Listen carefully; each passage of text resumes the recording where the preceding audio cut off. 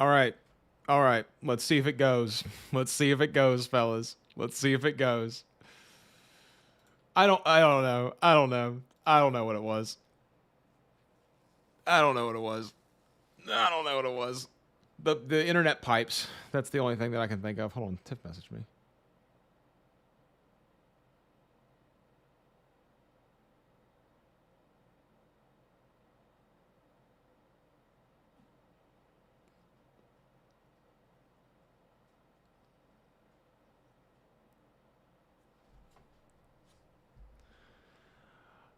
What the Tiff?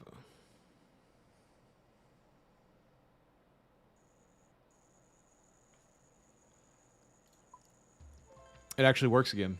I don't know. The pipes in the internet. Sometimes that happens. Nothing I can do about it. Once in a while. Okay, so security, your hard-earned progress with Jagex, in the war against bots were determined to make your old school RuneScape experience even better. What's up, Nas? Sorry, dude. That was my stream was just crashing. It wasn't any problem on my end. I was doing everything that I needed to do, but I think that just the RTMPS for the upload server for YouTube or my connection to them were just kind of messing up. We back though. Hold on. Okay, membership pricing has been unchanged in the last 2 years despite recent global inflationary pressures. On September 27th, 2024, the price of membership will be changing from premier memberships as well as a new 6-month and 1-month membership. If you're already a paying member via monthly or 6-monthly subscription, then nothing will change as long as your subscription remains active. We will continue to honor the same price you're paying now as part of your Godfather rate. As was the case with the Premier Club, Premier membership will not support grandfathered rates. So there's new rates coming to RuneScape. Hold on.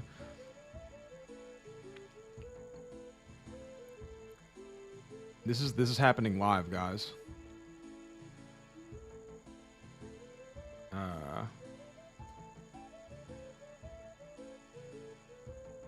Yeah, we are definitely back, guys. It works.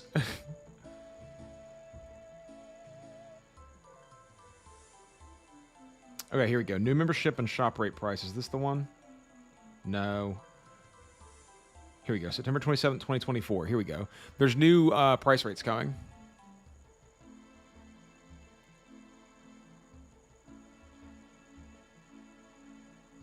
So it's now going to be $14 a month for membership to RuneScape after this month. After September 27th, it'll be $14. $14 a month for RuneScape membership. That's pretty pricey. You're getting to the World of Warcraft price. I mean, it is the World of Warcraft price basically at that point. Hey, thanks. Oh, thanks, what? I appreciate that. Yeah, we're back. We're back. Okay, so I need to get a bucket of wax. That's the thing that I'm needing to do. It's behind one of these shops back here, so I just need to go and look. We'll see the stream stay stable. It should. It was completely crashing out on me before, but it's not now, so everything should be fine for the foreseeable time. I don't know. They're claiming that it's because they're trying to like stop bots or whatever, but that's not. Oh, I remember this. I need the insect repellent, right? And then I have to go like find a beehive in the flax fields, and then I do that or something. Hold on, let me go try this out. I think I know where to go to do this. Sometimes it happens, guys. Sometimes the stream crashes. It is what it is. I don't know if they're going to increase content or not, man. Honestly, I think that it's just them, you know, server costs are going up, cooling costs are going up, and it just takes a lot for them to maintain everything. Not that that's like an excuse for them to just raise prices, but if you're grandfathered in, they will continue to give you the same price, but I don't grandfather myself in. I don't pay for subscriptions nonstop like that. Okay, use the insect repellent on the beehive. Okay, and then we can use this on that. Will it give me wax or honey? I get beeswax, cool. Okay. So I now have a bucket of wax. Okay, so I now have a bucket of wax that I got from that beehive. Forgot to hit record, so I had to say it again. All right, let's go over here. Let's give it to him. Let's have him make us a black candle, and then we can go find the Lady of the Lake. I'll also need a piece of bread or a loaf of bread, which means that I'm going to have to... I'm going to have to go make flour and water and cook a loaf of bread, so that'll be fun. All right, talk to the candle maker. Have you got any wax yet? Yes, I have some now. He gives me a black candle. We now have the black candle. I'll have to light that before I go over there and do the last part of the quest. So let's go talk to the Lady of the Lake, and then we'll get the inscription from over in the Varrock people, so that'll be fine. We can do that all sort of at the same time. Back to the free-to-play areas. I'm excited to do Priest in Peril. That's a quest that I absolutely love doing. Holy Grail, I think I can do immediately after completing this one, right? Well, I can't tell because I have it filtered right now. Oh, Port Sarim pot of flour. That's genius. Okay, let me go buy a bucket then and fill it up with water. Dude, questing is so good. It's one of my favorite things to do in RuneScape. It like remains one of my favorite things to do. The only problem that I have with questing is that it drains me in a way that grinding doesn't. Like completing multiple quests in a row will take it out of me a lot more than just grinding will.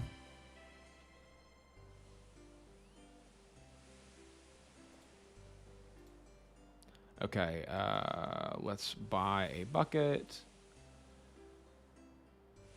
Am I going to be able to completely?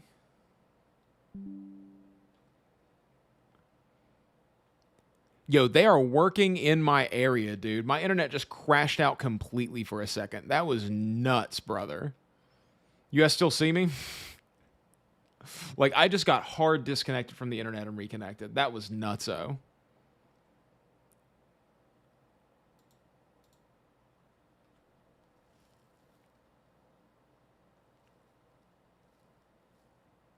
Yo, let me know if you guys are still here. I got hard disconnected. That was crazy. Yeah, they must be doing work in the area, man. God, I hope they're bringing me fiber.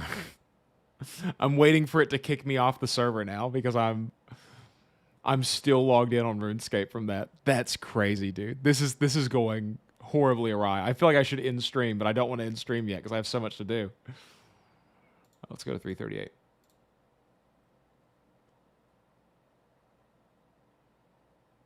There we go. That was nutso. All right. All right. Did I get my bucket? Yeah, I'm going to need 2 buckets.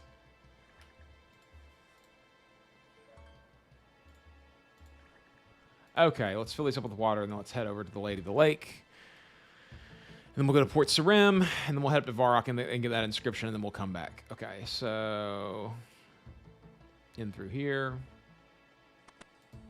Hey, there's a bucket of water literally just sitting here. What did I just buy these buckets for, then? Jeez, guys. Warn a fella. There's a pie dish there, too. That's cool. Pie dishes are very useful in this game. Oh, dude, I think the Mauritania quest lines have some of the best storytelling in the game, honestly. I just like that. I like the vibe of that zone. It's spooky. It's scary, you know? I dig that.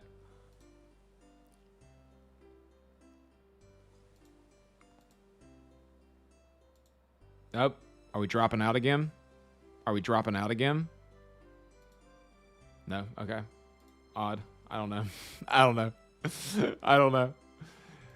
Everything's fine. Internet. Well, this is what's so confusing to me. Is like it has to be them working. I don't care. I don't care. Okay, so I'll go over here and do this and blah blah blah.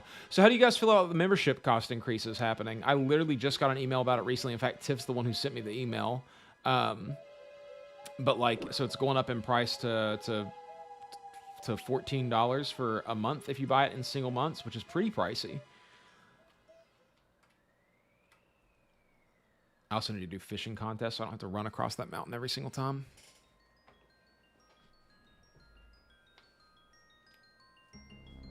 Dude, this song rips.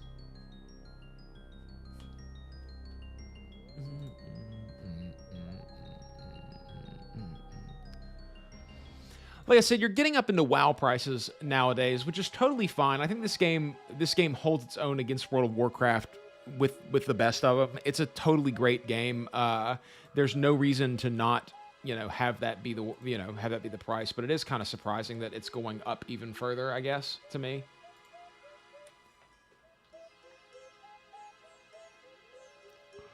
Dino, you should still be grandfathered in as long as you are still paying for it consistently, as long as you're not missing any months. But the second that you cancel your membership, then you'll have to pay the new price, which is crappy.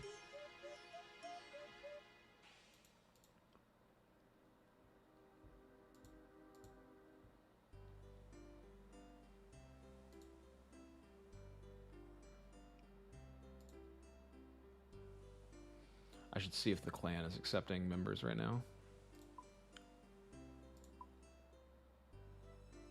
Invite applications. I try to keep them open all the time. I don't know if when I invite them if they're not. No, I have no stand pots, dude. Actually, I do have a couple of energy potions in my bank now, but I'm saving those. But nah, I'm just walking around. Doing it the old school way. Hey, there's a cup of tea over there. A cup of tea should give you a stamina boost. That's all I'm saying. Swamp toads. Okay, so the Lady of the Lake, I think, is over here.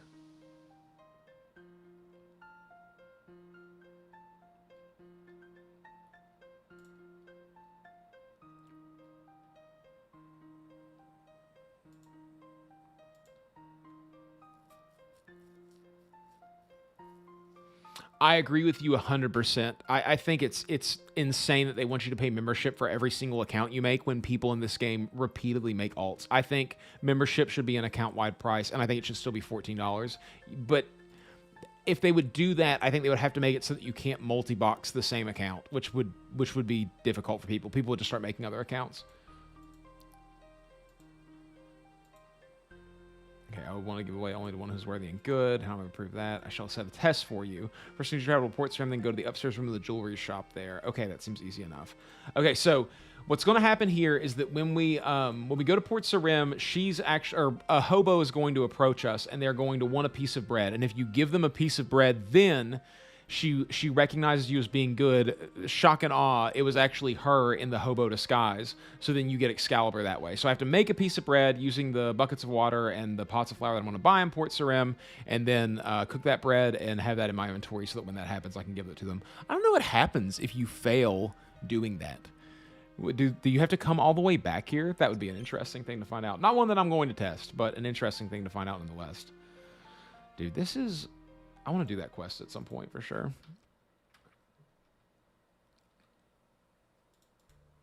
Okay. Let me unfilter these. I want to see what Holy Grail's requirements are. I think I have everything for it, but I could be wrong.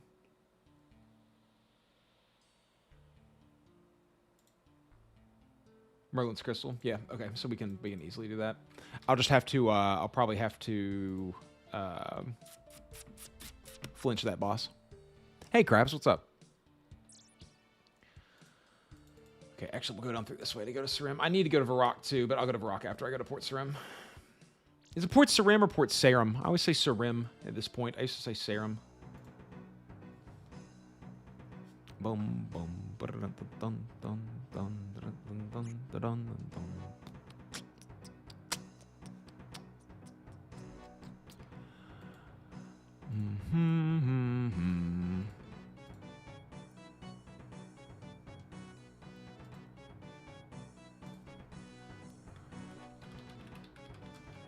One second, fellas.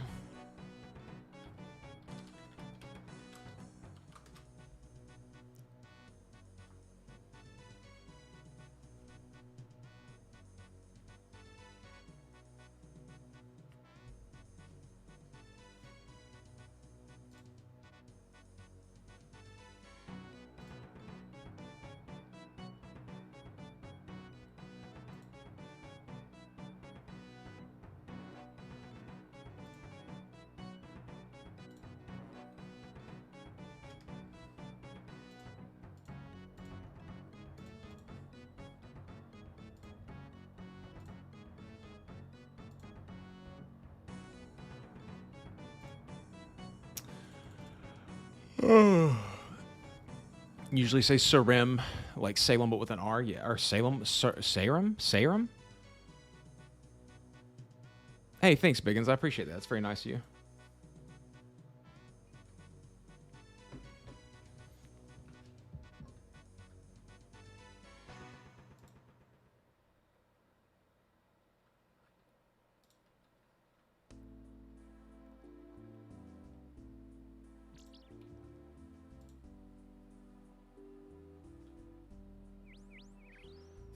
I have too much stuff in my bank, too. I'll have to get rid of something in order to... Or in my inventory, I'll have to get rid of something in order to see. I want to get a fire cape at some point, obviously. I want to max this account one day, but I don't know when it's actually going to happen. No, dude, that mace is eluding me still. I don't even know if I'll end up getting it at this point. I spent 7 days down in Camdazal, dude. I have over a 400 kill count on those golems. I ran back and got food back and forth so many times. It has been absolutely ridiculous. Also, no, I'm not an industry plant. I have been out here grinding for the better part of a decade, my friend. Oh no, I don't have the bread yet, dude. I don't have the bread yet. Oh, okay, hold on. This is a guy. Never mind. I was like...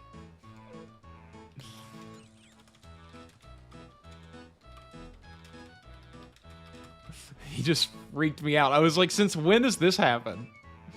Oh, thank goodness, dude. Thank goodness. It is time to get this bread indeed, dude. There's a range here. I'm going to trade widen. Nope, don't attack the goblin. Trade widen. I gotta get rid of... tuna first. Just wasting the tuna. We're going to trade widen. We're going to buy 2 pots of flour. And then we're going to go over here and cook it at the range. After we turn this into this. I don't have any space to make the dough. Are you kidding? You need space? Oh, that's right, because it doesn't get rid of these. Bread dough. And let's drop these. And then let's use this. On that, we'll make another bread dough. And then we'll hope that that does everything we need for it. I am doing Merlin's Crystal currently. With no guide, just going in, just doing what I can. Trying my best out here. Doing everything that I know how to do.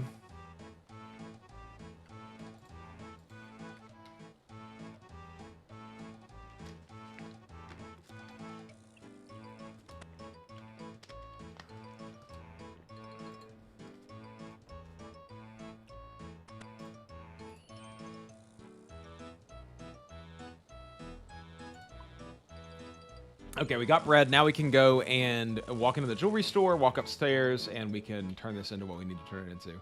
So let's go over here. Up into the jewelry store. No, it's not the jewelry store right here. I was like, where's the staircase? There is no staircase. It's a ladder. Okay, there we go. My family and I are starving. Can you find it in your heart to spare me a simple loaf of bread? Of course I can, dude. Lucky for you, I just happen to have one. How amazing. Thank you very much. The beggar's turn to the Lady of the Lake. Well done. You have passed my test. Here's Excalibur. Guard it well. All right, fellas. The first special attack weapon in the game. There we go. Look at that. Buffs my defense up to 48. That's actually kind of huge, to be completely honest. Like, this is, like, not a bad special attack weapon to have this early on in the game. Because a lot of things, like, I don't have any protection prayers yet, so this will be pretty huge, to be completely honest. Okay, so now we need to go to Varrock. We need to get that inscription. So we'll just walk over through here, and we'll get up to Varrock. We'll get the inscription, and then we move on with it. Nemo, you want to come up here? You want to come up here, baby? Come on. Come on.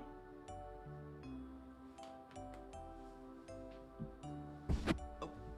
Conked my nog on the microphone.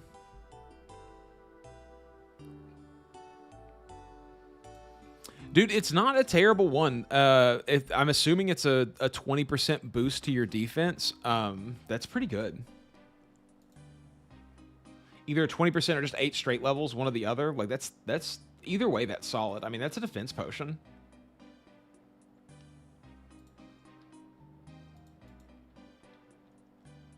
Bum, bum, bum, bum, bum, ba, da, da, da. And now I have a special attack weapon, which is just absolutely cool. Let me see how this compares... combat stats wise too. So stab 24 slash 33. Oh my god, it's better than my... This is better than my adamant short sword. We have a new weapon. We have a new account weapon. This is the one, dude. Dude, this is huge. That's nuts. Okay, well, adamant sword is dead now. Unless we need a stab weapon, adamant sword is dead. I could even alch this if I really wanted to. What's the high alch value? 1248. Okay, well, that's sick. That's huge. Hey, Osiris, dude, what's up? I haven't seen you in forever, man. How you doing? Nice to see you, bro.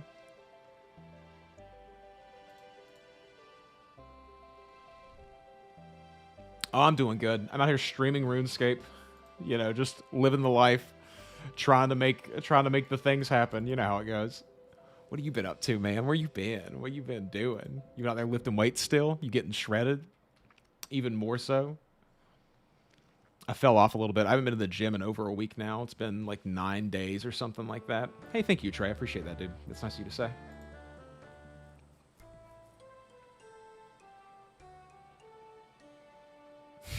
Yeah, dude, I feel that. It feels like lazy time of the year. The allergies are all changing. I feel tired all the time for some reason. I'm staying up way too late. Luckily, my gym is 24/7. I could go at nighttime. I might start going at nighttime, but like, bro, I don't know. I just, I was so right before I quit going to the gym, I was doing three a week, and I was doing full body the whole time with like a pretty intense split. So I was doing like, let me think. I was doing bench press, and then I was doing incline dumbbell press, and then I was doing dips and pull-ups, or assisted dips and pull-ups. So I'm not strong enough to do dips and pull-ups by myself yet. And then I was supersetting dips with tricep extensions and supersetting the pull-ups with lat pull-downs, and then, or rows, depending on which day it was. And then I was doing shoulder flies and stuff. So I was just getting so tired. And squats. I was doing squats on the Smith machine. So like, I was just really beating my body up. I made so many gains, though, but then I'm just like, I'm tired. I want to sit around a little bit and play some video games. It's too damn hot here, too, dude. It's, like, sweaty hot, too. So humid. So humid. So, yeah, I'm playing video games. I'm taking a little bit of time. I'm giving myself a bit of a break.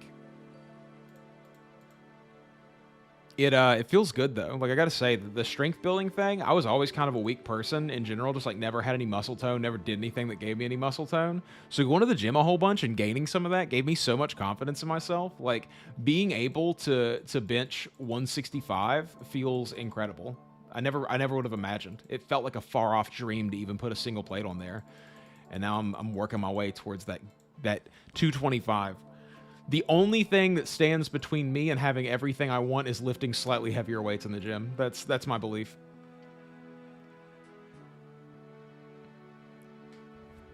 Dude, I'm terrified of messing up my shoulders. I know how vulnerable that stuff is, but growing shoulders is such a thing for me. Osiris, you just need to go and get on steroids. That's the thing. You just need to go and get some human growth hormone and a little bit of TRT.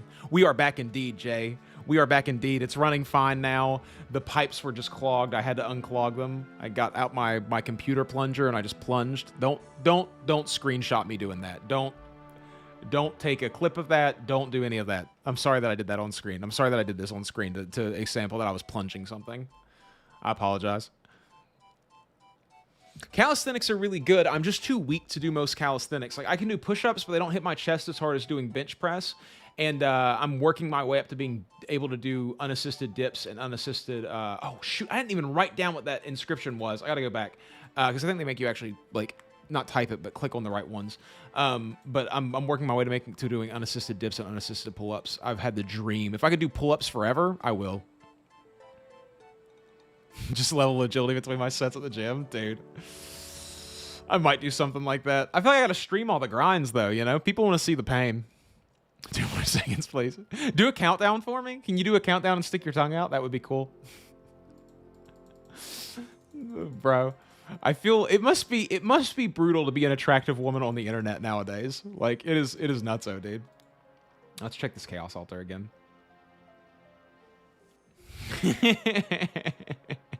You found a small description? Okay. Snarthon can't trick Termonto. Let me write that down. By the way, Osiris is the guy who I tell you guys about sometimes that has 14,000 hours in Path of Exile. He is committed. Osiris has been around for so long. Osiris discovered me during the Chrono Cross days, and we've been fast friends ever since then. He's dope. I'm just gonna dox you. He lives in enter address here. He is this height, this weight. Here's a photo of him. Here's a photo of everyone in his family.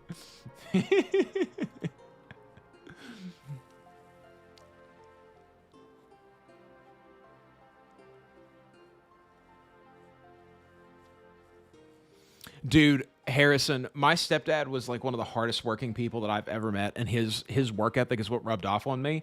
I am such a one of my foundational things in life, one of my foundational core beliefs as a person is that it's a good thing to do hard work, to put in a lot of effort and do things. But at the same time, I also wish that we lived in a world where it wasn't that difficult. You know what I mean? It's sorry that you got to do that, Harrison. That's, you know, brutal, dude. That's brutal. But you know, we push on. We continue to live. I remind you of Gollum from The Hobbit and the Lord of the Ring books. Me? Nas, what is this? What is this insult that you're throwing at me? Dude, the kids thing terrifies me. I couldn't imagine having kids. I'm just not chipped that way, you know? I have like nieces and nephews and things, and I love hanging out with them for the afternoon and playing games and you know, playing with cars and getting down on their level, and I enjoy that experience. But as far as actually having kids, it seems so brutal, dude. Props to you for doing it. It's crazy. Me? Gollum? What is going on? What are you talking about? In what ways do I remind you of Gollum? I need specifics here. Don't make me change everything about myself over this. Don't give me a complex, guys. Okay, let's run over here. Okay, we have everything that we need to finish this quest now. I just have to light this candle. Let's light this candle, maybe. I just gotta light this candle, then we have to go over there and we finish up this quest. Easy peasy. Hey, thanks about that. Thanks, Harrison. Yeah, we have a Discord down below if you want to go join the Discord. We have a lot of cool stuff going on over there, lots of events and things, and it's a good time, man. I've been enjoying it a lot.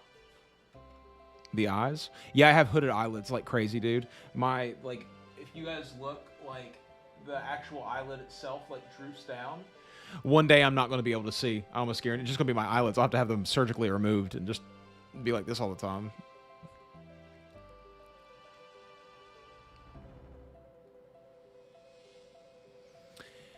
So, Jay, do you mind me asking what brought you over to the U.S. in the first place?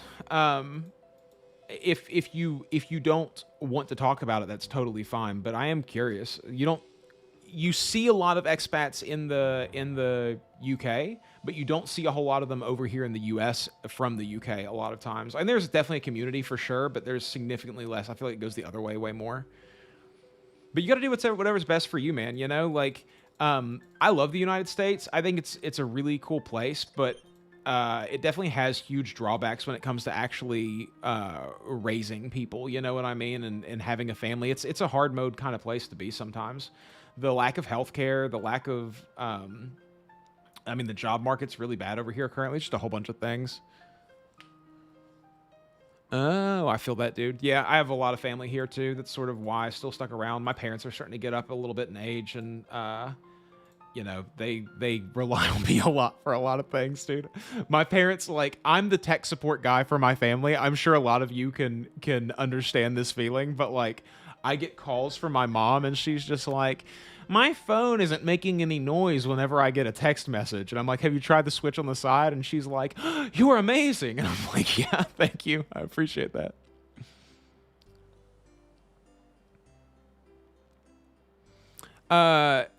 So when this game came out, it was fresh, man. You know, like this game came out in 2002 originally, 2001, I want to say. Original RuneScape came out in 1999. It actually was one of the first MMOs that ever came out. It was, you know, pretty astounding for the time, honestly. And it's really well built. That's the thing that's amazing about RuneScape is that it looks like this, and it puts a lot of people off because it looks like this, but the underworkings and the underpinnings of the system are so intricate and complicated that, I mean, they often call it spaghetti code because of how interwoven everything is, but it is really surprisingly good, and the mechanics in it are very, very addictive. Like, I would say one of the most addictive games in existence as far as the mechanics go, if you click with them at least.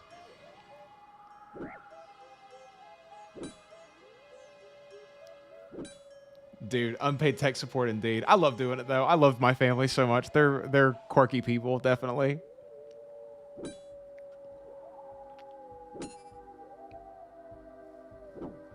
Yeah, it's, you know, like I said, for it's definitely area specific, right? There's like, definitely jobs available, but a lot of times they're not the jobs that you want to be available, and the jobs that you want to be available are just fake posting on job websites. It's an interesting thing. What's the job market like in the UK? How long have you been here? Yeah, I think you're probably right about your experience helping. I could go and work in a restaurant tomorrow if I wanted to, but I'd be making $11 an hour, at least here.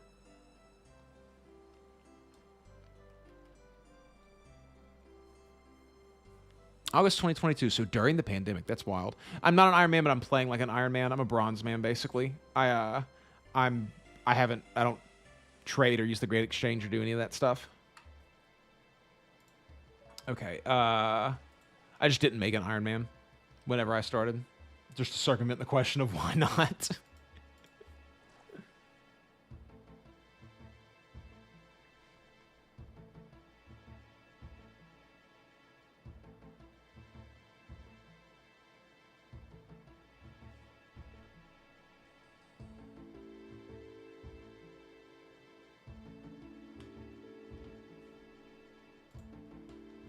Okay, let me see. I need a tinderbox. I have a tinderbox. I don't want 4 tinderboxes. I want 1 tinderbox. Give me the 1 tinderbox. Okay, let's light the black candle, and now we should be able to go and deal with the demon. I think it's just outside of Camelot, right? It's just literally right there. I should have everything that I need to deal with this now. Merlin's crystal way down here. Have all that stuff. I need to summon the spirit then checks add a magic symbol as close to the crystals as I can possibly find. That's up here. No, I have super chats turned on. I don't know why it didn't work. What'd you say, Hard Knock? That's, you know, I'm so sorry, dude. I'm so sorry. Yeah, dude, I really need to set up something like that. There's so many things that come along with the YouTube stuff.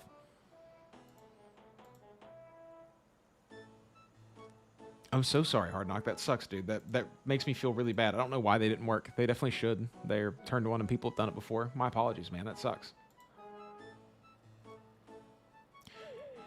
Yeah, dude, they come in. You worked for DHL for 18 years managing a warehouse and being a driver supervisor? Oh my God, bro. That's wild. DHL is huge, man. You guys have such interesting backstories. It always blows me away when I hear about them. It's nutso, dude. Okay, so we're at this holy symbol, or this unholy symbol, this magic symbol. How do I do this? How do I summon him? How do I summon him? Do I have to drop the bat bones here? Indeed. Okay, suddenly a mighty spirit appears. Now what were those magic words again? Okay. Snarthon Cantrick Thermonto? I think that's it. Hold on. I typed in marathon. Well, I hope it's Snarthon. Cantrick Termonto. This is the one. Snarthon. Cantrick Termonto. Is there no fight here? For some reason I thought there was a fight. Thou hast me in thy control. So so that I mayst return from whence I came, I must grant thee a boon. What dost thou wish of me? I wish to free Merlin from his giant crystal. Grah! The deed is done. Thou mayst now shatter Merlin's crystal with Excalibur, and I can once more rest. Be gone. Yes, cool. Okay, so now we just go shatter Merlin's crystal, and then we are done with this. And this quest is finished, and we can move forward.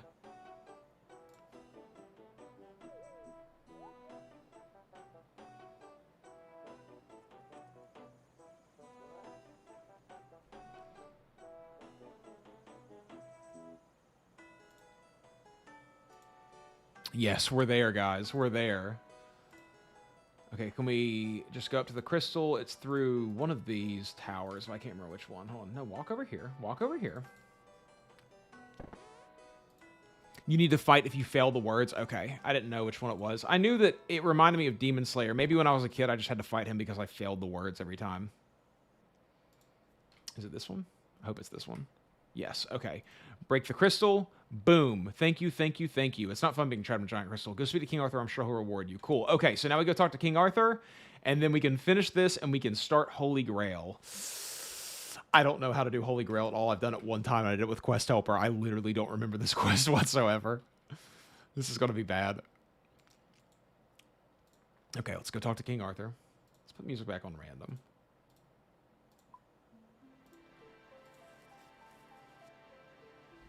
Zero memory of Holy Grail, dude. Hey, I'm glad, Phil. That's nice. Let's hope the stream holds up this time. Great prayer XP. That's the big reason that I'm doing it. I'm going to do this in Priest and Peril. Those are my 2 goals, really. Good job. Well done. I dubbed the Knight of the Round Table. You are now an honorary knight. Cool. Okay, so I got 6 quest points in Excalibur. That's perfect. Okay, King Arthur, let's talk to you again. But you're here. I'm sending out various knights on an important quest. I was wondering if you too would like to take up this quest. Of course. Well, we recently found out that the Holy Grail has passed into Gillinor. This is most fortuitous. None of my knights ever did return with it last time. Now we have the opportunity to give it another go. Maybe this time we will have more luck. Yes, start the Holy Grail quest. I'd enjoy trying that. Go speak to Merlin. He may be able to give a better clue as to where it is now that you've freed him from his crystal. He has set up his workshop in the room next to the library. Okay, so let's go up there and let's talk to Merlin. I'm not sure where the library is. Is it up here? I'm definitely going to flinch the bridge troll. There's no other option. I think you just take him to the edge of the bridge. I don't really remember how to do this, but this is what I'm going to have to do here.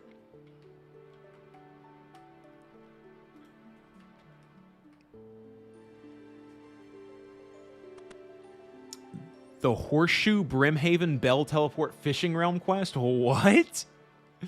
I don't like the sound of this. Hello, King Arthur has sent me on a quest for the Holy Grail. You thought you could offer some assistance. Ah, yes, the Holy Grail. That is a powerful artifact indeed. Returning it here would help Camelot a lot. Due to its nature, the Holy Grail is likely to reside in a holy place. Any suggestions? I believe there is a holy island somewhere not far away. I'm not entirely sure. I spent too long inside that crystal. Anyway, go and talk to someone over there. I suppose you could also try speaking to Sir Galahad. He returned from the quest many years after everyone else. He seems to know something about it, but he can only speak about those experiences cryptically. Where can I find Sir Galahad? Galahad now lives a life of religious contemplation. He lives somewhere west of McGrubber's Wood. Okay. So we're going to adventure further into the members world for the first time. I have, like, very little prayers. I have 19, level 19 prayer. So this should get me up around somewhere like 25, 26. These quests are not going to be enough experience to get me overheads, which sucks because there's so much that I need overheads for. So I'm going to have to unlock the Ectofunctus at some point as well and do some actual prayer grinding, probably killing giant frogs in the Lumberj Swamp for big bones and then taking them there. But, you know. RuneLight's fine, man. If you want to play the game that way, if you want to speed through this game, that's totally fine. But if you've never played RuneScape before, I think you're robbing yourself of something by using RuneLight. I've used RuneLight plenty. I've done plenty of Quest Helper. It's a good time and enjoyable, but especially if you just want to get through the content. But I think that if I was doing the playthrough that I'm doing currently and just using Quest Helper, it's like we've seen this 100 times. What's the point of me doing it? You know what I mean? And also, I think it just robs you from the vibes, you know?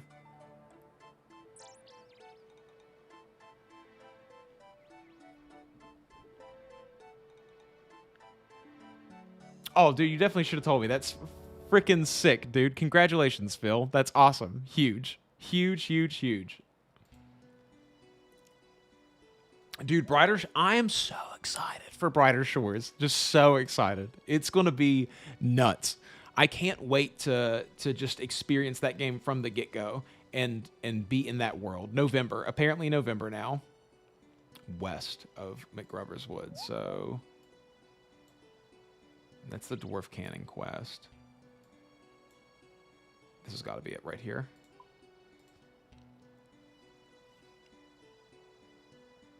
Artie capes are just sick, dude. I got to get my Artie cape before too long, too, because I need that teleport. A lot of people have these like concerns and thoughts about Brighter Shores, but I just don't have any of those. I'm plenty excited for it, and I'm not worried about being excited for it, you know? Like, I think it's going to be a good time. I think that the mechanics that are going into it are serving the purpose of the game in a way that most people don't even understand. Most people who play video games don't think too much about what's going on behind the scenes aside from just what they need to in order to progress in the game. But I think about video games from a very mechanical structure a lot of times nowadays because I'm very interested in why we like video games and what it is in them that actually addicts you. And Brighter Shores has a whole lot of things that that really push me hard. I am literally trying to get overhead prayers so that I can do Lost City because I don't know if I'll... I mean, there might be ways to cheese that boss a little bit, but I need to do Lost City, and I overheads would make that so much easier.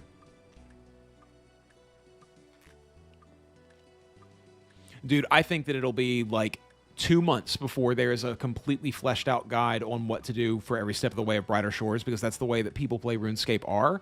So we have to get in there early. Hey, yeah, I got membership Zoinks. I'm out here. I'm out here doing it. Hey, hard. It worked. My super got refunded before. Weird. Thank you so much, dude. Just recently discovered me. Love the channel. You seem super intelligent. Love to hear you. I'm super intelligent. I don't know, man. I'm very caring, I think, is a big part of me. I like people. Love to hear you speak your thoughts on anything. Easy to listen to. Thank you so much, man. That's super nice of you. I appreciate it like you wouldn't believe, dude. Like, you know, it helps so much, and it just thank you, dude. I enjoy playing the games. I enjoy talking about them. I enjoy hanging out. You know, there's a lot of interesting things in life, and I like communicating a lot. It's one of my favorite things in the whole world. Talking to people is something I love, and you know, it's super nice, dude. Thank you so much, for real. It's very kind. Are you any relation to Sir Galahad? I am Sir Galahad, although I retired as a knight and now live as a solitary monk. Also, I prefer to be known as brother rather than sir now. Half a moment, your cup of tea is ready. Oh, I have a cup of tea? Ooh. Okay, I'm on a quest for the Holy Grail. Kettle over the fire. I'm on a quest to find the Holy Grail. Ah, the Grail, yes, that did fill me with wonder. Oh, that I could have stayed forever. The spear, the food, the people. So how can I find it? I did not find it through looking, though admittedly I looked long and hard. Eventually it found me.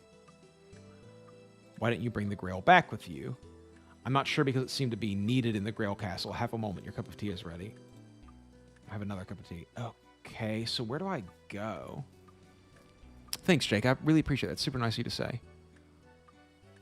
I think it's so funny so like everyone always tells me that I'm like kind and wholesome and all those things, but like I was have you guys ever watched I Think You Should Leave? If so, have you ever seen the sketch where it's like, I used to be a piece of shit, slicked back hair, sloppy steaks? Like, that's the way I feel about myself in some way, is that I used to be such a rambunctious person who went around doing wild stuff all the time, and it's so shocking that I've ended up in a niche where I feel like I'm just being kind to people, but I've grown up in this sort of way where I think a little bit of kindness goes such a long way, and I just don't see a reason to be super mean to people, and I have such little tolerance for it that it's, you know, it's interesting. Thanks, Oix. I appreciate that. My best friend is someone who I've known for decades. I've known since I was like 3 years old, and my other best friend is someone who I've known for over a decade and a half now. Yeah, you know, I think that's really what it was. Like, I used to be the kind of person who, like, I'm dating a girl, she cheats on me with a guy, and then I start like I like want to fight that guy. You know, that's the person that I used to be. And as I've gotten older, I can't care less about any of that stuff anymore. It just doesn't bother me the way that life happens. It just sort of all unfolds in its own way and in its own time, and like you know, it is what it is. I don't know, man. Things in life don't bother me the way that they used to, and I just find that like most people are sort of like victims of a circumstance that they've grown up in, and so you have to take everything with that kind of grain of salt and everything. So I don't know. It just guides the way that I live and do things in my life. So it's, you know, it's different. How can I find it? Okay, why? So how do I get to the Grail? Like, how can I find it? Eventually it found you. So you're basically completely unhelpful. So what do I need to do then? Okay, so he hasn't even told me what I need to know then. What are you talking about? The Grail Castle. It's hard to describe with words. It mostly felt like a dream. Why did you leave? Apparently the time is getting close and the world will need Arthur and his Knights of the Round Table again, and that includes me. Leaving was tough for me, so I took this small cloth from the table as a keepsake. Did he give me the cloth? What?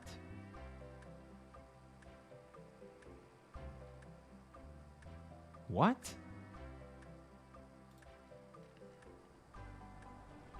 I could see how becoming a father would do that to you as well. I had a friend one time talking to me about fatherhood and talking about how exhausting it was to have a kid that was just like crying and screaming all the time.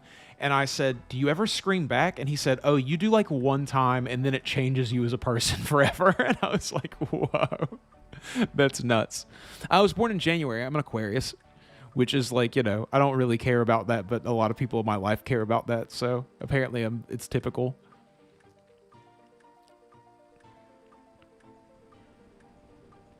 I haven't played. I've played Fallout 1 for like an hour and a half, and I couldn't figure out what was going on. Gee whiz, dude. You hit a boy and a girl, too. Kids aren't for me. I think I had to come to this place through different things. I've said this before. I'm just not chipped that way. Like, I'm not programmed to be, to have kids. Maybe one day that'll change. But not that I would be a bad father, but it would just... The sacrifice element of it currently isn't something that I think that I'm ready to handle, if that makes sense. Okay, I'm on a quest to find the Holy Grail. So, how do I...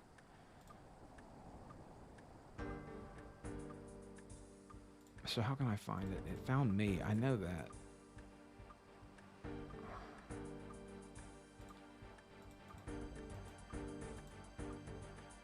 Do I not have room in my inventory? I have room in my inventory. What cloth from the table, bro? What? Okay, I want to look around his house. Or in his chest.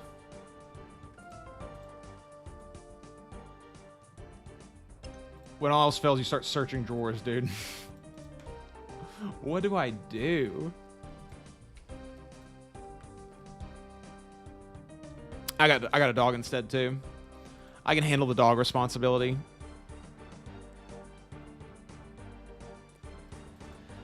Once your kids get older, I would say it gets a little bit easier, right? Dude, the sacrifice is massive, Knock. Like, it is terrifying. And I've met people who don't make the sacrifice. I've met people who don't care about their kids, and it bums me out so much that, like, it terrifies me. Also, I had, like, like an absentee father as a child, so that whole thing is odd to me. All of my experiences with a father figure are from my stepdad, who was absolutely amazing. So like, I don't actually know what kind of person I am in relationship to my own children because I've never had them. Dude, no, 100%. I mean, it's nuts. Yeah, man, people look at having kids like it's just a fun, goofy little thing to do. And as someone who was a child, like, how dare they, Like, the being brought up in this world thing is hard enough when you have the people actually paying the attention to you that you need, versus when you have not that. It's just, I don't know. I don't want to go on a diatribe about it, but, like, it bothers me in deep ways to see people not care about their children. And I think that, like, loving your kids is the most admirable thing that happens in life. Like, there's just nothing sweeter and nicer than seeing human beings do things for their children because they want them to have the best or a good time or whatever. Like, it just makes me so happy.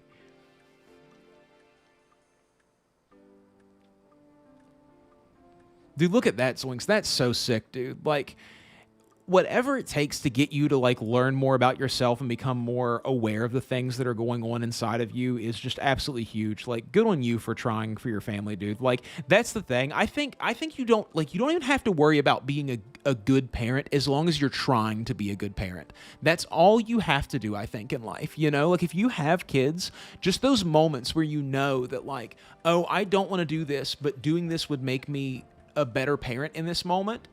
Then doing that thing, like, even if you mess up and make mistakes, I think that kids will still just remember you so incredibly fondly. Like, my parents were definitely far from perfect. We grew up in West Virginia and like, not a very, we didn't have a lot of money or anything, but, like, they tried so hard. Like, I'm going to get upset. I'm going to get, like, emotional if I talk about this too much, but, like, my stepdad would come to my basketball games as a kid after he got off from working all day, Like, he would take me to and from basketball practice. Like, he was just such a kind person to me and, like, cared so deeply about my existence. And now me and my stepdad are, like, boys, dude. Like, we will hang out and just like, talk for hours and hours. I recently found out that my stepdad's super hardcore Christian. He's a deacon in the church that they're in. And we started talking about aliens, and I was like, so do you believe in aliens? And he was like, not only do I believe in aliens, I've seen a UFO before. And I was like, what? Dude, so my stepdad doesn't do that anymore, but he used to. One time, so my stepdad's an awesome person who lived through, almost 70 now, so that puts him being alive in the 60s and 70s. So he told me the story. I ran into him at a grocery store one time randomly, and I guess he was just in some kind of nostalgic headspace. And my stepdad just starts telling me about this time that he was he took Quaaludes in the 80s, and he wrecked his car, and he had to spend his whole Saturday at the junkyard trying to find a bumper for his car because he had taken Quaaludes. And I was just standing there like, what is going on right now, dude? He's rad, dude. He's so cool. UAP? Now UFOs are offensive? How are UFOs offensive? That's crazy. I do know it's UAP now, though. That's cool. Dude, good for you, Darius. So I don't know if I'm on the spectrum, but I've been told by therapists in the past that they suspect that I am. And I have a nephew who is on the spectrum completely, and man, those kids, they've got something special going on, man. I love it. My nephew is the coolest little kid ever, dude. He's like, put her there, Cole. He's like 11, 12 years old now. He's about to turn 13. Put her there, Cole. And I shake his hand, and then he just starts telling me about NASCAR and every single fact that you could imagine about NASCAR. It's insane, bro. Be safe, Biggins. Nice to see you, dude. Thanks for hanging out.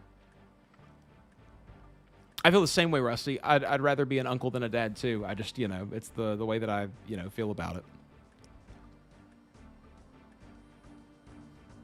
Dude, my parents always suspected, they had to have known for sure that I was doing that when I was younger. Luckily, as I've gotten older, I don't do that stuff anymore, or I sort of grew out of it. But some people are much better with it than I was. But now I've talked about it with my family a lot, and it's been a good time. Just grenade tossing beers to each other in the lake and stuff, and doing things that I probably shouldn't have been up to when I was a kid, but whatever.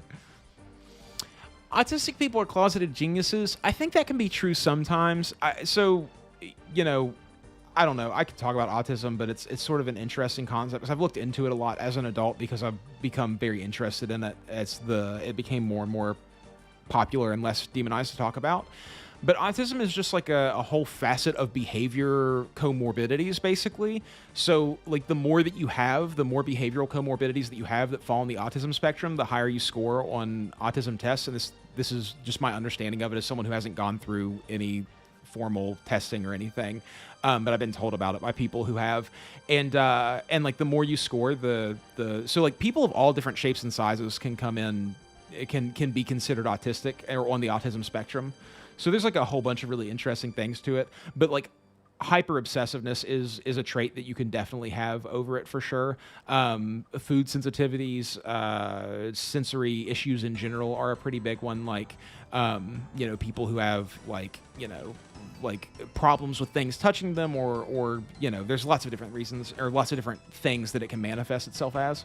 But it's really interesting. I love autistic people. Doing what we do for work, so we set up at we set up at conventions and things, so you end up meeting a surprising amount of autistic people when you set up at conventions, and they're always a hoot and really interesting and very open and very willing to share with you as long as you can get them talking. So it's definitely interesting. Yeah, some of them don't like talking. Some of them love talking. Some of them can't shut up, dude. Some of them are nonverbal. Some of them are, the most verbal people that you've ever met in your entire life, and will just tell you about everything about My Chemical Romance for 3 hours. Dude, this music is way too intense for what's going on in the stream right now. I don't know what to do for the next part of this quest. I keep asking him about different things, and I think I've exhausted all of the chat, but... Okay, why didn't you bring the rail with you? Is there a chat option that I've missed? I now have all the tea, bro. I have all the tea. I don't need any more.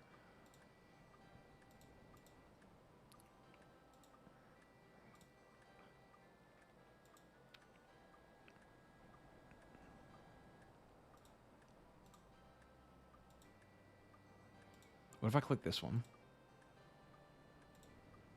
No. I'm assuming there's some pattern that I have to click through.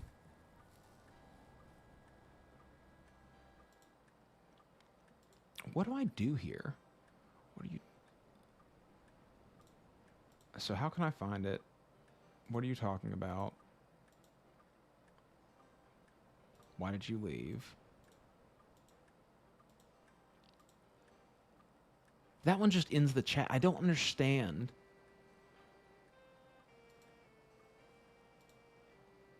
Maybe I go upstairs. I don't know. I know he says that he brought back a bolt of cloth. Do I have to, like, pickpocket him? No. What do I do? When he stopped looking, it found him? What are you talking about, bro? This clock ticking. Hey, Robert. So, represent, dude. It's good, bro. I like it, you know. It can be interesting whenever you're in a situation like you're vending at a show or something and you have other customers waiting behind them and you're like trying to figure out how to get out of it. Their rhythm is definitely different for sure.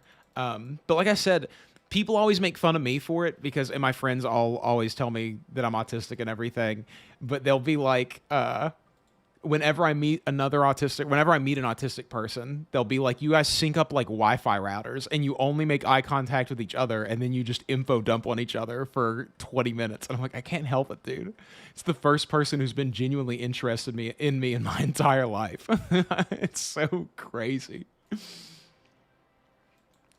So yeah, I don't know. You know, that whole topic has gotten so much hate over the past couple of years because people are like, "Well, everyone's autistic now, huh?" It's like, no, but like, there's things, man. You know, I often think that whenever someone gets really angry about the whole autism thing, it reminds me of talking about gay people in the like early 2000s, and I'm just like, are you like, are you the thing? Like, do you maybe?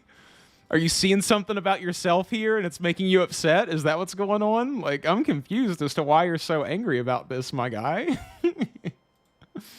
You know, I like RuneScape. I've been clicking on the same things over and over again trying to figure out what's going on here. Like, there's something going on in my brain. They don't know what.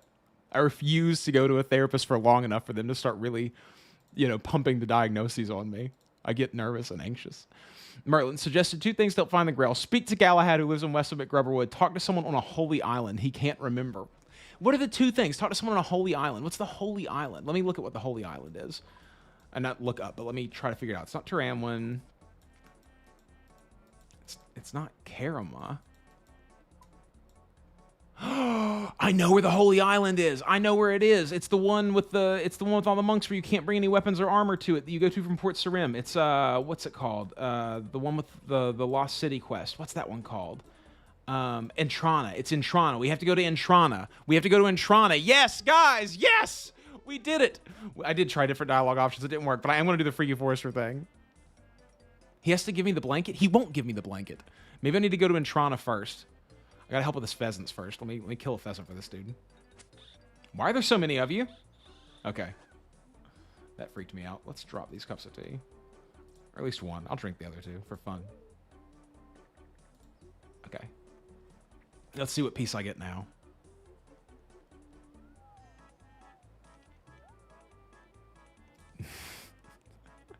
Yeah, nothing valuable.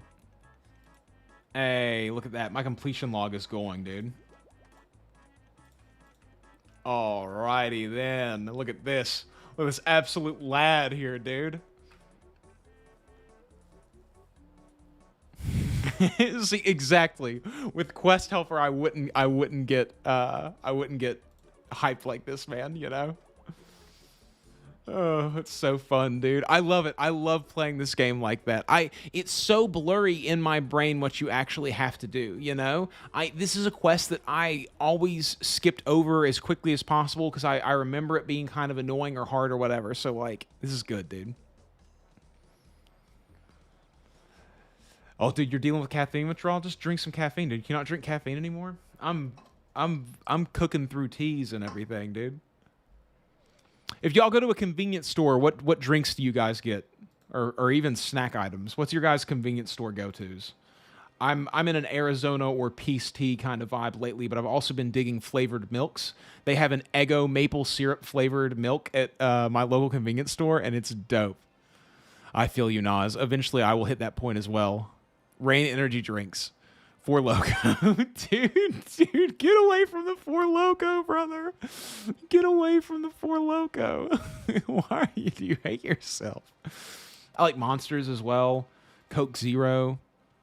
Red Bull Slim Jim or Skittles. Diet Pepsi for soda. Lipton Lemon Iced Tea or Yorkshire Tea. Ooh, you're a tea guy, Jai. I respect that in you. I love tea. I grew up, my mom made me hot tea all the time. That's what we called it here. Hot tea when I was sick. So I got into hot tea very early. Red Bull or Gatorade. Do you guys feel like... Dude, my teeth. Don't even talk about the teeth thing, dude. I have dental insurance now. I can get them worked on. Do you guys feel like energy drinks are making some kind of weird comeback? I didn't touch energy drinks for over a decade, and now all of a sudden, over the past 6 months, I drink Monster like very regularly again. I feel like there's been some kind of secret marketing I don't know about. Cold brew coffee is a good one. Chewy sweet tarts, dude. Chewy sweet tarts are so good. Have you had the Nerds gummies or whatever? The Nerds clusters. Those things are rad, bro. Oh, I love Ruffles. I love. There isn't much food that I do not like. Genuinely, one of the only foods that I'm not a huge fan of is sushi, and it has nothing to do with the raw fish thing. There's just something about it that I don't like. Oh, Airheads are rad, bro. Airheads are so good. I like twisting multiple Airheads together and chomping them off. That's so much fun. There's a Sheetz close to where I live. I don't know if you guys know what Sheetz is, but it's a gas station that has like a fast food restaurant on the side, and they sell a meatball sub that smacks, bro. That smacks. Oh, dude, the Strawberry Starburst C4 is really good. I don't know if you've had the Ghost Hydration drinks, but they have a Swedish fish flavored, or maybe it's Red Sour Patch Kids flavored, actually, Ghost Hydration drink, and it is dope, like really good. I'm going to put most of my stuff in my bank now because I know I have to go to Intrana, and I'm not exactly sure as to where, like, what all they do and don't allow. I know I could keep my fishing equipment, but I'm going to go ahead and put the rest of it in here. I don't have all turned on, that's the problem. I can get rid of the candle. I can get rid of those bones. I can get rid of the tinderbox. I'll keep my food with me just in case. I got to take off my boots, my sword, my cape, my amulet. I know I can bring most of this, but I'm just going to put it away. Getting comfy? You getting comfy, Beanbo? Okay, and now let's go to Intrana. We'll run across this one. Dude, the Swedish fish one is dope. Oh, the Rockstar energy drinks, I swear, give me kidney stones. Like, I have no proof of this, but I can drink other energy drinks. But when I drink Rockstars for like 3 days in a row, because I was on a huge Rockstar kick for a while now, right? Like, I would every single day go to Dollar Tree, which is, I'm sure you guys know, but it's like a dollar store that sells everything for $1.25 now. And I would buy the Rockstar energy drinks every single day, and for some reason my kidneys started hurting from those, so I had to come off of them. But I love Rockstars, dude. They're so good. They have that medicinal, like Red Bull-y kind of flavor that just does something for me. Dude, Sheetz has gone up in price to a point that it's ridiculous. Like, I'll do a meal deal once in a while. It's normally like $5 or something, $5 or something, you know, and I'll get like a meatball sub, or I'll get 2 hot dogs with Boom Boom sauce on them. If you guys haven't had the hot dogs with Boom Boom sauce, it's like spicy mayo. It's so good, dude. Those are like $1 still. I'll do that. But I only buy things that cost what I remember them costing when I was like a teenager or an early 20s-year-old. I refuse to purchase anything else. That's why I drink Arizonas and stuff still. The $1.25 tree. Dude, it's such a bummer. Everything goes up. Now they sell $5 things. It's only a matter of time before it's just a Family Dollar. Striffy, hang in there, dude. You're dry as hell, huh? Stiff Clink? Is this... Who is this? Who is this? Who is this person? They just walking across? You're not following me, are you? You don't know who I am? I never know. I can never tell.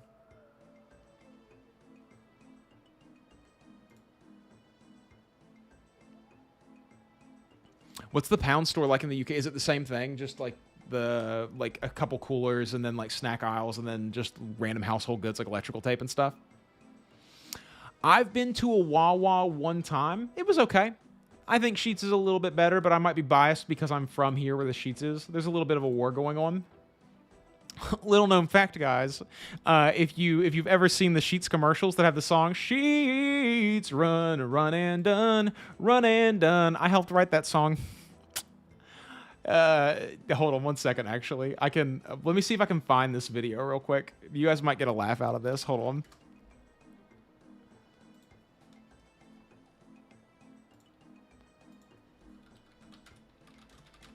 This commercial. Hold on. Yes, this is the one. So this commercial that I'm about to show you guys, let me mute the RuneScape music. So this commercial that I'm about to show you guys features like all of my friends. I think you guys will get a kick out of this. This will be fun. Hold on, let me put my video capture above it. So this was filmed, if this is the one that I'm thinking of, this was filmed in, yes, this is the one I'm thinking of. So this was filmed in West Virginia, right?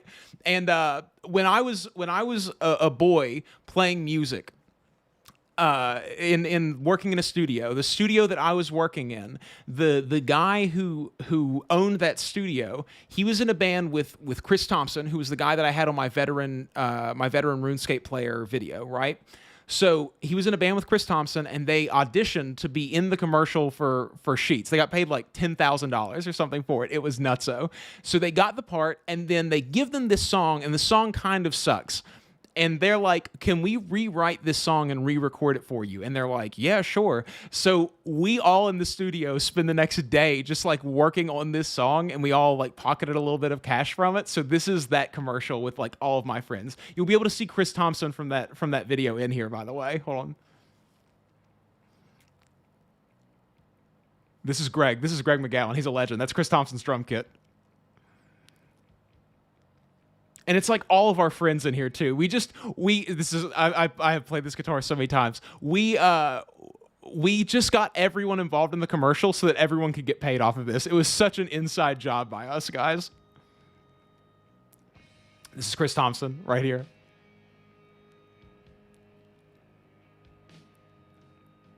Wait, is this the one? Yeah, this is the one. This has to be the one. Okay, that was Adrian's tattoos. This is Adrian. This is my friend Adrian. Adrian plays in a country band with my friend Jacob now.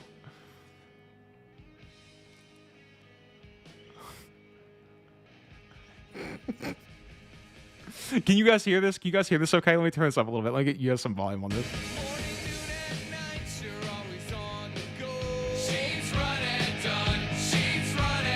You can literally hear Chris singing Sheets Run and Done.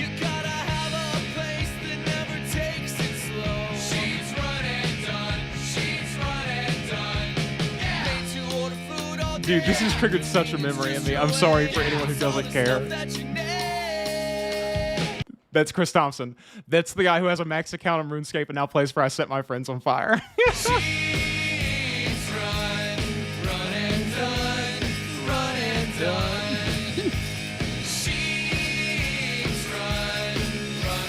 Guys, this is... I can't believe this. So yeah, I helped write this song. Just a little bit. Just little things here and there. This was such good times. 7 years ago, dude. That's crazy. So this is my friend Joel, the guy who was in that shot right there with the beard. I've been in a band with Joel before. He was in a band called Keep It Safe around here. Hold on, let me see if I can pause it on him. It's coming up. Nope. I feel like I'm doing a pause challenge right now. There he is. That's Joel. This is Joel Hansen. He's a cool dude.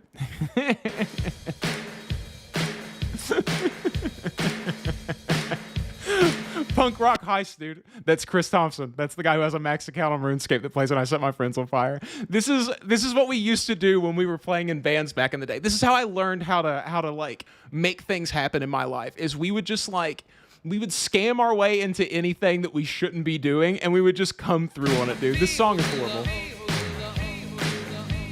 That's Joel again. That was Joel again. That's Greg. It's Chris. Young Chris, dude. Chris was like 20 at the time, maybe 21.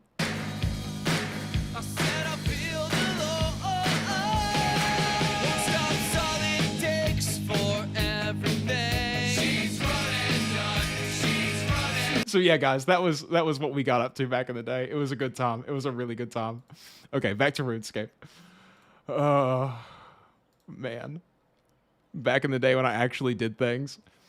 I don't know, man. It was just like being a kid and doing all these. It was just such a funny thing, dude. It was just such a laugh to sort of see what you could get yourself into. And I learned at a very young age, you just sort of set yourself up to do anything, and then you figure out how to do it as you're working on it. You know what I'm saying? You were in Allentown for work? Heck yeah, dude. We're around, baby. We're around. all in this little area. I think that we all know each other, or we all get shown each other because we're in a similar kind of area a lot of times or have similar interests. I'm doing good, Who. That's good. I'm doing great, dude. Having a good time out here. Let me turn the music back on to RuneScape. Turn the desktop audio back down.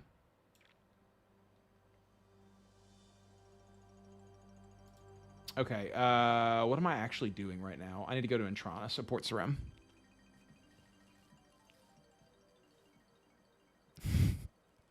Dude, it's deep, bro. It's deep. There's so much stuff, bro. Like, I probably could...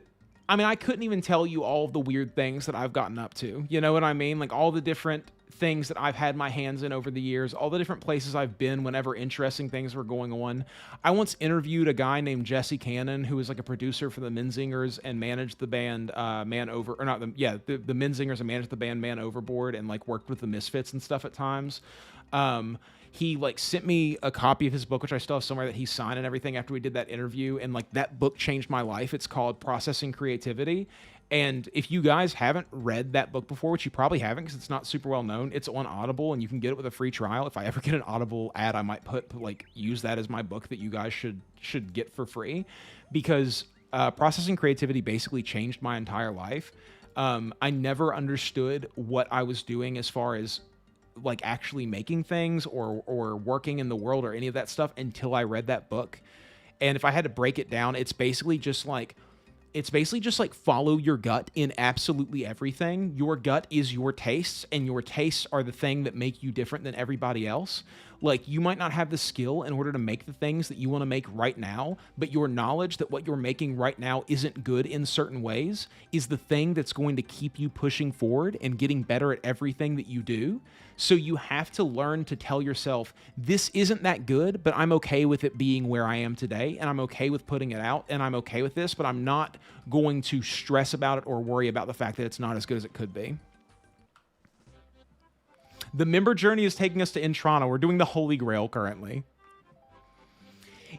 Yeah, the confidence is a big thing, but it's difficult to explain to people, and it's something you have to work on for a long time on your own, you know? Like, the confidence is a thing that you have to earn through being able to feel comfortable, and feeling comfortable is both external and internal. So there's just, there's a lot of things that go into it. People do write books about it, and it's more than I can hope to explain at this very moment for sure. But basically, I just think that you have to. Are there two different songs playing at the same time? No. Okay. Interesting. What is this weird jungle version of this song? Is this the guy that I need to talk to? You can't. I'm beyond help. Okay, this is not the guy I need to talk to then. But yeah, no, I mean, I feel like, all of the stuff that I've done over my life has like given me some of the confidence, but also just having a setup that I really enjoy. So whenever I'm streaming, having the good quality of the stream, having the nice lights and all those things, those help me. A parrot stole his banana. Okay, those help me with the confidence. Enough about me. Let me recede back into my stage presence, guys. So what do you guys do? What's your dreams, fellas? What do you guys want to do with your lives? What are you guys doing with your lives? I know a lot of you guys are parents. That's sort of the end-game goal, I feel like, is to become parents at some point for a lot of human beings. And then for a lot of human beings, it's not. Play RuneScape? Dude. Welcome to the right place. You found your home.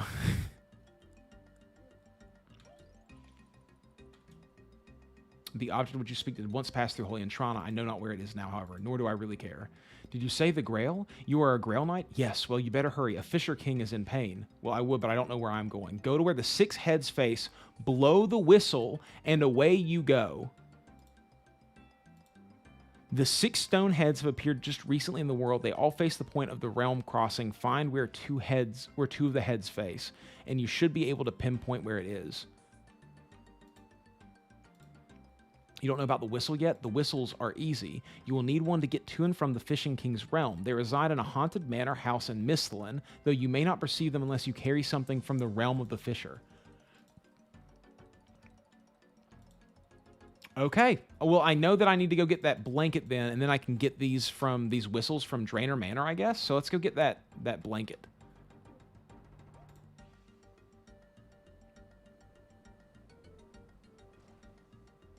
And being a parent is a job that never ends, though. Yeah.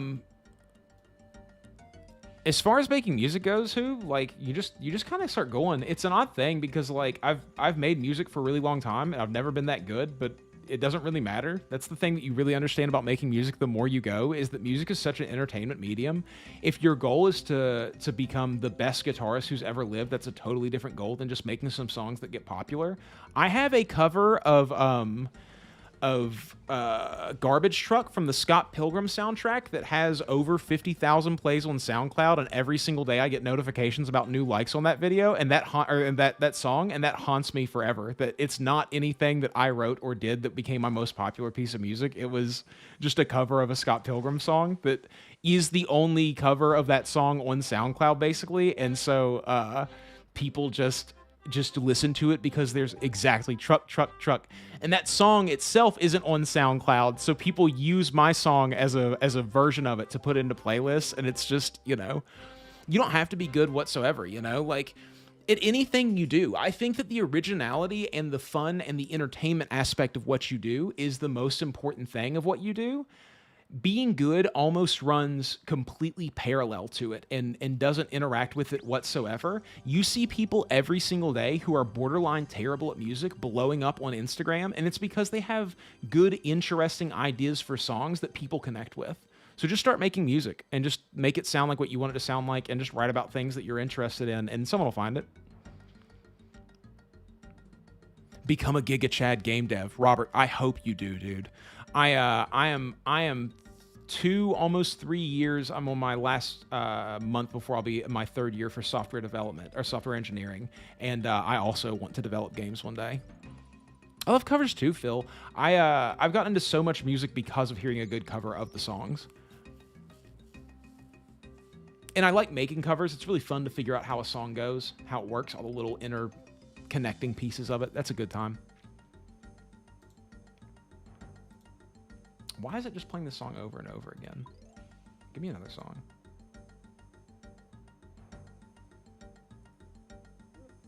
So we got to run back across to White Wolf Mountain, and then we got to get back over there to McGrover's Wood, get that piece of cloth that he brought from the place with the Holy Grail, and then we can go find where we need to whistle at, and we go to the Fisher place. I hope that I have everything that I need for it. I need to get my gear back out. I don't even know how to pronounce that. Leo Miprecioli? I'll have to check that out. Tempo. Dude, me too. I owned multiple Weird Al Yankovic records. That's how I discovered, like, through his polka versions of things, like the polka collaborations. Rockioli. Okay, I'll have to look that up. Through his poker collaborations, what are they called? Poker compilations. Polka compilations, not poker. Polka compilations. I learned about so much music, dude. So much music. Weird Al is sick, for real. Like, legitimately sick. He does not get enough credit for how interesting he is. He was one of the first musicians that I ever did a huge deep dive on. I do listen to Hot Mulligan a little bit. Not as much as my friends do. My friends will play it for me a lot of times. I haven't found what really clicks with me, but apparently a lot of the music that I write kind of sounds like Hot Mulligan sometimes. It's just what I hear a lot. I just don't yell that way, but my guitar style sort of falls into that sort of Midwest emo-y rock and roll indie rock. Hot Mulligan, Weezer, that kind of thing. That's like the guitar style that I play most. Oh yeah, I know Fall Out Troy, bro. I love Fall Out Troy, dog. I had a big moment with FCP Remix for a while, and yes, I listened to Glassjaw. Yeah, dude. Hold on one second, fellas. What's that song? Boxcar. Who plays that song? I don't think it's Glassjaw. It's the one that I always confuse with Glassjaw. But yes, I listen to Glassjaw. Hold on.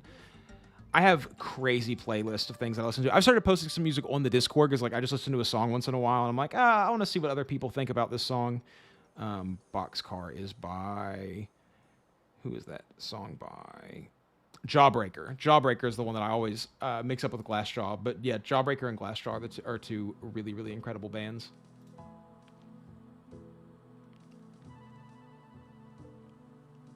Dude, I love Weezer so much, bro. Weezer is just like an incredible band. And the deeper you go with Weezer, the better they get. Like the Pinkerton record, if you've never listened to Pinkerton all the way through, has some of my favorite songs.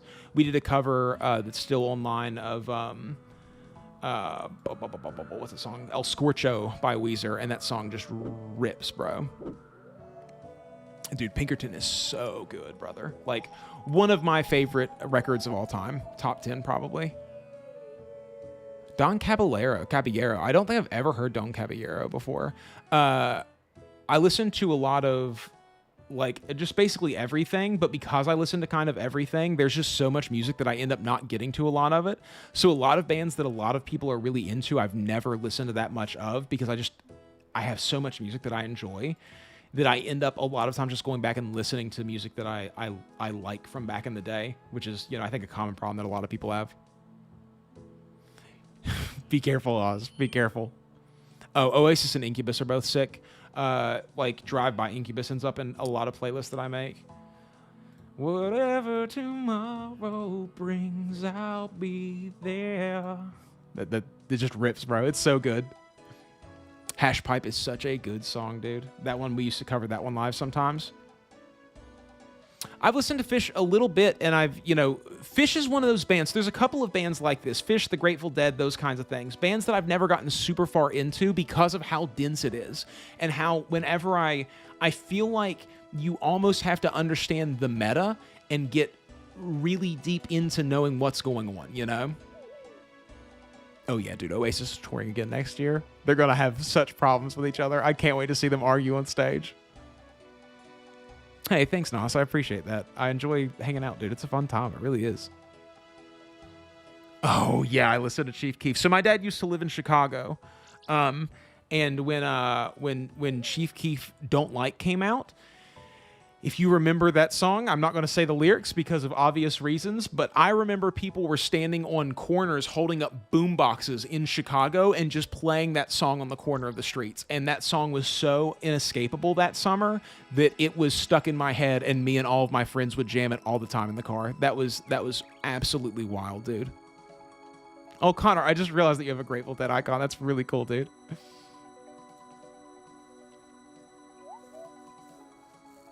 Yeah, I feel like, what other bands are in that realm? There's Fish, The Grateful Dead, Steely Dan is another one that sort of sits in that realm. Wyco sits in that realm. These are all bands that I feel like have such extremely deep rabbit holes for them that, like, you have no idea what's even going on. Not only in the music, but in the culture around it. Allman Brothers, another great one.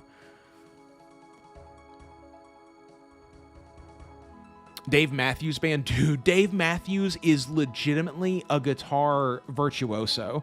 I never really listened to Dave Matthews very much, and I made a joke to my guitar teacher once of like, oh yeah, I don't listen to Dave Matthews. I probably should, because he was like talking about Dave Matthews, and he said, he thinks that people listen to Dave Matthews a little too much, but he was like talking to me about the guitar playing in it, and things like Satellite and those kinds are just such interesting works on guitar. Like, legitimately really good. Frank Zappa rips, bro. Oh, dude, Linkin Park. Don't even get me started. I was genuinely... It is so borderline cringy to be upset whenever a celebrity dies like you know them, but Chester Bennington passing away, like, still hurts me that I'll never get to see that band with Chester Bennington, because Linkin Park is one of my top 5 favorite bands of all time. Also, I'm dropping frames again. So if the stream crashes out, I'm super sorry, and we'll have to end it here, but we'll see what happens. It might come back.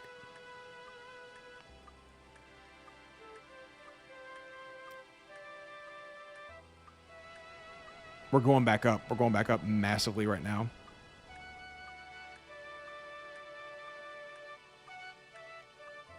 There we go. Let's see if it stabilizes. They must be doing work in my area is the only thing I can think of. Or like there's just some issue with the ingest servers. New singer for Linkin Park soon? Or for Frank Zappa?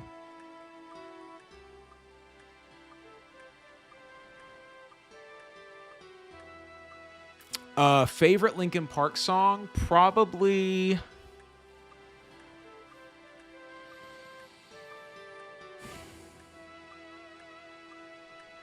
Given Up, I think is what I would probably have to say if I had to pick one, but I like all of them. There's so many different vibes of Linkin Park for me.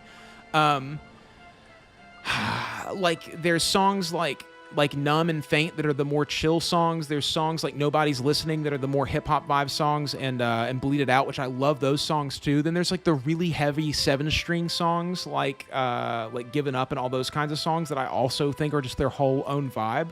The first 3 Linkin Park records, I will listen through all the way through one after the other once in a while and just get so trapped in it, dude. I have heard In the End so many times that I almost can't listen to it anymore. It's a killer song, but I've just listened to it to death. To death. I discovered Linkin Park through In the End music videos for Dragon Ball Z. That's how I discovered it. My favorite Hollywood Undead song? Oh, I don't know. The one about Charlie Sheen, maybe? I listened to Hollywood Undead pretty hard when I was a teenager, but I haven't listened to Hollywood Undead in forever now. But they were huge in my life at one point, too. Leave Out All the Rest is a good song, too. That's one of the newer ones, yeah? Paper Cut's good, too.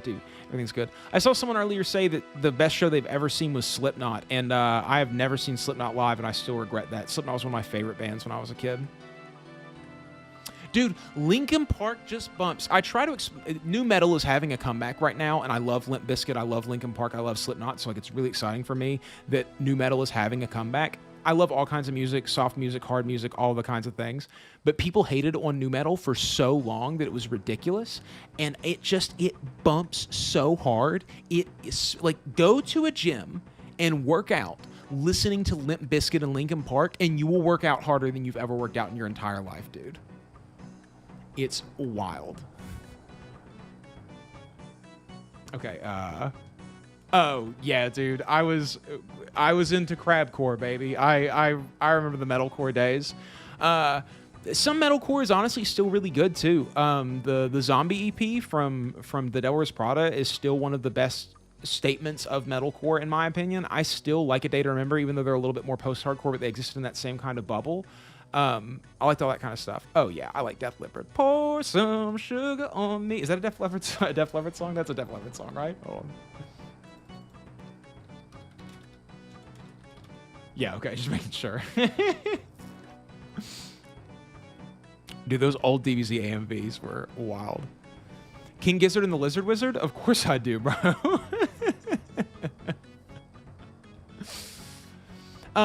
So like Def Leppard, Eddie Van Halen, what else would be a good thing to throw in this? I mean, I guess you could throw in AC/DC, even though they're obviously a whole different era.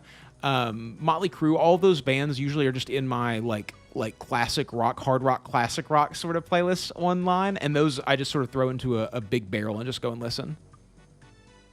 You just saw King Giz rip last dude. King Gizzard and the Lizard Wizard are so good. It's surprising. I never watched any RuneScape music videos. King Gizzard and the Lizard Wizard. King Gizzard and the Lizard Wizard.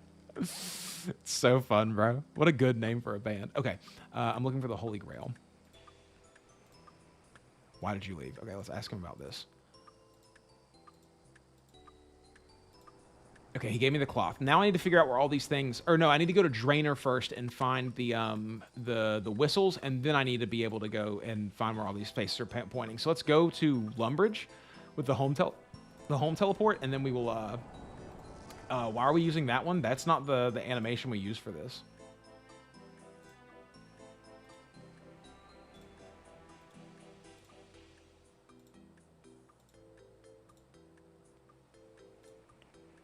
Now kick me there. Oh, yeah, dude. I listen to math rock, too. Do you listen to Into It Over It? I listen to a lot of Into It Over It and They're There. Bands like that. American Football. Dude, Nickelback is good. Unabashedly, Nickelback is good. There needs to be more talk about the fact that Nickelback actually has some banging songs, dude. Really, dude. That's wild. Those guys are extremely talented. Did you guys see Gojira open up the Olympics? That blew me away. That was nuts, dude. Gojira is a massively underrated band a lot of times. Even though they have their market now for sure, they deserve way more than what they get. I agree, whatever. It goes much deeper, dude. I have done Druid Ritual and Merlin's Crystal, and now I'm working on Holy Grail. Dude, Tori, what an amazing statement that is, and how true that is, dude. The facts. They are a band that, look at this photograph. Every time I do, it makes me laugh. Like, everybody knows that, and when you put it on, everyone's like, yeah, this rocks, actually. But people just love to say they hate them because it's so popular. It's like saying Primus sucks. My Chemical Romance is one of my top 3 favorite bands of all time. They're incredible. The guitar work in My Chemical Romance is underrated by far. As far as just the soloing goes, super, super good. The first time I ever brought up the tabs for Dead by My Chemical Romance and tried to learn that, I realized that I wasn't as good of a guitarist as I thought I was. There basically is no transmogging in RuneScape because you can, all the gear sort of does different things, but there is no transmogging in RuneScape, period. It's just that's not really the kind of game that it is, you know what I mean?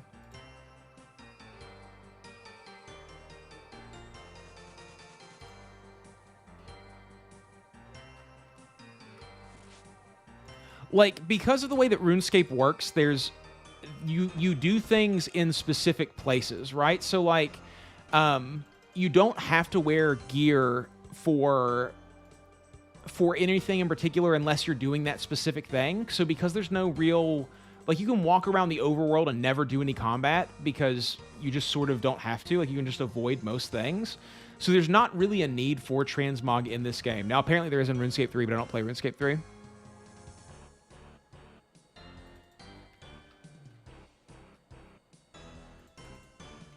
Where do I find these whistles?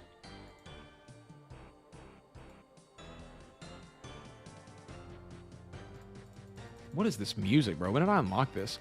I have only tried RuneScape 3 for a very brief moment in time, but no, I really haven't tried RuneScape 3. I plan to, I just haven't done it yet, but I really want to. That will be a fun journey to go on. We'll do a stream series for it at some point, and I'll do a video about my first thoughts on RuneScape 3, and we'll have a whole conversation about it. First of all, I need to find some videos of people actually talking about RuneScape 3.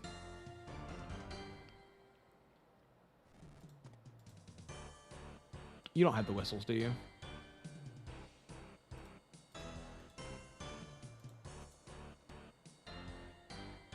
I feel the same way. I hear so many good things about RuneScape 3, which I think is hilarious because back in the day I heard nothing but bad things about RuneScape 3, and everyone always talked about, oh, this is the Rocky Balboa training. You're right, totally right. And usually used to be people only said bad things about RuneScape 3, and it's just become such a more well thought of game over the past few years, and the community has gotten really strong for it that I'm super interested to play it and actually see what's up. 25 buttholes. Well, I don't know if I want to type that into my YouTube search, but I will do the best that I can. Okay. I knew that no one could talk a chatty old deer like me, though. Is this person have the whistles? We still have a terrible problem with local louts, though, poisoning my fish. That was me. I was doing that. In any case, the professor will soon share the secret of chickenization with me. Okay, so you don't have the whistle. Well, that's fine, then.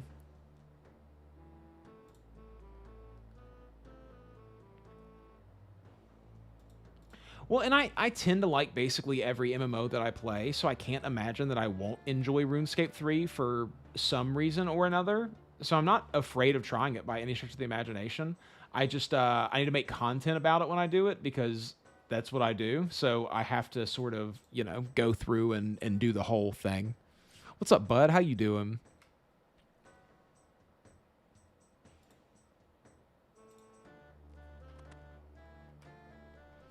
I don't know how much you guys look at chat, but sometimes I tune into the chat and I just think to myself, what's going on over here?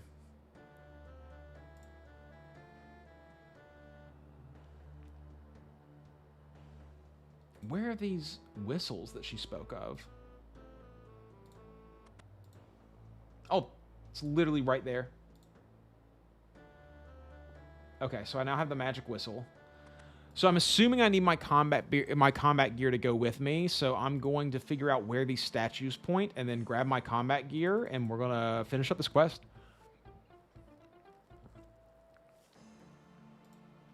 Oh, I can't exit through here. That's right. I got to go around the back. RuneScape 3 had its own mold to fill, in his opinion, and after it got worked out, some of it got a lot better, especially with Necromancer release. So I don't honestly know anything about the development cycle of RuneScape 3.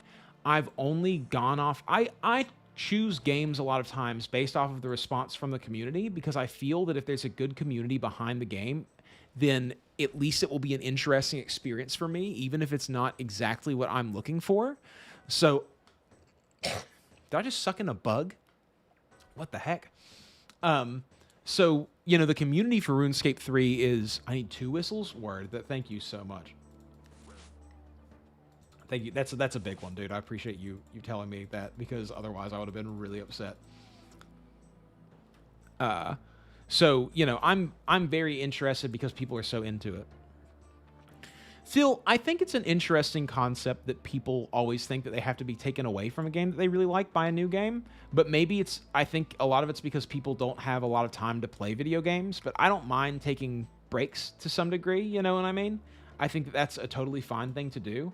All of that being said, I will also be playing DBZ Sparking Zero. I was a huge fan of Dragon Ball Z Budokai 1, 2, 3, Tenkaichi, Tenkaichi 2, Tenkaichi 3.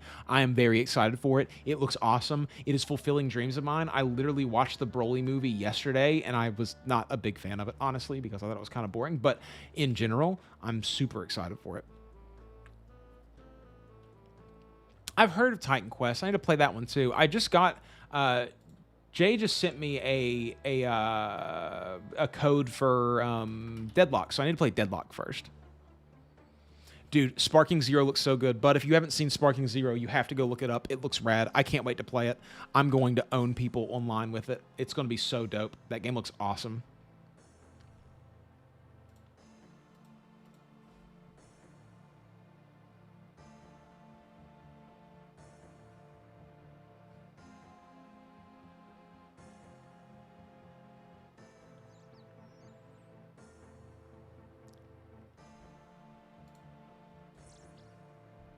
Dragon Ball Superhero? No, I haven't. I haven't watched hardly any of the Dragon Ball Super stuff at all. I live in the world of Dragon Ball Z still, but I've seen like bits and pieces of things. Dude, I did not camp the corner and spam Key Blast. I've played those games, dude. Don't you dare come in here saying that to me. I was the best in my friend group. I am a member indeed, Silky. We're doing the thing, dude.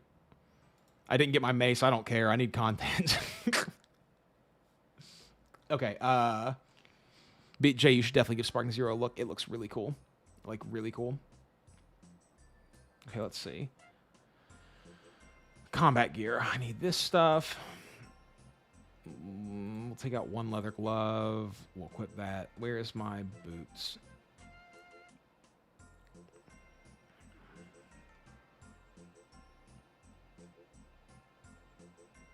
Where are my boots?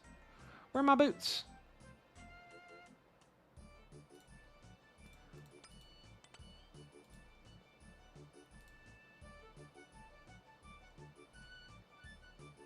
Oh, I guess we're gonna search Google. There we go. This should be enough gear for me to do this. Yeah, I'm gonna flinch it anyways. Oh, eventually I'll get pets, I'm sure. I want the scariest pet. I've never gotten the scariest pet. That one, the woodcutting pet, I don't know. Yeah, I'll definitely get some pets at some point. I'll be doing so much grinding when this gets further on, you know? Like, right now we're just doing a whole bunch of early on quests that aren't very difficult. So it is what it is. Excalibur is better than the Adamant Sword. I completely forgot about Excalibur. Thank you for saying that. I didn't grab my kite shield either because I'm a numpty. I got stream brain, dude. I don't know if you guys have ever streamed before, but stream brain is so real. You just forget everything.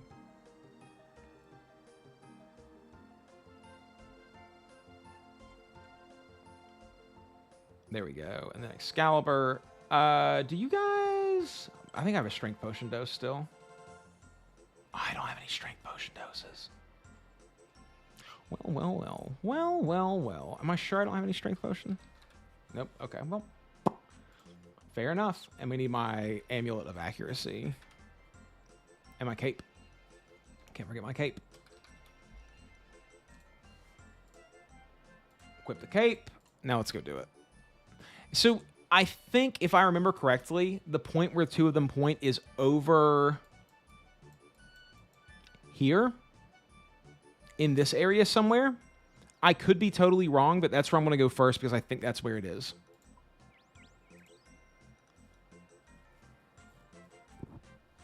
Hold on, let's see. What do I need for the last hit?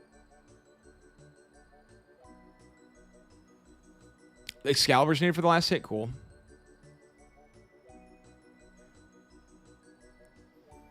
Yeah, dude, you have to be aware of the chat. You also have to make constant decisions about what you're talking about and what to not talk about. Streaming is a whole other thing. Playing games on stream, like, if I just film myself playing games, I feel like it would look so much better. Brimhaven Horseshoe Place is where you blow the whistle. Oh, so I have coins. Okay. Thank you for that. I know people don't want me to backseat game, but this is... I want to finish this quest.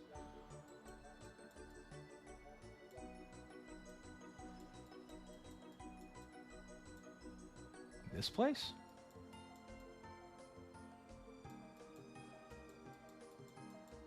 Brimhaven. This place? This place? This place? It's got to be that place, right? Let's go find out. Oh, we're in members. We're deep into members. 99 in burger eating. Dude, I could kill a burger right now. I haven't eaten, like, all day. I had ramen for breakfast, and I'm going to make a pizza for dinner, but I just wanted something really quick this morning so I could get to doing all my stuff. Be safe out there, Who. Nice of you to stop by. Appreciate you watching. It's been a good time.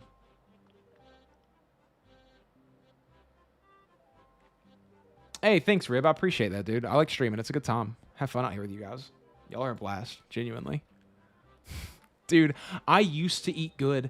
Maybe 3-4 weeks ago, I was eating so well. I was eating white rice, vegetables, ground turkey, chicken breast, ground meat, ground beef, just doing so good with my eating eggs for breakfast and egg whites, you know, just really making sure my macros were all tight, my micronutrients were tight as well, taking vitamins.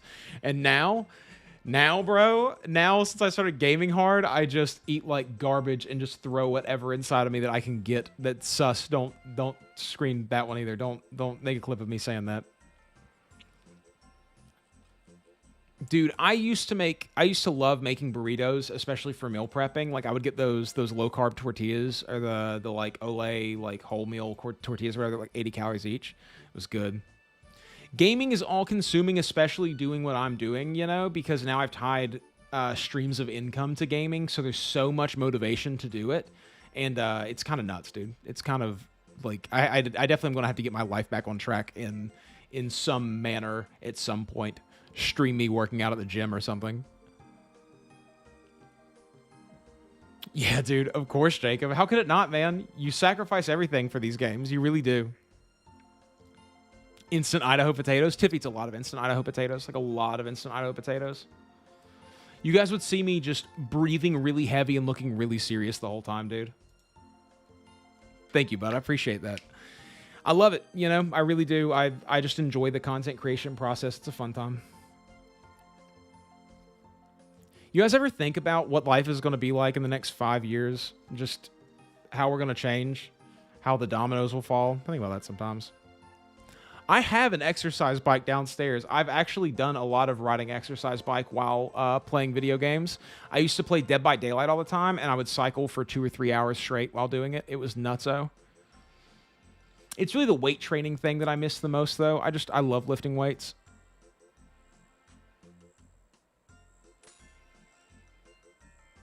Yeah, dude, it's interesting, right? I think that people... Are these spiders poison you? I can't remember if those spiders poison you or not. It's interesting sort of getting into the concepts of why we play these games and why we enjoy them so much. That's something that I think about all the time and really wonder about in general, because it's partly the addiction, it's partly the nostalgia, it's partly the mechanics that we enjoy interacting with. And I think there's like a whole bunch of philosophical things that are going on with it. But, you know, just sort of exploring out. Oh, no. Oh, no. Please don't attack me. Okay, they don't attack me. I'm more than double their level, so I think that's the reason they don't attack me. Man, I hope so. Okay. Blow the whistle. Oh? Oh. Oh. Oh. Is it where the scorpion is?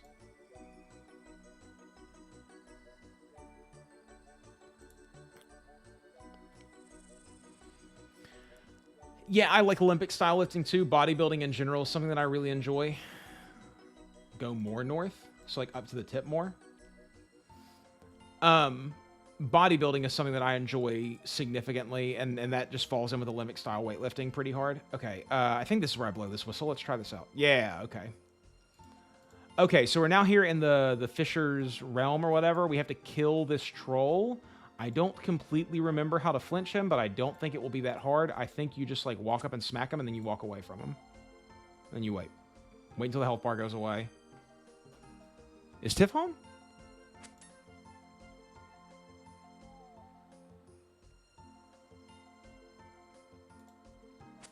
Come on, bro. Take a hit. Take a hit, brother.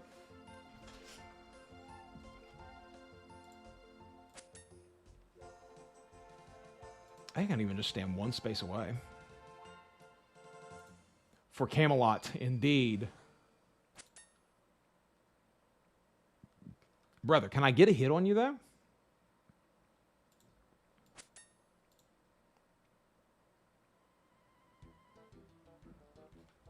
Face the troll like a man. Yeah, right, dude. It's level 120. He'd smack me, dog. He'd smack me so hard.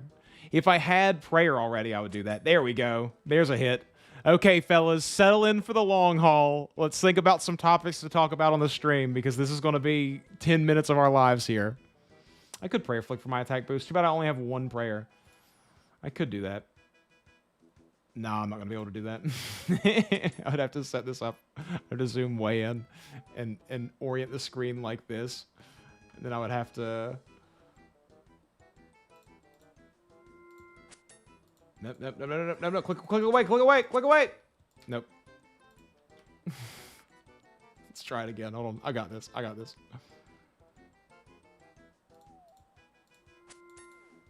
Nope. Come on. Man.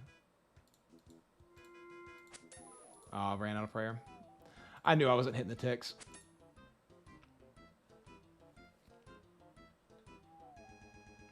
Can I flinch just like this? Do I have to wait? See? Hold on, I gotta wait for the ticks. Okay, he won't hit me. Cool. Word. Okay. I thought I had to wait for his health bar to disappear.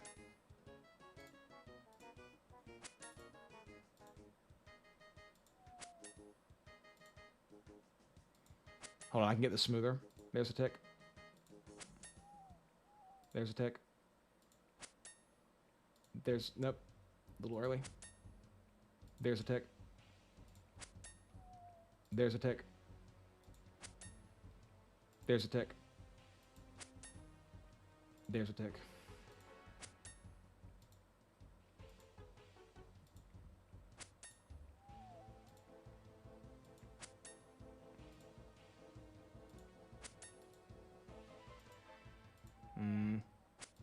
So I can't same ticket? That makes no sense.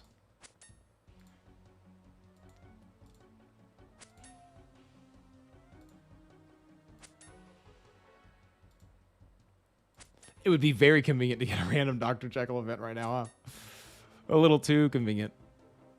I should have just brought magic, honestly. Can you cast on this guy? Will he just come out and fight you if you cast on him? He won't even attack me anymore.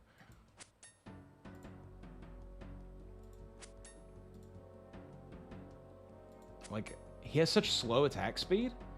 This is really good, actually. I might be able to just stand and deliver on this guy.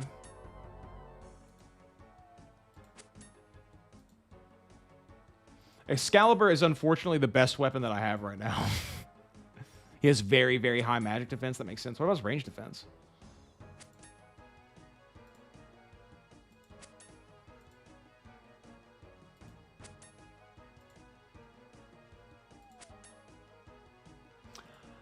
So, I think that MMOs drifting away from the leveling aspect are a huge downside of people aging and having less and less time for the game.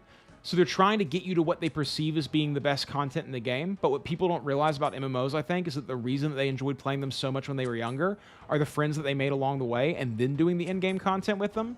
And you can't speed up the method of making friends inside of an MMO. That's something that has to happen completely naturally on its own. So because of that, you're always going to have the same problem that you have right now with MMOs, is that people have a hard time getting into guilds nowadays because a lot of the guilds are made by people who've been playing together for an extremely long time. And in fact, I think that actually joining streamer guilds is probably the best way to get into a guild and make some new friends. Find a streamer that you like, join their guilds, and then play with those people, because it's just, ooh, level 50 strength, dude. What's up? Because it's just so hard to make those friends. And I do think it's a bummer because I enjoy the leveling up process in MMOs the most. That's my favorite thing. I like grinding through the levels. I will fall out of love of World of Warcraft during the end of my leveling process, guaranteed, in the new expansion. And I'll finish the campaign and be kind of bored with it the whole time that I'm finishing it.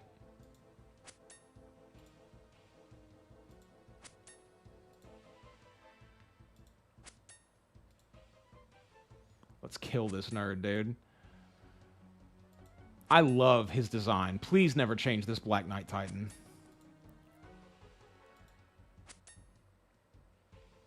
That's a really cool idea, Daniel. The idea of having almost a half-yearly reset every single time, and you get a portion of those stats, and maybe you inherit the items from them as well. That could be really cool. No, I probably won't do water. This will probably be my last quest for the night. I will be doing Waterfall soon, though, but this will probably be my last quest for the night. I have to do Priest in Peril at some point, too. I've got a lot of things on the docket.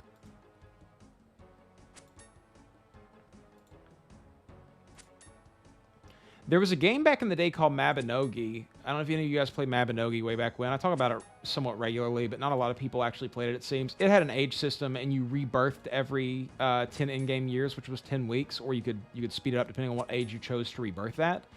But you gained stats faster when you were younger, but you were stronger when you were older.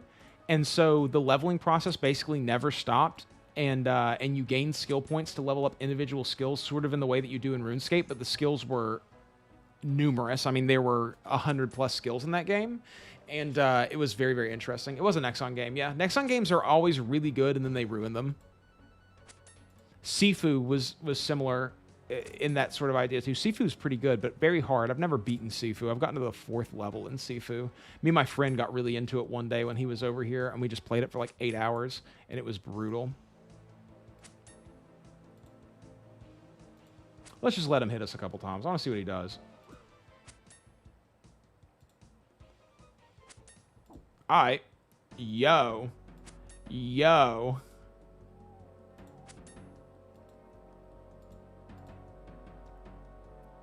Yeah, dude, of course, there's open spots. I think it's open right now. Yeah, you can ask to join right now. It's called Cubes Rubes.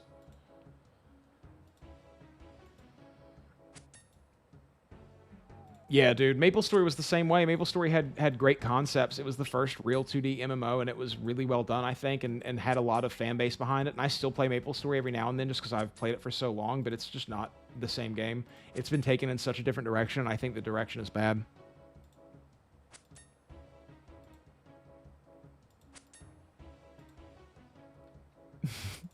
Anytime, Hard Knock. It's honestly not bad. Hey, Foolish, thank you so much. Holy cow, Nana. That's crazy nice of you. Thank you so much, dude. Hi, dude. Thank you. That's insane. I appreciate that so much. You guys don't have to make donations or anything. I'm happy to do this. You guys do more than enough just hanging out with me. I appreciate it so much. Like, for real. It's crazy. Holy cow, dude. Nutso. I do mess with Adventure Quest. I like Adventure Quest so much, honestly. I sort of dislike the way that it got kind of bloated and overrun at the end of the day. But Adventure Quest was really good back in the times. And I still like that game, and I played a lot of it when I was younger. Oh, dude, when they first added Cygnus Knights, that was absolutely nutso. Like, genuinely absolutely nutso. Once again, Nana, like, thank you. That's crazy. Thank you so much. That's crazy. Bro, chill out. Oh my gosh, chill out. Oh my gosh, that's ridiculous. You're fine, dude. You're fine. It's okay. You do what you want to do. I'm not going to say anything else. That's crazy. It's too much. It's too much. I'm just some guy playing RuneScape, but thank you. That's extremely kind. That's crazy. That's crazy, dude. That's nutso. Oh my gosh. Thank you guys so much. I appreciate you guys. Dude, but the good thing about Adventure Quest is that once you paid for it on your grandma's credit card, you never had to pay for it again. So, who won that one for real? Who won that one? That's fucking crazy, Nana. That's nuts. I can't. It's hard for me to get pulled away from that. I'm trying to get back to what I was doing, but like, that's crazy, dude. Thank you. Nana's been around a lot. I think that there is a desire for MapleStory to bring back a legacy server and play it the way that it used to be. And people always do that thing where they're like, you don't actually want that. That game would get really boring, blah, blah, blah, this stuff. And I just think whenever I see that, I go, okay, dude, World of Warcraft, they said the same thing and they were wrong and they continue to be wrong. And, people will play that. I will play MapleStory's legacy servers if they come out. I will be there at the Kerning City Party Quest and I will be playing, I will be doing all those things. I will be playing in the Monster Carnival. I will be leveling up a character. I would do it. I'd be playing an Ice and Lightning Mage just like I did back in the day. Yo, that's crazy, bro. That's not. I'm gonna like these because that's just nutso, dude. Dropping $40 on a streamer is wild. Thank you so much, dude.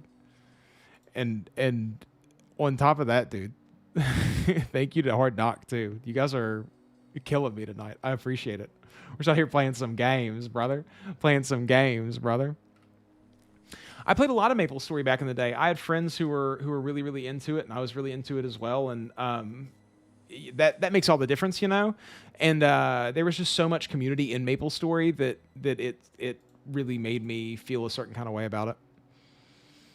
Yeah, it was definitely similar to Ragnarok. I mean, it was obviously like a 2D side-scrolling game instead of being a 2D top-down game. But my computer couldn't handle Ragnarok, and I had to reset my computer 4 times in a row in order to play MapleStory, so that was a difficult one. But it was a really good time, dude. Like, MapleStory in 2006 was peak gaming for real.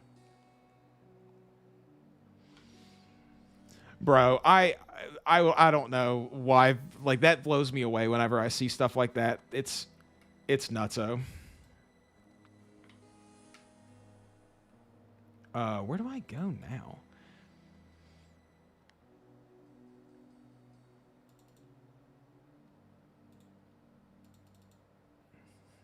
Where do I go? I played Gaia a little bit as well, but it just didn't have anything for me to do in it the way that I wanted it to, but I also didn't understand the whole community aspect of it. Thank you, Slippery. I appreciate that. Bro, that's crazy. That's absolutely crazy. Yeah, dude, 100%.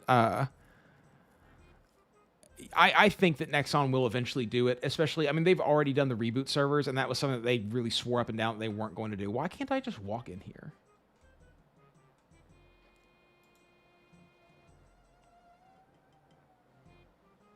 I've looked all around. How do I get in there?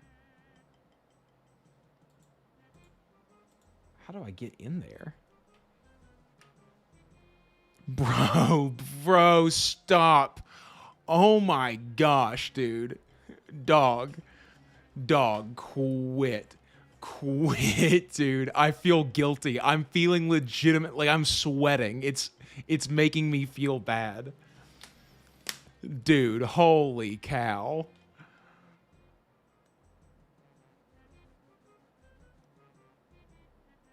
What? I'm gonna say the fuck word. Holy cow. Bring him out, bro. Hold on.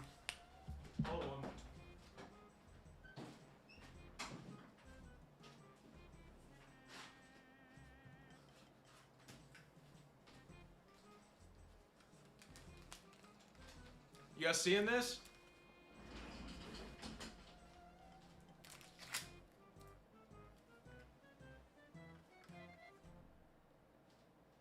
You guys watching?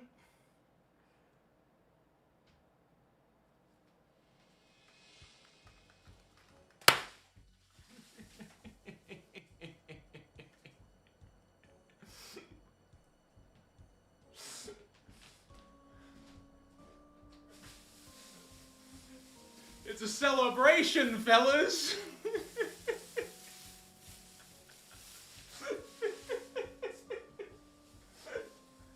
Oh my god, dude. Okay, that was a bad idea. My ears are ringing. Holy cow, dude. Alright. Hold on. Let me... I hope Tiff isn't here in the house. That would have just scared her to death.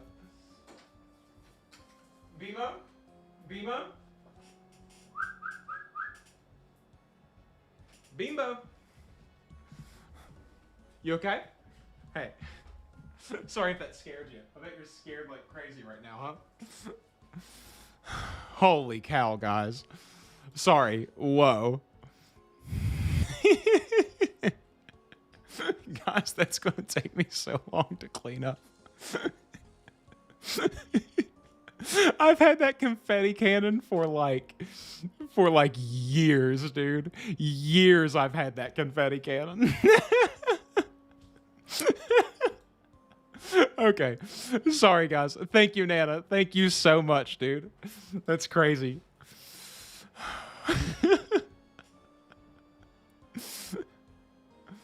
What eggs? What are we talking about? Oh my gosh, you okay, baby? I know that probably freaked you out. I'm sorry. I had a manic moment. That was nutso, dude. Okay. Oh my gosh. Hey, thanks, Dang. I appreciate that, dude. Yeah, I appreciate that you've enjoyed it. Dude, my OSRS skill tier list, people hate that. I don't know, man. You're gonna make an enemy out of people for me. They did not enjoy that. Okay, that was nuts. You okay, baby girl? Everything's fine. Everything's fine.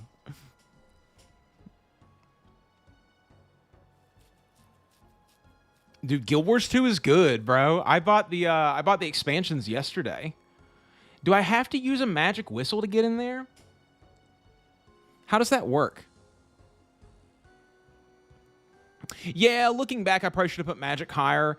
I think what my brain was doing at that point was saying, like, having this sort of thought of, like, oh, I have combat, I have ranged at S, I have all the melee stats at A, something needs to go in B.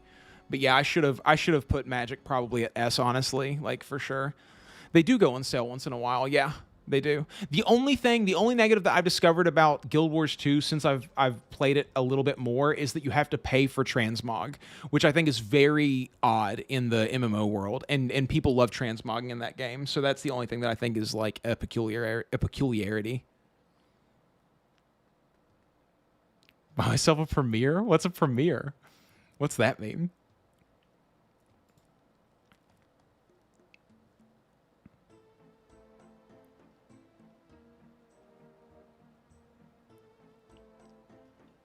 One NPC that I need to talk to near the house. Word, I'll go look. Dude, that was such a goofy thing. In my defense, when I brought Chris on, he also was like, what is this? And then I was like, oh, it's thieving. And he's like, oh, it's zoomed in. And I was like, yeah. Listen, Jay, I'm not trying to dishearten the game. I like Guild Wars 2 a lot, and I'm going to continue to play it a lot, but you guys should be fighting against the fact that they make you pay for transmogs. I will die on this hill. That's nutso, dude. It should cost gold. But also, there's no sub-service, so it's monetized in its own way, and I get that.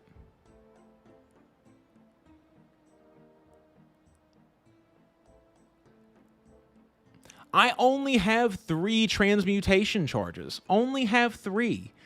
That's not enough. I thought I would have 300 by now. Hey, I'm glad I could help, Sin. Welcome to the clans, dude. Welcome to the clans of everyone who's addicted to this game from 20 years ago. Yeah, dude, if you want to... Yeah, that's a great way to go about it. Go for that. I already have a warrior rolled. I have a Norn warrior that I'm going to work on next. And I might even boost him once I like finish leveling up my main character. So you earn transmutation charges in the game, but they're kind of slow. But you have to like complete maps in order to get them, which takes time for sure. And as a new player, you don't have that many of them. And then you do PvP, world versus world, stuff like that. And then you also get them through daily events, apparently. But as a new player, I don't have that many. And your outfit just looks kind of dumb, honestly, at the beginning. Like that's like my biggest... That's my only gripe in that game. Genuinely, my only gripe is that I thought... I just never understood. I thought I would have so many more transmogs at this point. This is not my main. This is my secondary character for the series.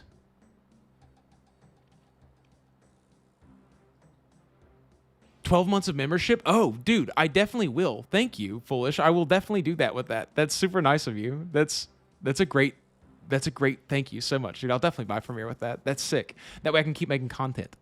Thank you, dude. Thank you so much. It's so nice of you, Nana. It's just extremely kind, you know? Like, thank you so much. Me and my dog appreciate it. We're hanging out. She got scared by the confetti cannon, but she's okay. She's okay. It's my little dog. It's my little dog, Beamo.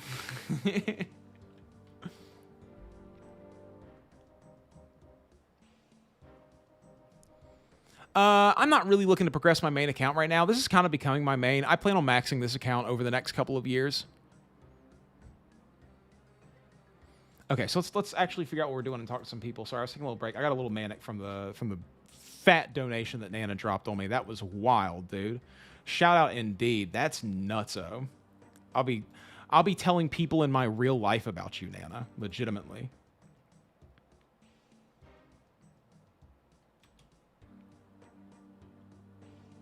To the top of the leaderboard. I don't know. I do feel like I'm sort of having this weird moment in my life currently where I'm moving over into later game video gaming. And I didn't know that this was ever going to happen to me, but I guess I've just been playing so much over the past little while that I now start to look at the later game challenges as achievable. Grinding for 100 hours at something no longer sounds like the worst thing in the world to me. It's an interesting thing that I want to try out. Let's go, Phil. Good job. I'm new to OSRS. I mostly enjoy getting my wood cutting up, but I've been branching out questing a bit. I just got to level 40 in the 3 melee combat since I got fairy rings. Any advice? I think the advice that I would give you, Schnack, is that you're doing absolutely great already. Like, getting your fairy rings is a huge unlock. The next thing that I would probably focus on is just doing a bunch more quests and getting maybe setting like Desert Treasure or Monkey Madness and getting all of your combat stats to 60. 60 is such an absolute huge achievement, because then you start getting dragon weaponry, and then you can get really good rates on training your combat stats, and also you unlock a lot of combat things in general. Maybe also try out Scurious if you haven't tried out Scurious yet. If you have 43 prayers, Scurious is a great boss for you to try out. Exactly, like I feel the same way. You can do basically anything in a week of learning.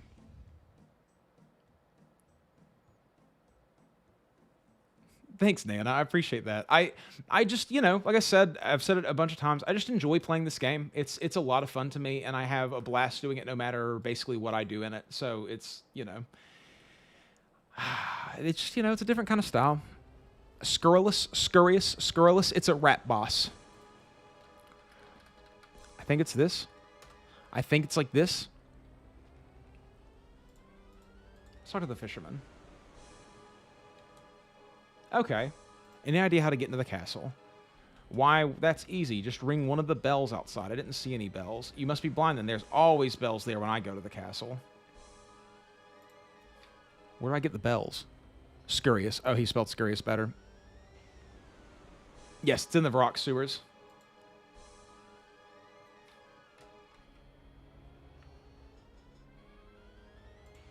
Oh, there's a bale. What? Where was this at before, bro?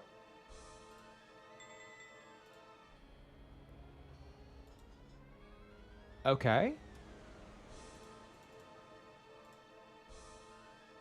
I think we're almost through this.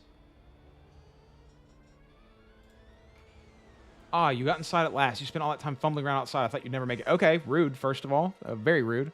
This is Holy Grail. How did you know what I've been doing? I seek the Holy Grail. Excellent. A knight come to seek the Holy Grail. Maybe our land can be restored to its former glory. At the moment, the Holy Grail cannot be removed from the castle. Legend has it, a questing knight will one day work out how to restore our land, and he will claim the Grail as his prize.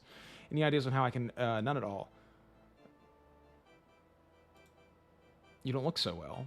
Nope, I don't feel so good either. I fear my life is running short. Alas, my son and heir is not here. I'm waiting for my son to return to this castle. If you could find my son, that would be a great weight off my shoulders. Who is your son? He is known as Percival. I believe he is a knight of the Round Table. I shall go and see if I can find him. Do I have to come back? Do I come back and fight the Black Knight Titan again? I'm assuming the Grail isn't here, and I blow a whistle and I leave and come back, right? Or do I even need to come back, or do I just give Percival... Oh, I don't know how to do this.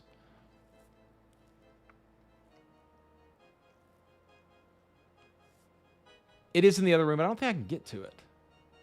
Is it in the other room? Hold on.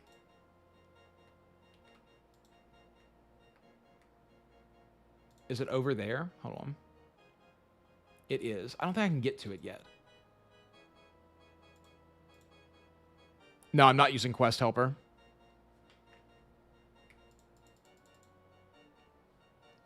That's fine if I have to fight the Black Knight Titan again.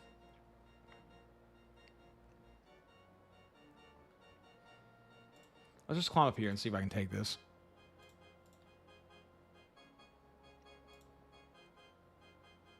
I feel the Grail shouldn't be moved. You must complete some tasks. Okay, let's blow the whistle then. Can we teleport back to Lumbridge now? We can. It's not the best move, but I'd love to do this over having to go back. Let me do this.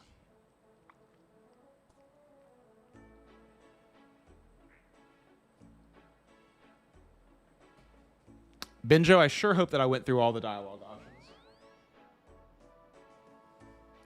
Bimo, do not eat any of this confetti on the ground, please.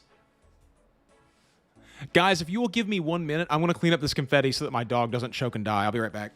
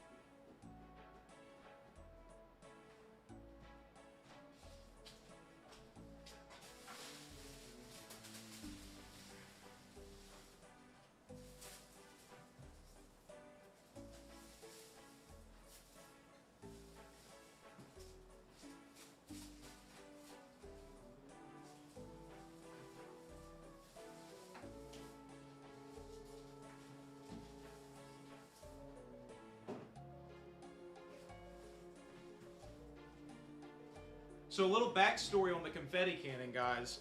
Back in the day, I was in a rap group very briefly, and it was like kind of a joke, but it was also like a lot of fun. And we played a show in this this place that had spinning ceiling fans, and I bought these confetti cannons, so I wanted to do something big for the show. And I shot the confetti cannons up into the ceiling fan, and then it wrapped up into the ceiling fan, and it spun around me like I was Sailor Moon. It was good. It was a good time. I had to clean all that up, too. It was very annoying. I did not learn my lesson.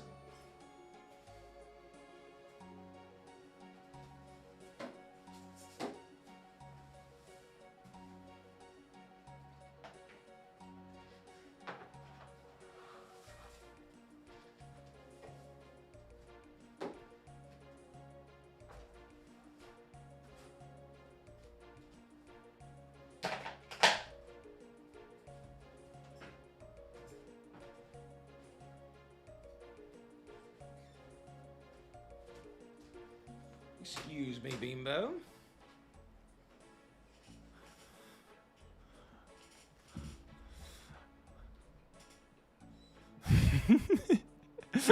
She's fine. She'll be okay. I got it all cleaned up. She'll be okay. I just don't trust her to not eat some of it while I'm streaming, but I got it all cleaned up. There's like 2 big strands over there. She's not going to chew on those. Okay, I need to go back to the knight's table, and I have to get Percival to come here now. So that's actually, I have some Varrock teleport runes. I'm just going to go grab those out so I can get there quicker. Dude, Moparscape was wild. I remember playing Moparscape as a kid. You could do the real-life magic game emote with the confetti cannon. Dude, I can't believe how loud that thing was. I guess back then we were blasting 808s out of a massive sound system, so it was just a completely different kind of thing, and I didn't recognize how loud it was. But I've had that confetti cannon sitting in there forever. I didn't even know if it was going to work, but it sure did. Okay, let's get a law rune. Let's get, like, 10 of these and 10 of these, and let's teleport to Varrock. Can I teleport to Camelot? No, I'm only level 41 magic, right? 42 magic. Shoot. I could teleport to Falador. Let's do that instead. That'll be closer. Look at that, guys. Dude, you really never do quit this game. I know that's the most cliche thing in the whole world to say, but, like, dude, you really never do quit this game.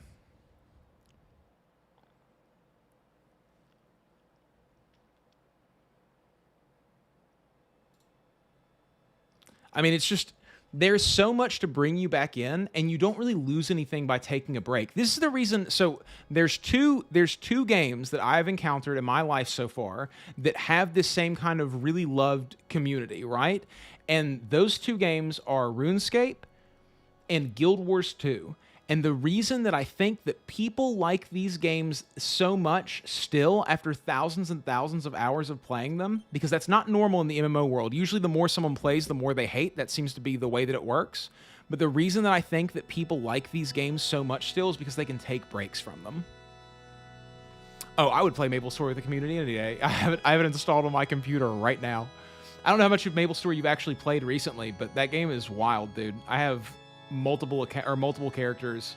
I have probably 30 plus characters. I have a Legion level of 4,000 plus on Scania, and then on Reboot I have like 5 characters. I don't have an account that can do a rack, so I don't have 92 Slayer. What are you talking about? ESO is another great example of that too. You can free to play ESO if you really want to. It takes some extra work and it can be more difficult, but you can free to play ESO.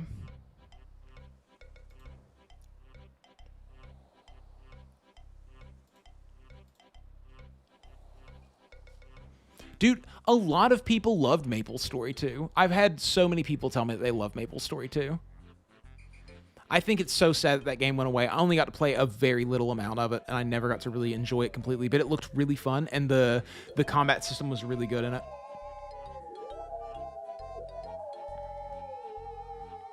Dude, I've got a level 200 plus character on Reboot already, dude. Let's play some Reboot sometime. I'd get him. Dude, Runite, I'm the exact same way, man. Like, I said it in my video today, but I was so young when I came into RuneScape that I can't imagine my life without it. I didn't understand what it was when I was playing it. That's how young I was playing it at. It's a place to me. It's a place that I go to. It's not a game that I play.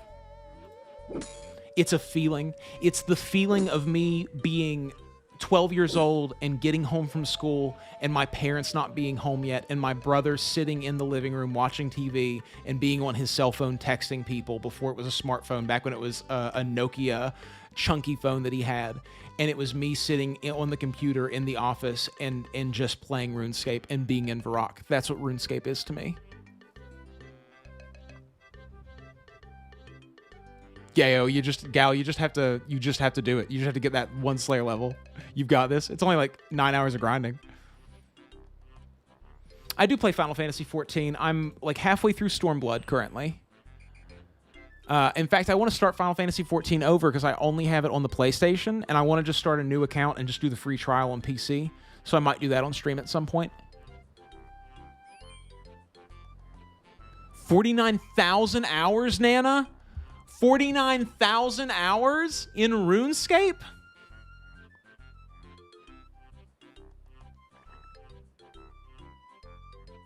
Dude, stop, brother. Stop. Nana just gifted 5 memberships. Dude, it's ridiculous, bro. Ridiculous. Holy cow. Holy cow.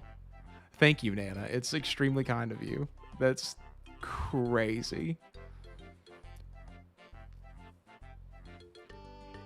That's wild.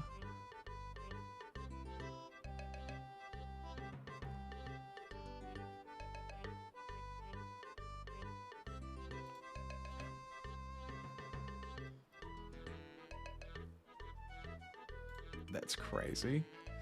Dude, we all quit for years and they kept playing Indeed. It's nuts.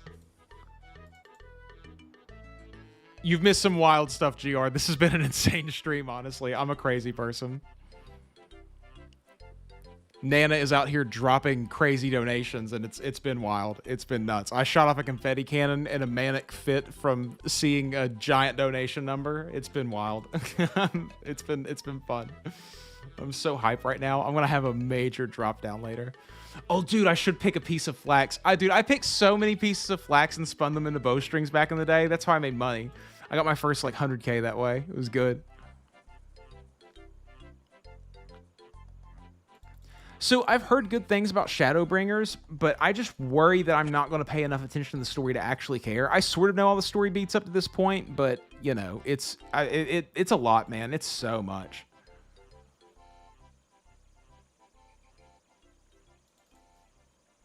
WoW is definitely back, and I'm playing World of Warcraft as well right now. I'm juggling a lot of things in this game. It's crazy, dude. Are you the one? Nope. No. No. Must be upstairs.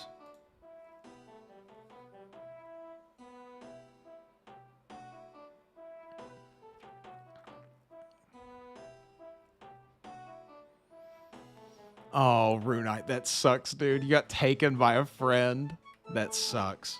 That sucks.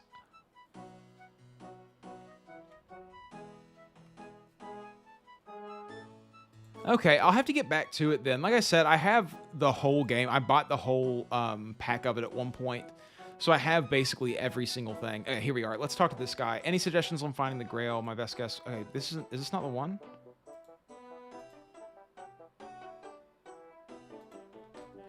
Which one was he? Hold on.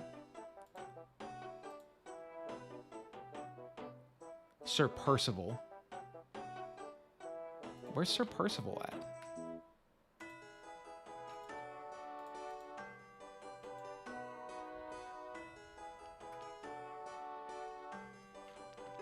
Me too, Big Maddie. That was what I did. I also ran Rune Essence for people. I don't know if you guys remember running Rune Essence, but that's a classic thing that doesn't happen basically ever anymore.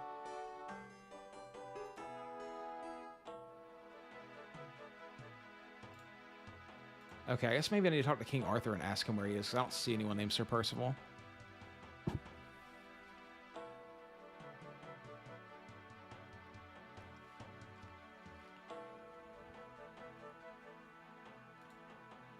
Ah, yes, I remember young Percival. He rode off on a quest a couple of months ago. We are getting a bit worried. He's not back yet. He was going to try and recover the golden boots of Arkanesis.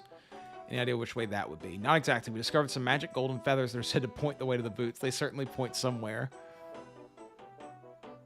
M. Cole with the 1,000 won donation? What is going on? What is going on right now? Is that won? Is that what that is? Hold on. W with lines through. What the heck, dude? Yeah, gee whiz, guys. Y'all are dropping way too much on me. I don't even know how much that is.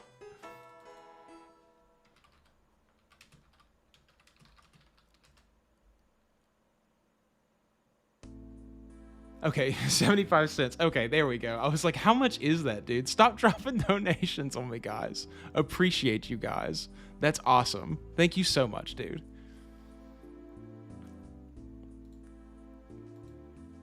He gave me a feather. Let's do this.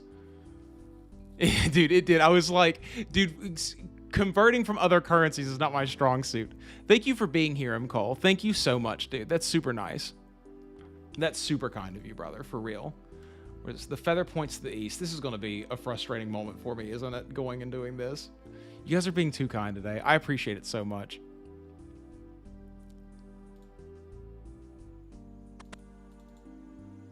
Are you in South Korea, Imcall?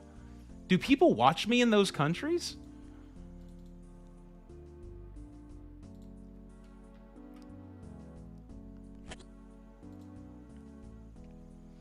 I think my biggest problem with Final Fantasy XIV is that it is a really long playthrough if you're not going to skip the stories, and nobody wants you to skip the stories. Part of that game is playing through all of the expansions in order, and it is really a long grind to get there. I have 400 hours in Final Fantasy XIV, and I have done so little of the content, and then the majority of people are in higher content. The raids come really slowly. There are definitely some downsides to Final Fantasy XIV that I find personally, but it is a good game that I enjoy playing, and I like the combat in it, and I like playing it with other people. Yeah, Kyle, I love my Canadians, dude. I've got a really good friend named Mike Liordi, who's from Canada. He's actually 7 feet tall, genuinely 7 feet tall. He stayed at my house one time, and he had to duck underneath the doorways. Oh, dude, Pint's playthroughs and stuff are amazing. I don't know if you guys watch Pint, but he is wild, bro. Oh, east is this way. Hey, Mezzo, my Canadian boys. You guys are awesome. I love my Canadian friends, dude. Y'all are sick. Aussie living in South Korea? Well, welcome, dude.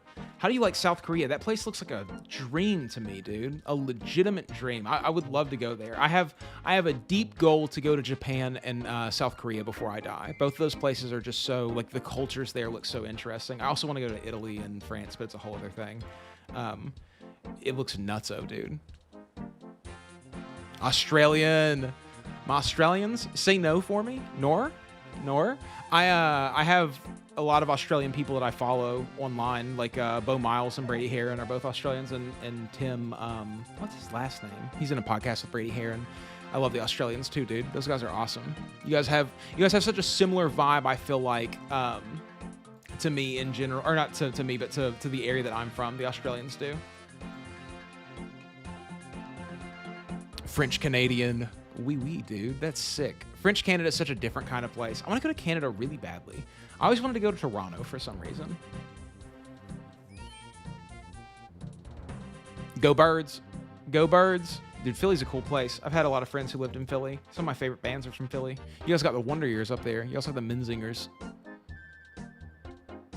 Leg, I feel the same way. I'm 6'1", which I feel like is a pretty average height, and maybe that's skewed, but all of my friends are 6'5" plus, legitimately. I have very few friends who are not over 6'5".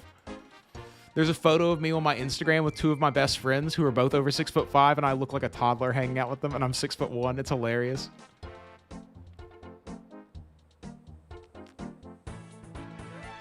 Dude, the Korean barbecue stuff looks insane. I'm a big food guy. If you guys can't tell from all the different things that I like to eat, I want to eat in all the countries so bad. Come to Halifax? I'd love to, dude. I'd love to come all over Canada. Once again, don't clip it. I'm speaking extemporaneously. It's difficult, okay? Am I tall? 6'1". How tall are you, Nana? 58 is average. 5'8" is average. Is it really? Favorite real-time strategy? Probably StarCraft 2.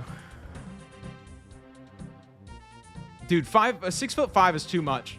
I would kill to be 6'5", but 6'5" is too much. Come on, gee whiz, dude. I'd love to. 6'4"? See, you're killing me, dude. Those are all my friends, and they all, like... My friend Jacob will call me a little guy all the time. He's 6'5", and my friend Alex is 6'6", and they just, whenever we're all together, but we're both people in my band, they just call me a little guy. They go, "Oh, you're such a little guy." Like, come on, I'm tall.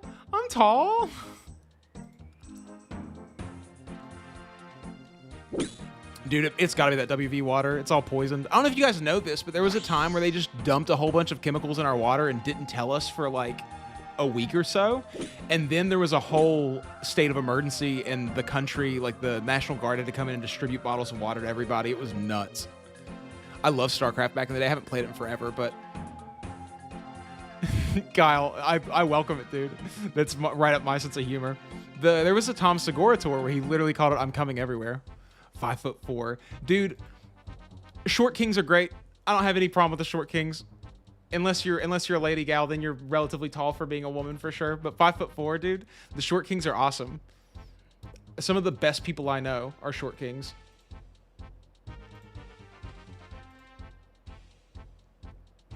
Osiris, who's in here earlier, he's a shorter dude. I always thought that being short was like kind of a buff in a lot of situations. Like being in an airplane seat feels a lot better. You know, you can drive in compact cars. I'm not going to talk about your struggles, but you know, rounded down to make me feel better. You're even taller than that. You guys sound like we should all be friends, dude.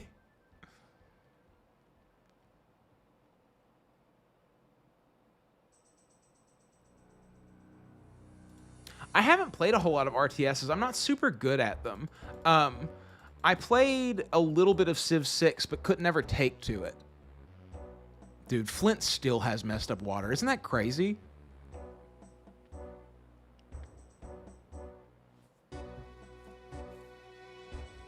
Thanks, WDW. That's really nice of you. Kelly, I'm going to call you Kelly. That's probably... Or Welly. I'm going to call you Welly.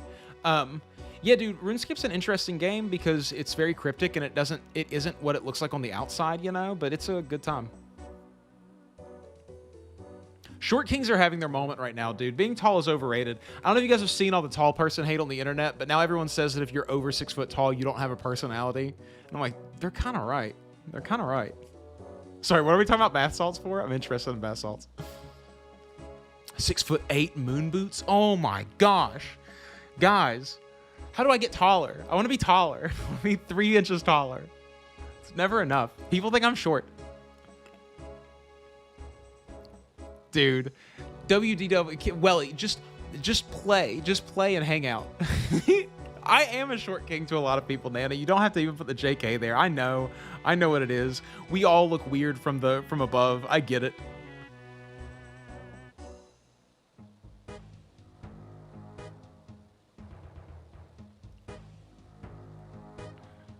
Search random sex. What are we doing? Sorry, I missed some chat.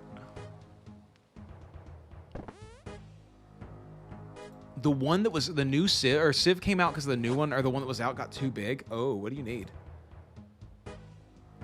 That's a fish. I think that's a fish. Okay, so what do I need to do here? Hold on. It's somewhere nearby. What am I looking for? Are you gonna be imprisoned here? Search random sacks? Wait.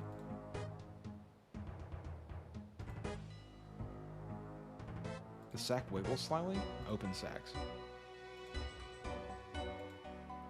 Here we go. Okay. Your father wishes to speak to you.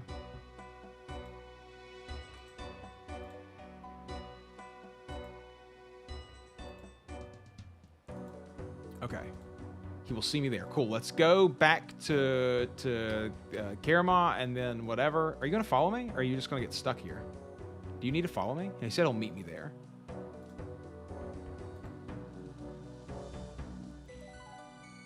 Dude, seeing random people's bald spots, I can see how that would happen. I think my hair is thinning a little bit, you know? I think or my hairline is receding. My friend Jacob has gone basically completely bald now. He's, I don't know, 29, just like me, about to turn 30. And he says every time, he says, it can recede as much as it wants to, but when you get the bald spot on the back, you're done for. I am doing Holy Grail. I'm almost done with it. Almost done.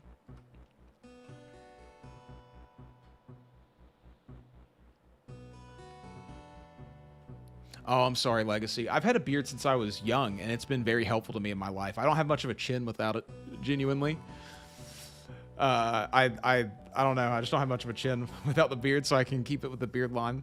But hey, man, at least you keep your hair. That's nice. Like I said, I think mine might be going, and I love the long hair look, dude.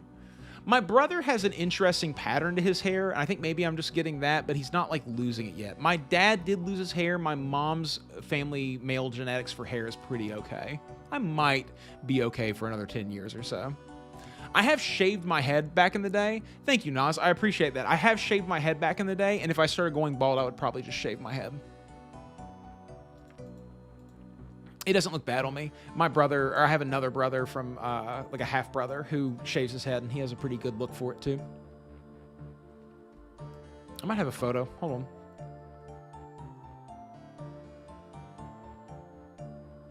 Thank you, Limitless. I really appreciate that, dude. I'm out here trying my best, man. You know, I just do where the good Lord takes me, dude.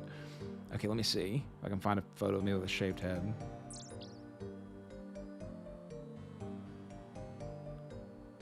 Well, I can't find a photo, but here's a video of me with a shaved head.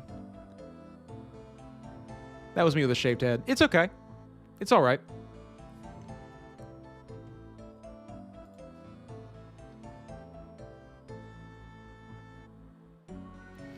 Alex, how old are you now? Do you mind me asking? Or level for 420. Oh, I'm literally level 419. That's crazy, dude. We're almost there. We're almost at 420.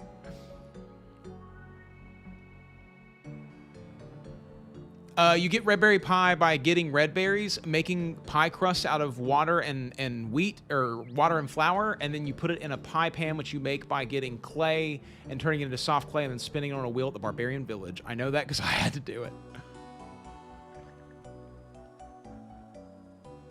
Yeah, it comes out a lot in the shower, but like it's still fine for now. And like I said, I'm not I like the long hair look on me. I think that there's very few medium length haircuts that actually look good on me because I have kind of a big face with the big nose, you know what I mean? And like the wide set eyes. That's why I have to wear glasses that are really, really big, because if I don't, they look odd on me. Like I've never found a pair of sunglasses that look good on me except for aviators, and I just don't feel comfortable wearing aviators because my dad was super into aviators and he thought he was he used to be a cop. It's a whole thing.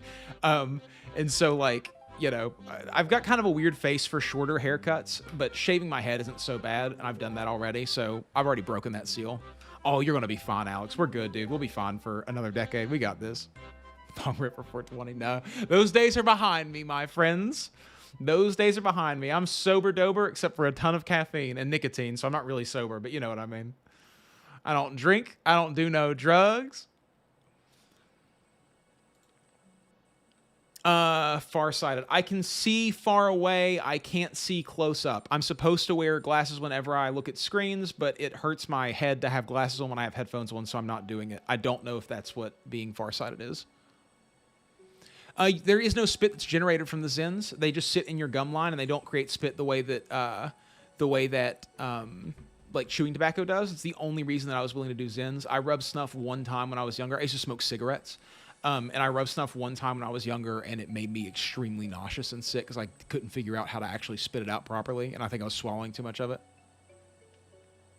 Maintenance is so much easier with your hair short, but I will say this time with my long hair, it's been not a problem, probably because I just don't care about it much, and I just throw it back. Yeah, smoke for me, dude.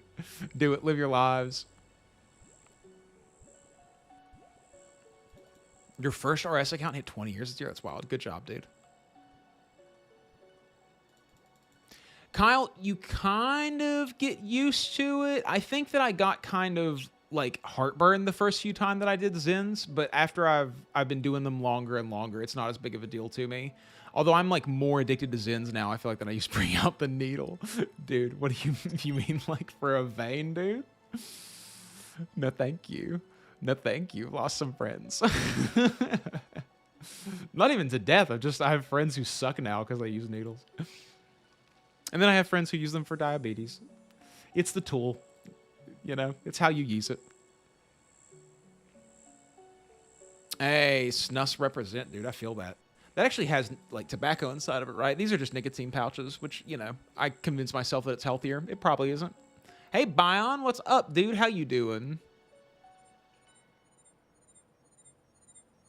Oh, that's good for you, though, Leg. Like, as long as it doesn't ruin your life or anything, you'll be totally fine. I think that not drinking ever is a very admirable thing. Not, you know, all that stuff I feel like was something that I needed to go through in my life, and now I'm on the other side of it, and I'm a different person now, and I don't need it. Like, I don't crave it. I don't want it anymore, you know? But back in the day, I was super into it. But Props to you for never getting into it. Most people never get out.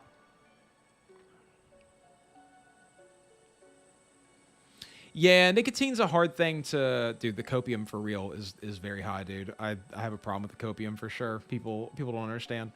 You know, I don't know. I think that nicotine in general is just something that I use as kind of a crutch to get me through my day-to-day life, you know? The being busy helps me a lot if I have some kind of stimulant going on, so I caffeine the nicotine up. Once again, probably the undiagnosed ADHD thing.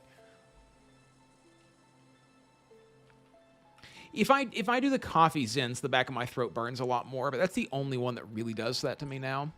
It's going good, Bion. I'm about to finish this freaking quest, dude. Yeah, Gal, exactly. Nothing that you add in that you don't need, I think, is healthy for you. You know, it gives you issues no matter what. Ooh, this castle is totally different now. All right. Okay. Let's go and talk to the guy who made it here. Oh, modern snus is also synthetic, Nick? Word, I thought it might have tobacco in it still. Yeah, we got that undiagnosed ADHD, Kyle. That's what's going on. My parents didn't believe in ADHD when I was a kid, so they never let me go to a doctor for it. But I struggled, dude. I could not pay attention in school. I missed all the excitement. I got here and agreed to take over duties as king here. Then before my eyes, the most miraculous changes occurred here. Grass and trees were growing outside before our very eyes. Thank you so very much for showing me the way home. Yeah, no problem, dude. Now he should be able to get the Holy Grail, and then we can return to Camelot, and then we can be done with this quest, dude. We can be done with this quest.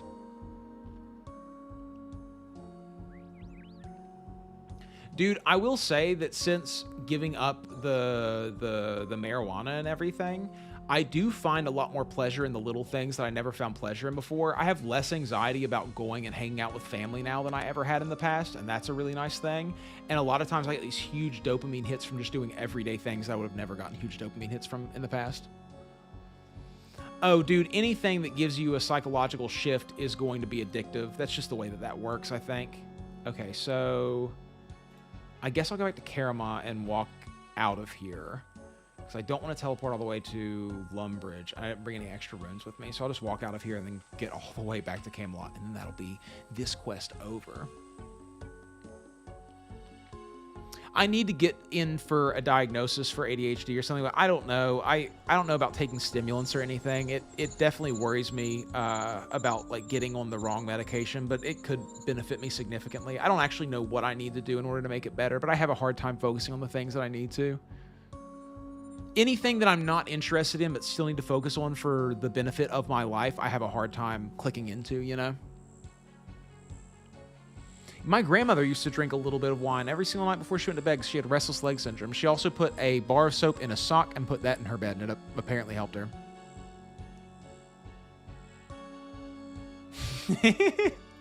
Yeah, I think my parents have now started to be like, dude, you don't focus so good. I'm like, yeah, I know.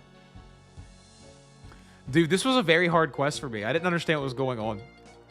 But we got it now. Hey, Adam, nice to see you, dude. Yeah, I'm doing great, man. I hope you're doing well as well. Hope you've enjoyed.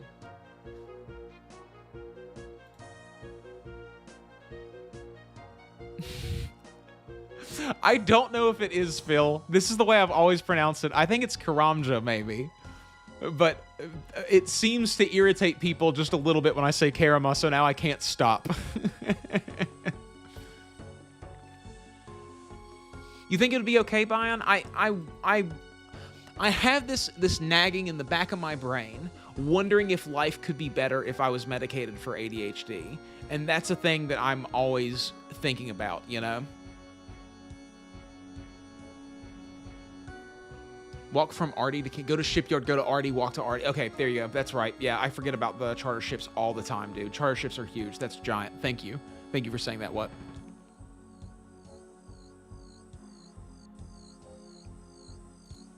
Yeah, I have a hard time keeping up regular appointments with doctors too. I try my best, but I've gotten a lot better in my adult age, but when I was younger it was terrible. I definitely need to get in though.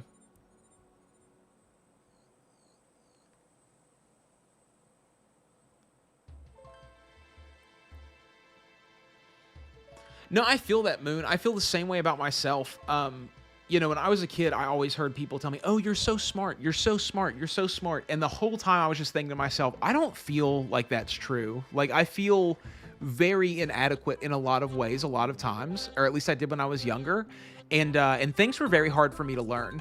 Now, a lot of things that were hard for other people to learn were super easy for me to learn for some reason. Mathematics in high school, I was a whiz, dude. I never had to pay any attention, and I made it all the way to pre-calculus, just barely paying attention and just absorbing it naturally.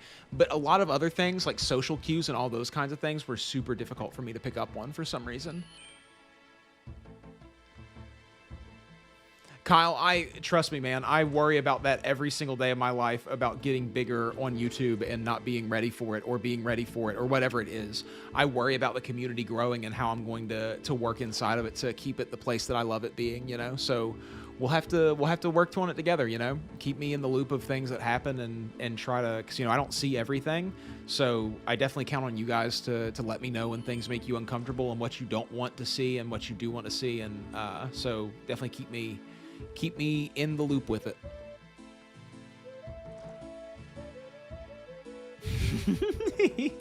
Mob, you're the exact type of person that I was trying to get, my friend.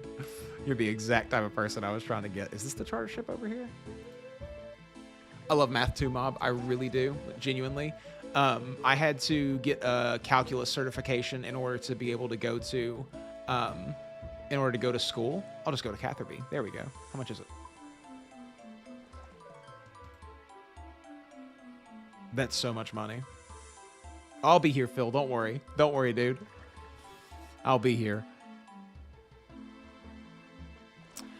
Bion, I'm going to be honest with you. One thing that I tell myself all the time, and this is such a goofy mantra that I repeat, and so you guys don't razz me too much for this, but legitimately, something that I heard a long time ago is that you should just always tell yourself you were just as good as anybody else. And if you don't deserve it, nobody deserves it. Like, we all deserve to get what we want out of life. Like, that's just part of being a human being. You know, like, no one is better than anyone else. We're all just living a life, and we're all just different people living a life that shaped us into who we are today, you know? Hey, good job, Kyle. That's sick, dude. I started going to college late, too. Legacy. The letters are just numbers that you don't know what they are yet. Or, I mean, you don't know what they are yet, even if it is this other way. Or they just represent some other number. That's all it is. It's just a puzzle to solve. And there's giant formulas for solving the puzzles. At one point, I was doing a piece of calculus that was a bunch of numbers and calculations of average weather temperatures across different countries. And then it was asking me what the weather temperature would be on this day predicted from that formula, and it blew me away, dude. It blew me away. I guess I'll just sell to Catherby for 1,000 coins. That's a huge chunk of change. Is there a cheaper boat to Ardoyne somewhere? Because that's crazy expensive.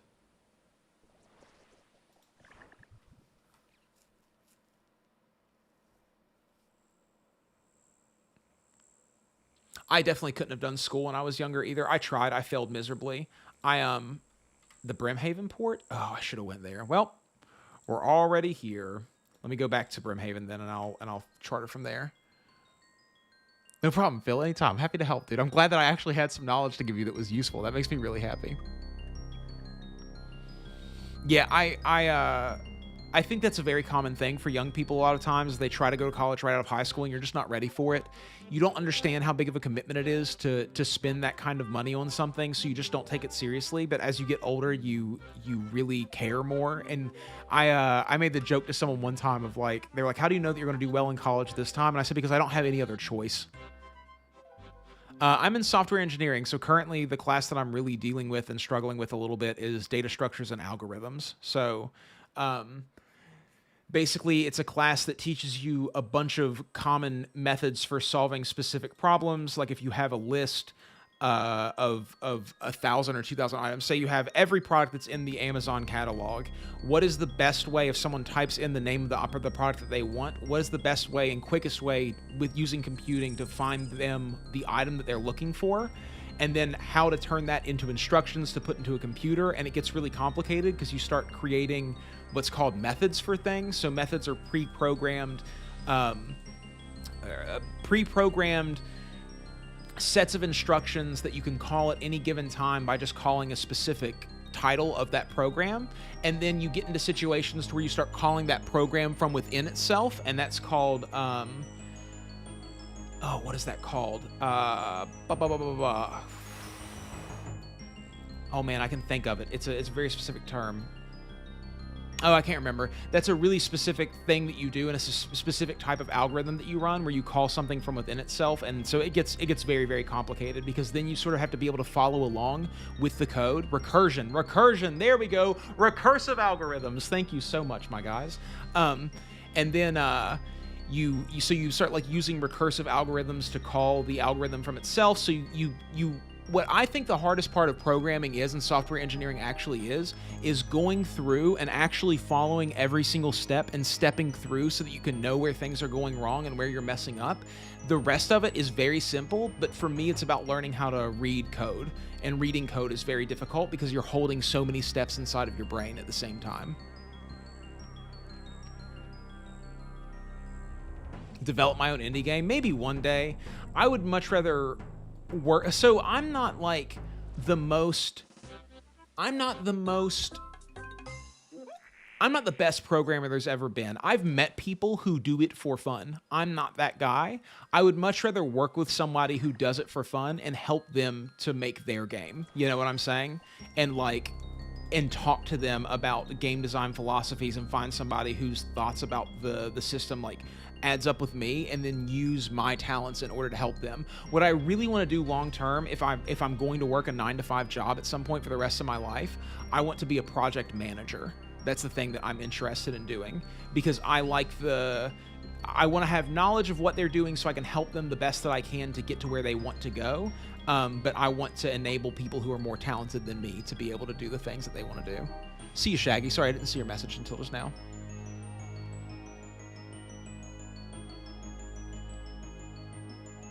Oh yeah, Robert, I would be really interested to hear more about how you guys deal with holding that stuff in your heads when you're working with algorithms, because it's very difficult for me. I am a mental image-based person, for sure. There's not a whole lot of words in my head, even though I know that that's shocking considering the fact that I speak at 1,000,000 miles a minute.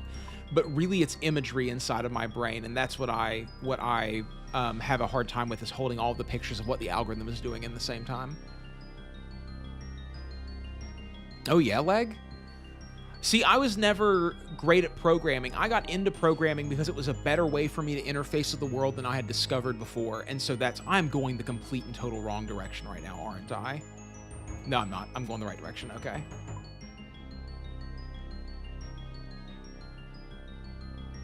Yeah, Bion, I think that, we as people, it's good to know who you are. I think that's one of the most important things that you can do in life, is figure out who you are as a person, and then, push your boundaries and get better at things, but also not try to be the main character in places that you don't need to be the main character.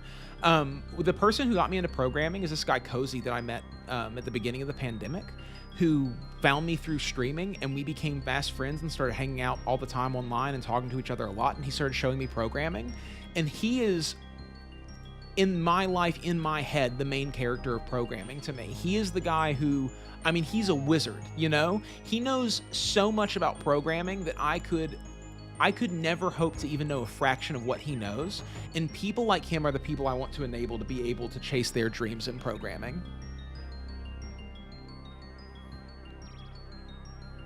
Same thing with music. I love making music, but I just know that it's not my role in the world to be out there trying to push being a musician, Hey, good job, White Lotus. Excellent work. We love those super difficult to get drops on this channel.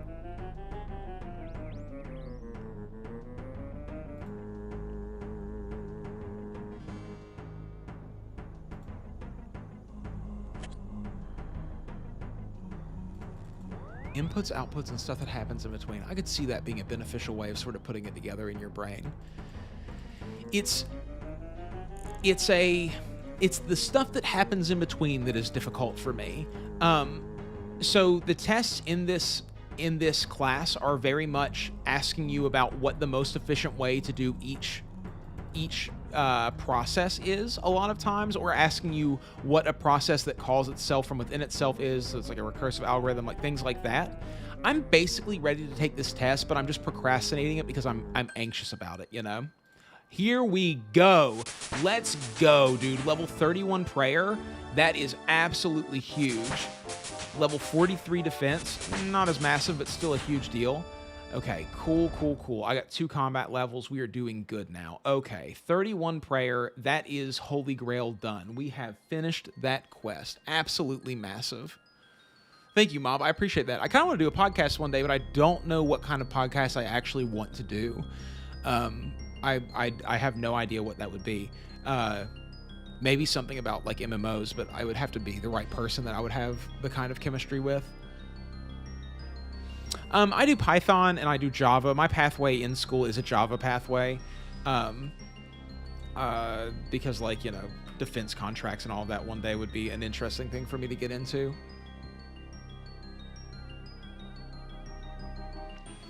That's sort of the vibe, Alex.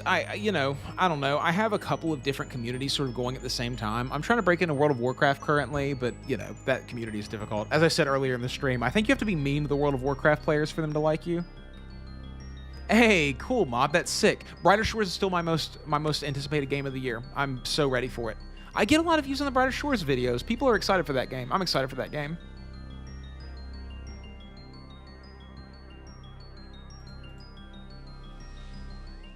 One of the problems that I have a lot in programming, guys, Leg and Rob, I think is your name? Robert, yeah. One of the problems that I have in programming is that a lot of the stuff that I'm learning right now is written in pseudocode, and I'm garbage at reading pseudocode. The second they put it into Python, because they do that at the end of each chapter, they show you how it would actually work in Python, it all clicks in my brain because I'm so used to staring at Python. But pseudocode is something I never bothered to really learn how to read very well, and I feel like I just need to take a couple days and go learn pseudocode. While players are masochists, they enjoy the being stepped on by the system thing. I agree, Keegan. I'm so ready for it, dude. It's going to be a fun time. I can't wait to not know what I'm doing. Thanks, Alex. I picked that up from watching other React YouTubers. What do they say? Good artists borrow, great artists steal, I believe is the thing that everyone tells you. And it's the truth, man. I started making my best music whenever I started listening to other songs and just trying to rip them off directly and not being good enough to, so I had to find my own way to rip them off. Mezzy, I'm really in that phase right now. I've been working with classes super heavily in my everyday life. Writing classes and then calling them and importing them from other Python scripts so that I don't have to continuously write the same thing over and over and over again has been massive to me. But I do miss sort of writing giant chunks of code every single time I want to write a new piece of software, because I feel like I'm losing some of the practice that I had writing all of those things over and over and over again. We'll see if it comes out in November. I really hope it does.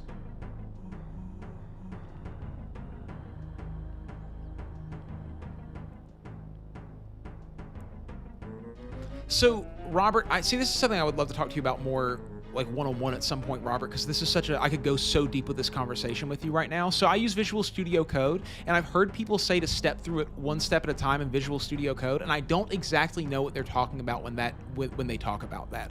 I do that in my brain, but I don't know what they're really talking about when they say to do it in actual Visual Studio. The dual skills are going to be really cool, dude. I can't wait for the hybrid combat situation. That's going to be a really good vibe. I think it's going to be really fun to sort of see what they do with all of the professions. The fact that the professions are coming out only 2 at a time, and the capes that are going with them, the capes look so cool. But the fact that the professions are only coming out 2 at a time makes me think that they're going to let you get a profession maxed out and then trade the cape in, but still have all the skill levels. I think that's really exciting.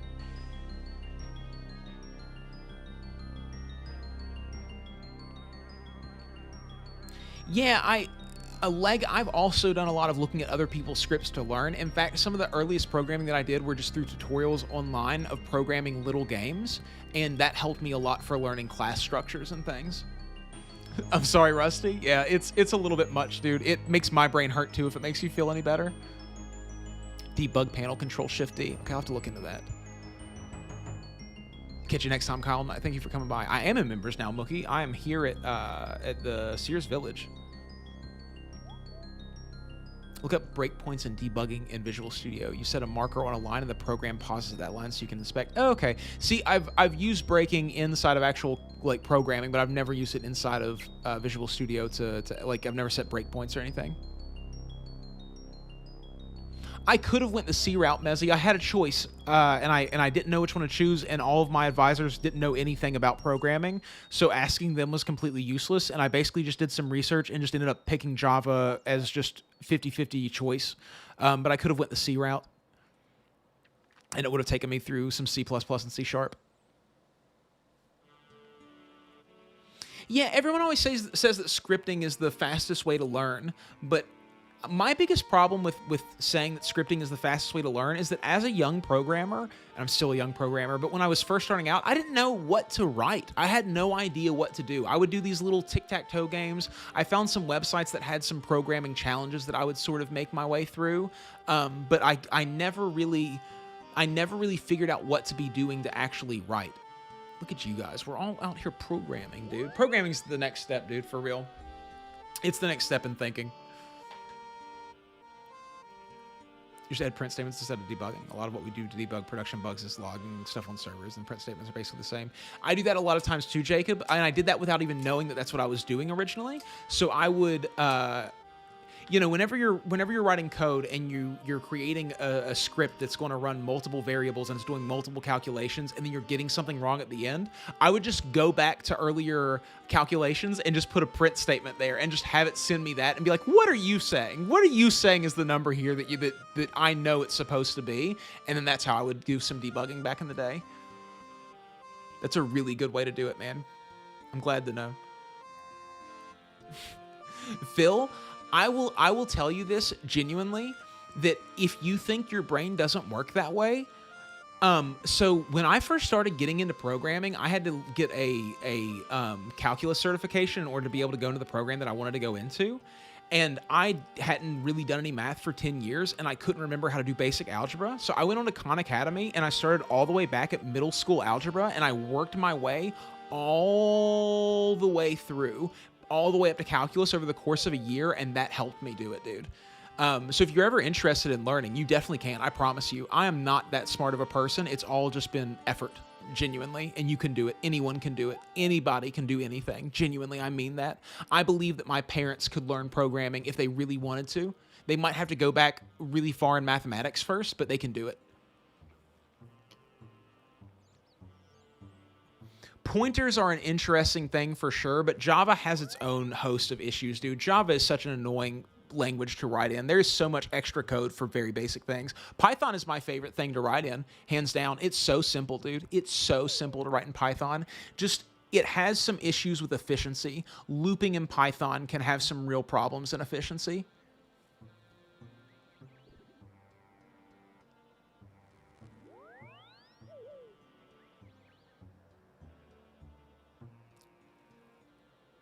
I started in C# because of a meme about ChatGPT trying to code a program that prints numbers in a spiral.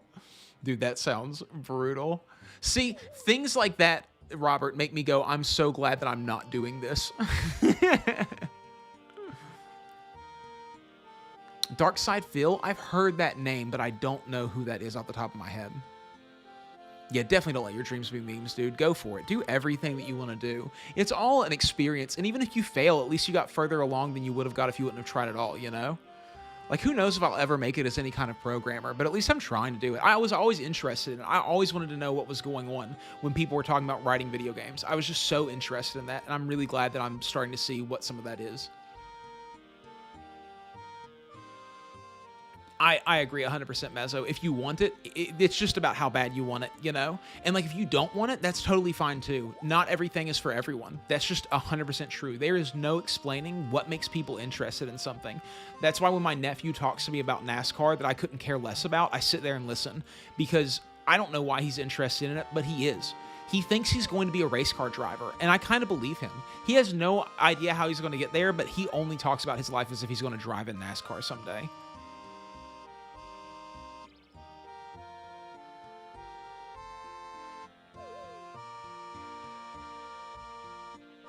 Dude, so James asked me one time, because I was having issues with my internet, and he said, how much of what you do in software engineering like carries over into networking? And I said, dude, so little. I don't know hardly anything about networking. I only use networking to find variables and pull them for writing scripts once in a while, and it's been such a small part of my actual learning so far. That feels like a whole different world to me. Yeah, Dre, that's basically the way that I feel about it. Like I said, I enjoy writing in Python. I think it's really fun. If I was in a job interview and they told me to write something out in code, I would probably use Python. Handwrite something out in code, I would probably use Python. And they would look at me like I was a dum-dum, but I could get there.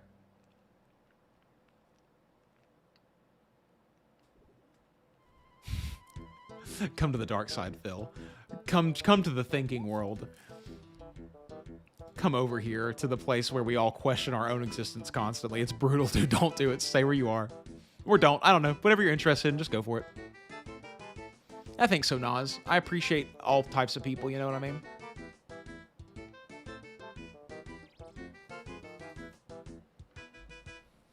Yeah, I think so too, Robert. I think that they all have different flavors on the programming thing. Once you know the fundamentals of what's going on in programming, it becomes a lot simpler to sort of push around in it and find new things to do. I feel like I could pick up a new language over the course of a couple of weeks. I wouldn't be super proficient in it, and I'd have to Google a lot, but I could pick up a new language.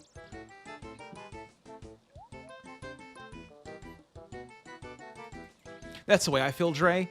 Like I said, writing in Java just takes a lot more time, but my next class is a Java class, so I've been learning a little bit of Java in my free time, and it's just going to be a whole different thing for me to sort of deal with, but it's not like it's going to break me or anything. JavaScript is what the world is built in, is something that I hear all the time, and I haven't actually used a whole lot of JavaScript, but that's what my friend Cozy programs in primarily, but I know that he built a lot of web apps for people.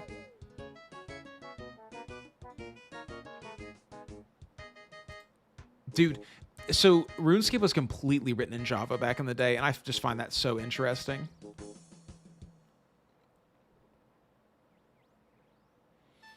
Yeah, Alex, I had the same thought. So there was a time in my life where I really wanted to work at Google or some major campus, but I just had no idea how I was going to get there. And as I've gone further and further, I'm sort of less interested because of exactly what you're saying. You just hear about so many layoffs nowadays. I don't know if it's true or not, but I've heard so many things.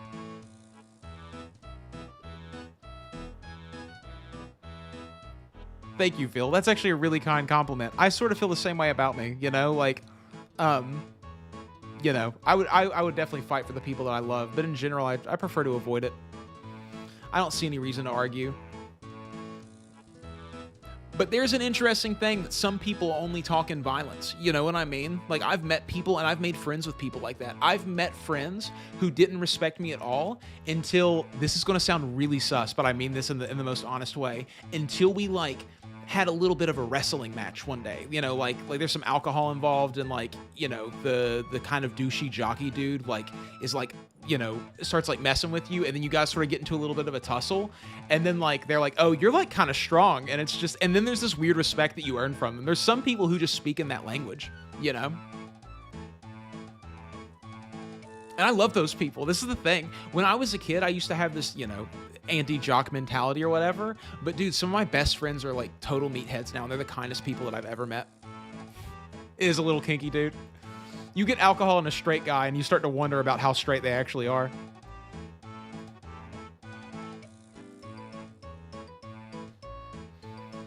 You know, I sort of think the term meathead comes from the fact that when you're you know, when you're working out, your brain kind of goes away from you a little bit. You pump all the blood away from that noggin, dude. But I just love it, dude. There's something about, and this is, once again, we're getting sus here tonight, boys. You do got to get a little gay with the boys. We're getting sus here tonight. When you're in the gym and there's a bunch of really strong dudes around you, big buff men, you are stronger for some reason. You can lift heavier weight when there's buff men around you. I don't know what it is. It must be some kind of like an invisible level boost whenever you've got the big men around you. Everyone's working out together. You know, it's like when you all chop trees together in RuneScape and you get that one level invisible level boost. It's the same thing in the gym, dude. Exact same thing. You just get a little bit stronger. There's something in your brain that's like, if I can't get this weight up, one of these guys can pull it off of me, and then you just push so much harder. And then everyone's like, all right, dude, yeah. And you're like, yeah. Feels good, dude. Everything has its merits, and I like to experience it all. It's fun and interesting. Life is strange, you know, bizarre, peculiar, a laugh. +1 machismo. Exactly, dude. I like the big buff dudes, you know, they're interesting. They got their own little thing going on. Yeah, dude, if there's a girl in the gym and she's working out close to me, I will push myself significantly harder, you know? I have to. Complete opposite when you see the woman at the gym? Dude, no. No, I don't know, man. I don't know. I want them to like me. I have some weird desire for the women to like me. It's like, I really base a lot of my own self-worth off of it. You're scared? Dude, monkey-brained indeed. All talking to women is easy, Alex. It's easy to talk to women. I try to make them laugh, you know? I just completely make jokes about myself in order to make women laugh. That's what I do. Dude, super primal. I can't help it. It's who I am. I won't apologize. I like to think of myself as being an evolved person, but then, you know, we really come down to it, and I'm not so sure all the time. Let me note some of this and drop it and get rid of some of these spots that I don't need anymore. I can organize my bank while we're chilling.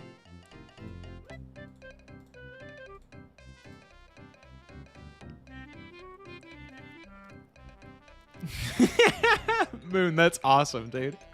Congratulations, dude. What'd you hit? Yeah, leg. Yeah, leg. Yeah, humor definitely wins over muscles. I 100% agree. Okay, so do you guys want to know the secret about working out? Do you guys want to know the secret about working out? The secret about working out is that it's not for women. Women don't care about your muscles. Women don't want to hear about your workouts unless they're also gym bro women, and those exist. But women don't care about the muscles. You know who cares about the muscles? Men care about the muscles. That's the secret. Working out is for men. Is for the boys. You're doing it so your boys think you look good. And that, to some of you, that might be kind of sus, but that's the truth. I'm not saying that women shouldn't work out. I'm not saying that working out is, we're men, so we get to work out and women don't get. That's not what I'm saying at all. I'm saying that as a man, improving the shape of your body is something that you do so your boys think you're hot. And you know what, dude? When you come to that realization and you know what you're shooting for, you have such a different outlook on everything. I think it's mostly boys here. I think I can let out the guys' secrets a little bit. Dude, you get such a weird confidence when you gain muscles too. Like, just like my posture is better. Like, I walk around feeling better about myself when I've been working out regularly, you know? And like, that's what I think gets you the respect. Like, you know, and this is what I've really learned too, is that it's not even about having the muscles. It's about the commitment to going to the gym. That's like what people think. That's what I think that people really think matters. Like, you can be in the gym lifting 5-pound dumbbells and gym bros, and if you're doing it with good form and not pushing yourself too hard and not swinging weights around and looking like an idiot, and you care about what you're doing, you have respect for the situation that you're in, people will just be like, this guy rocks. Dude, I don't know about YouTube shorts. Those things scare me. This last 10 minutes has been sus, dude. Hey, thank you, Zyf. I appreciate that. We're in a strange conversation about weightlifting right now, so don't judge me too hard. Yeah, dude, it's a little sus out here. Life's a little sus, dude, you know? That whole thing, you know.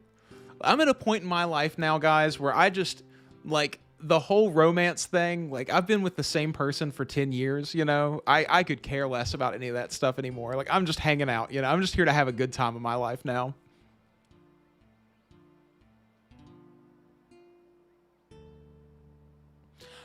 Alex, I have definitely met those people. I have met people who are extremely good at guitar, extremely good at skateboarding, extremely good at lifting weights, extremely good at video games, and they are douchey, um, uh, uh, superiority complex driven people, and it blows me away because I don't know how they gained the skill while still being a bad person. Working on skills and getting better at things is what made me realize how hard it is to be a human and gave me so much more compassion and respect for my fellow human beings. And so I don't know how people get to in-game stages with any skill and are still thinking that they're better than somebody else for what they have. It blows me away.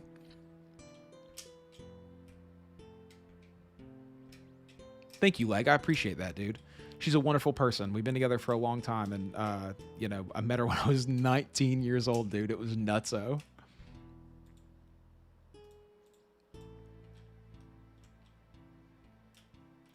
Isn't that so bizarre? Do you not remember what it was like to be bad at a thing? It's so odd to me, you know? I just don't get it. Not for me, I suppose. Not reflecting is a hell of a drug, dude. I don't understand. Draenor is the best OSRS town. I can see that. It's got good vibes, especially if you put it in HD, dude. Like, it's dope. I like Draenor a lot, too. Let me see here. I'll put this in my quest tab. I'll put this stuff in my equips tab. I need to organize this bank because it's starting to really... It's a cluster in here, dude. Okay, this is my magic. We'll put this over here because it's going to go with rune crafting. We're going to put this in here for skilling. We're going to put these in here for quests. We're going to put these in here for skilling. We're going to put... This needs to be sold, so I'll just leave this here for now. Put those red berries in here for cooking. Bear fur, that needs to be sold. This is going to go in the skilling tab. This is going to go into my quest tab. I can get rid of it, but I'm not going to because I'm a hoarder. These are going to go into... my skilling tab? Yeah. Skilling tab, combat tab, wherever that is. This will go in here. We'll put that in there for now. Skilling tab, skilling tab, skilling tab. This is, I need to take those and actually use those. These can go in here. These can go in here. We'll put these into the, I'll put those in there for now. Maze key, that can go in there. I want to keep that. And then logs, boom. Combat tab, combat tab. Sorry, I'm not looking at the chat right now, guys. I just want to do this real quick. Skilling, and then we can release these, release those. I need to put teleports up here, but I'll get to that at some point when I actually get teleports.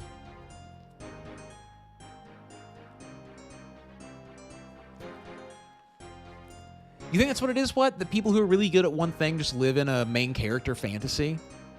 I've been humbled way too much in my life, dude. I think a lot of that was playing shows and bombing. I don't know if you guys have ever got up on stage and been in front of a crowd and them not like you being there and had to feel that, but it really humbles you in an interesting kind of way. I once played to a group of people in a coffee shop as a pop punk band, and they tried to knock our amplifiers over because they were so angry at us.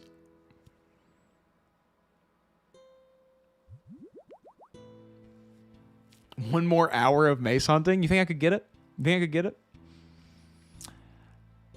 I'll use my last law rune, and I'll go to Varrock, and I'll use up these tunas. And if I can get it, then I get it. And if I don't get it, then I'm... Well, let me go to Catherby. I'm already changing my own rules. Let me go to Catherby. Let me get an inventory of tuna so I can actually heal really well. I'm just ruining my freaking inventory now. And then we will go... we'll teleport back to Varrock, and then we'll go over to Camdazal, and I'll do one more hour of mace hunting, or I'll run through all of those tuna, and then we'll see if I get it. I did grow up in the eastern states. Yeah, I grew up in West Virginia. I've been here my whole life.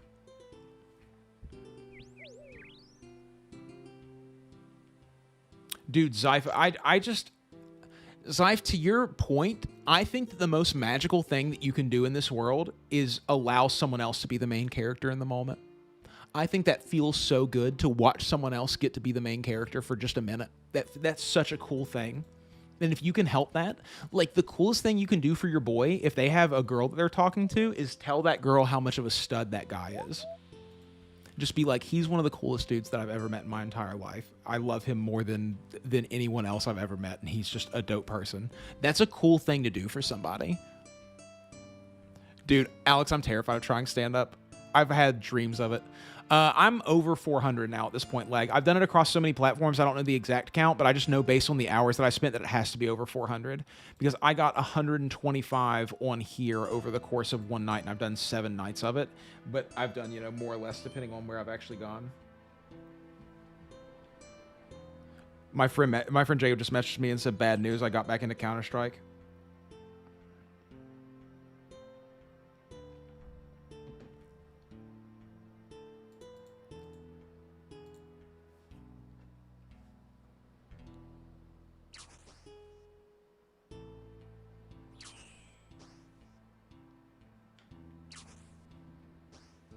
Oh yeah, that's fun, dude. I don't know where I got my accent from. My parents have more of a this kind of accent going on, you know, and I can drop back into this if I ever feel the need to. But I somehow just got away from that. I don't know what it was. I think maybe just being younger and just trying not to have an accent. But I do still have an accent. It's just a different kind of thing now. You believe I can do it, Anomalous? Maybe I can. Maybe I can do it. Maybe if I just believe in myself hard enough. I'm getting the food, dude. We're going to do it. We're going to try it. Dude, definitely letting little bro play with the controller energy. Sorry to hear that, dude. He's... yeah. Dude, when I first started streaming, and I got... This is the same friend who I did this to. When I first started streaming and I was having a decent amount of viewership playing RuneScape, I told him about it, and he said, dude...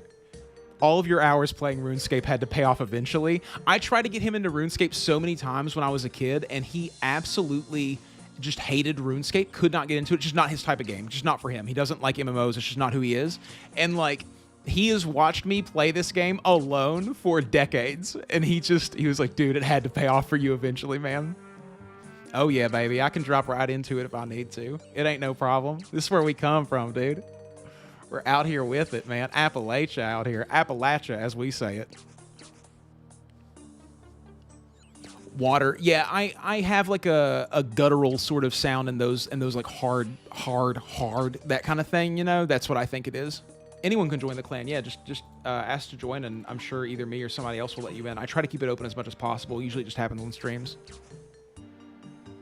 Dude, I love the Trailer Park Boys so much. Roll Tide. Yeah, sometimes I'll catch myself whenever I see people that I know really well. I will say to them as they're leaving, tell your mom and them I said hey. And I'm just like, where did that come from, dude?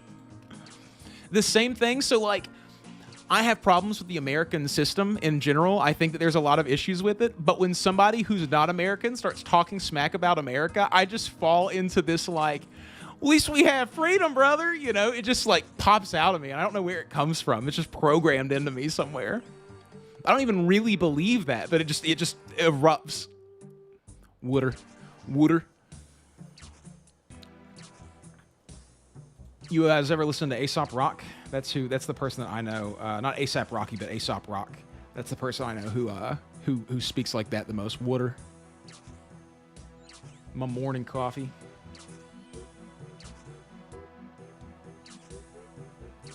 Gacha games can be fun. They are a totally different vibe than old school RuneScape, though. He just likes gambling, dude. That's what your little brother likes. Where are you from, Bion? Bion. Where are you from? I've heard you speak a couple of times in Discord. Aesop is the greatest rapper of all time. He's my favorite. Sorry, I have an Aesop Rock tattoo on my leg. I have the word TUFF tattooed on my leg. Where are you from, Bion? Maybe up north? Sorry. Oh, you're from Canada. Obviously, you're from Canada. Sorry. I say oil. Oil. I don't say oil. I have friends who do that. Oil. No, I say oil. I say it correctly.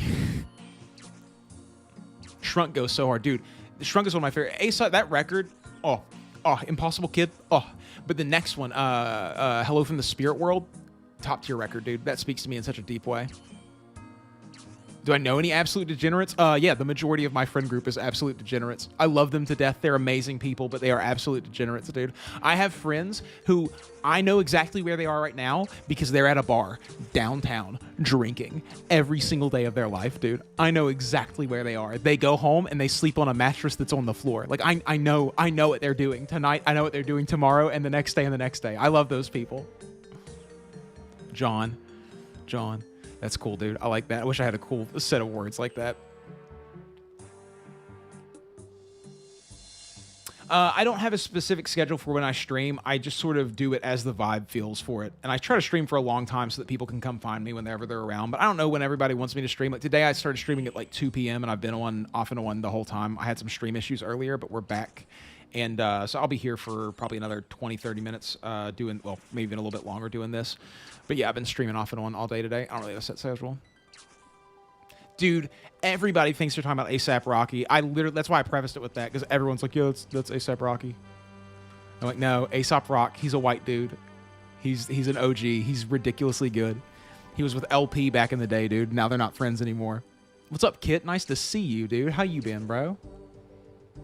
What's your day been like today?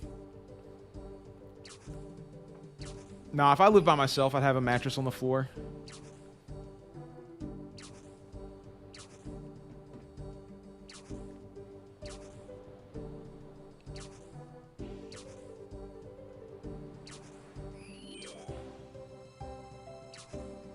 RS3 Prif? I mean, I don't even know what that is.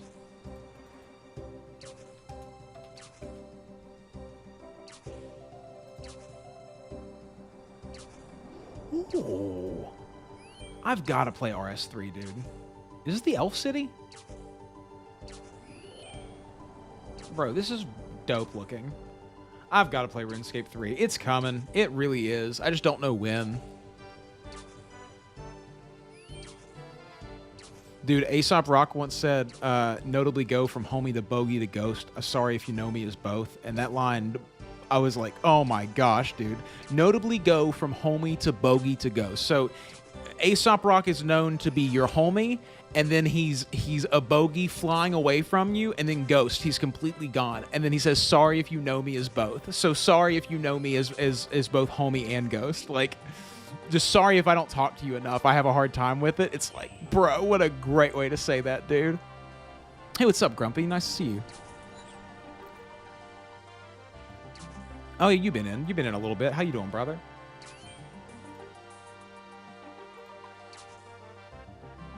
NF. What's NF? I need non-acronyms. Maybe, but I need non-acronyms. Oh, yeah? Did you guys hang out at the pool party or whatever? I'm assuming you guys had a fun day. She's been hanging out with her friends all day long.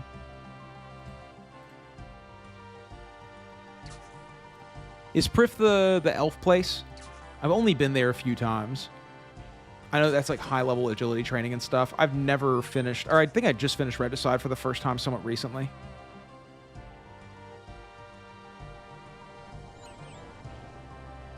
I don't think I've ever heard of NF then. Oh, okay. I know what Prif is then. I just noticed that place that looks like it shouldn't be in the game.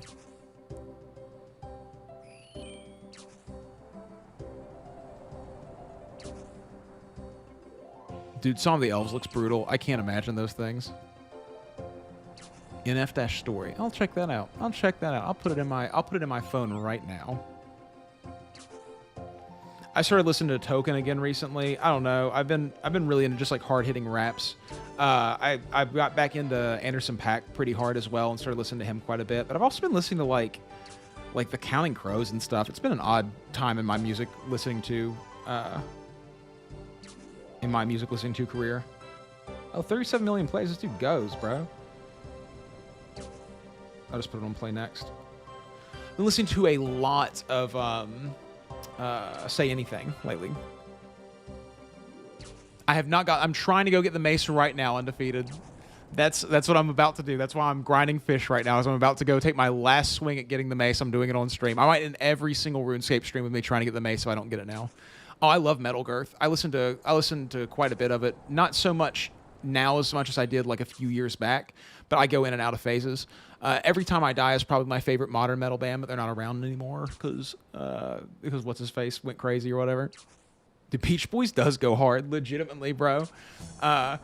You go back and listen to some of those old Beach Boys songs. I didn't realize how on drugs they were, dude.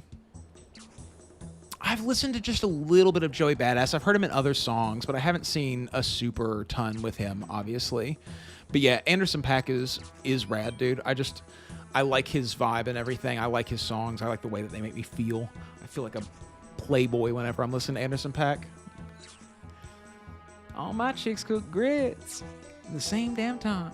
You ain't lived long enough to find a girl this fine. Just makes me feel good, bro. Dude, Say Anything is one of my favorite bands of all time, legitimately. Like, Max Bemis was one of the first people who I ever listened to a record from him, and I thought, oh, this dude is mentally ill, like really mentally ill, and he has such an odd way of looking at the world, but it is so good and like honest, you know? I just think he's really, really good at saying what he wants to say. Love that guy so much. Toadies. I don't think I've ever heard of Toadies. Corday and Anderson .Paak's collabs. I don't think I've listened to those. If I have, like, it's been on shuffle and I haven't realized what they are. I put a lot of music on shuffle when I'm at the gym. Like, I'll pick a song on, I use YouTube Music because I already have YouTube Premium. So I'll put a song on YouTube Music and just let it kind of shuffle off of that. And there's a lot of Anderson .Paak stuff that comes on whenever you put Anderson .Paak on. He's done so much. Bro, I listened to so much Run the Jewels back in the day. I saw them live on my birthday at one point, and it was dope, bro. Run the Jewels was huge for me. That shifted. I started a rap group because I was into Run the Jewels. I will check it out, dude. I will definitely check it out. Like I said, I love Anderson .Paak. I've been super big into it. Charmander, Bulbasaur, or Squirtle. Okay, everybody. Right now, pick your starter Pokemon between Charmander, Bulbasaur, or Squirtle. And then I'm going to say mine. Dude, that's so good, bro. I love that song, Leaf. That's a killer song. Caught her on the phone and she touched. I also like unless you're talking about the, I'd walk through hell for you. That song's rad, too, bro. I was listening to that one the other day. Yeah, Say Anything's top tier. Absolutely top tier. Hard to deny that they're anything but that. The guitar work in that band is great. The drums are incredible. Shishka, the song Shiska, Boyfriend Now or Girlfriend Now, that song rips, dude. It's one of their best songs in my opinion.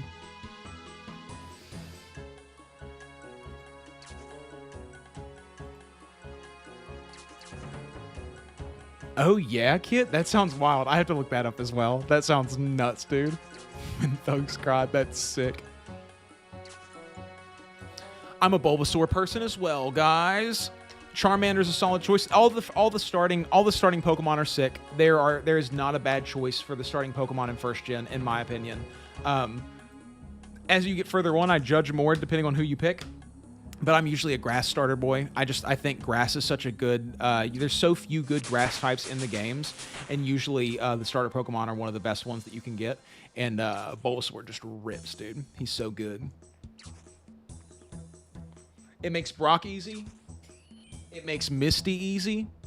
The only problem is that you take fire damage like a real SOB, and you're, Gary Oak, dude. He just takes you down. The real question is, did you guys play red, blue, or yellow version? That's the real question.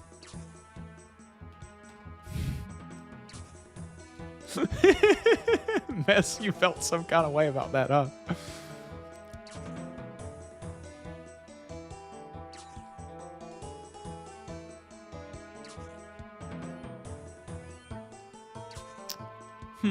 Which song is it, Leaf? I'd have to check that one out. It might be off of his early demos and rarity CD. My favorite Say Anything records are Is a Real Boy and then Say Anything self-titled. Those are my favorite ones.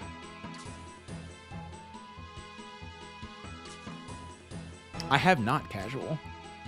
Red, blue, and yellow, all three. I played yellow. That was the first one that I got. My brother had blue version, and then we got red later on at a pawn shop or something, or a thrift store. throw that one on the list too, Kit. I've been meaning to listen to Joey Badass. A lot of my friends are really into him, and I just haven't taken the time. There's so much. I'm in that weird part to where I'm just like, I'm ignoring newer music that I haven't listened to yet for some reason. High School Lows.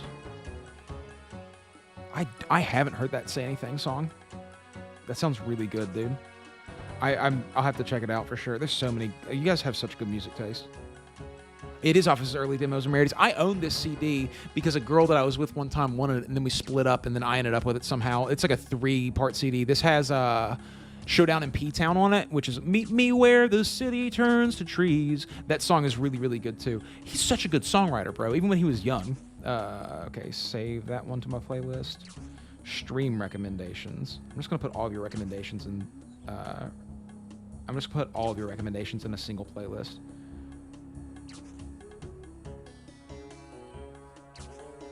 Joey Badass Show Up.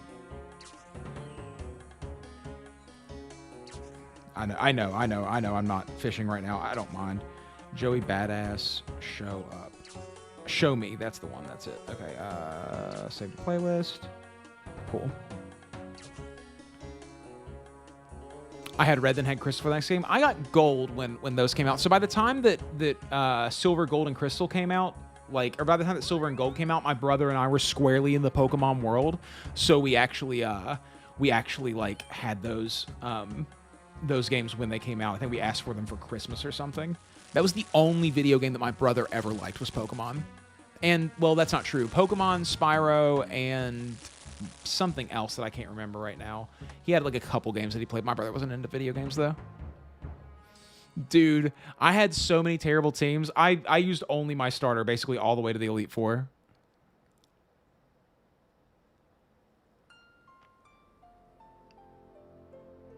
Demon Dice. I could be into that. I like a lot of Japanese music. I think Japanese music goes ridiculously hard all the time for some reason. Like, if you want to see good math rock guitar playing, look at Japanese guitar players on the internet, dude. They are nutso. I don't understand where they get it from.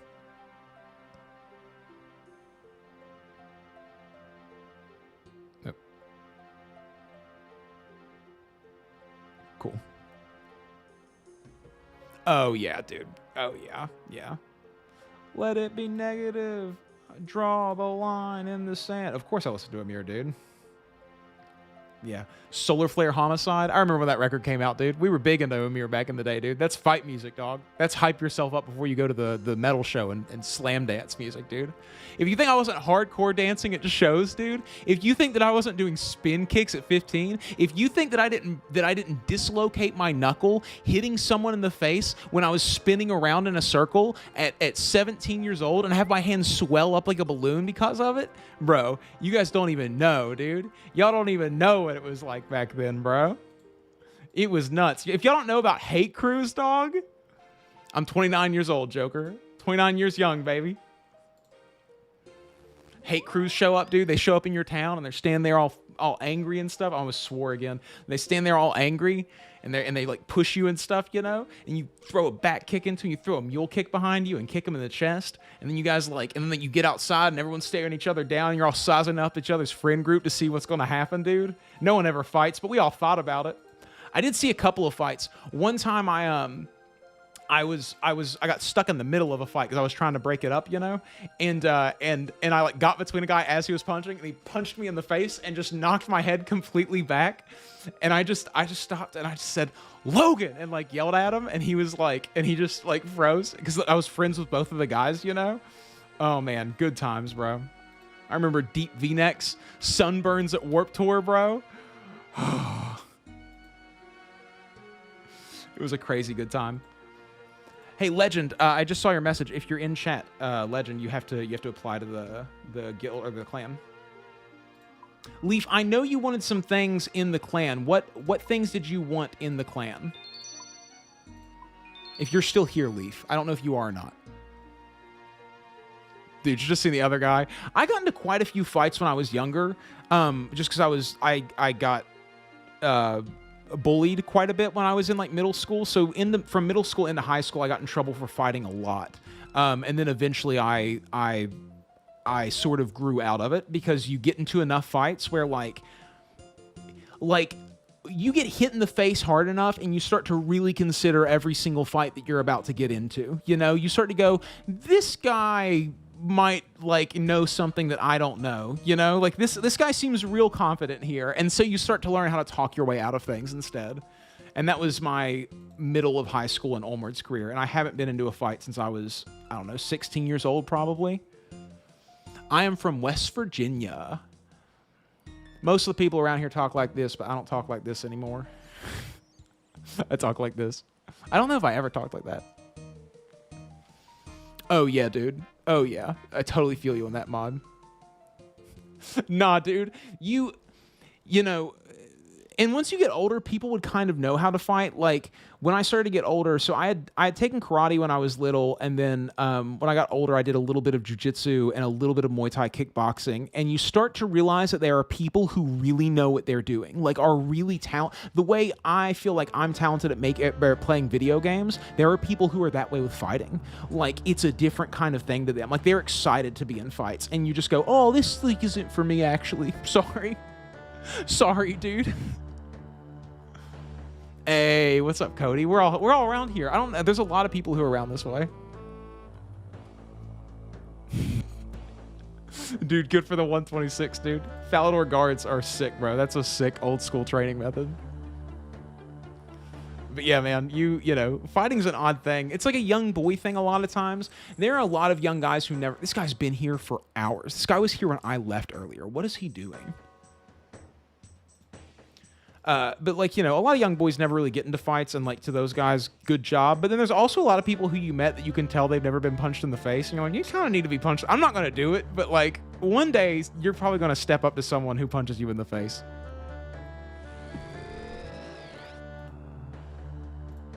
Come on. Here we go, guys. Here we go. Let's see if we get this drop.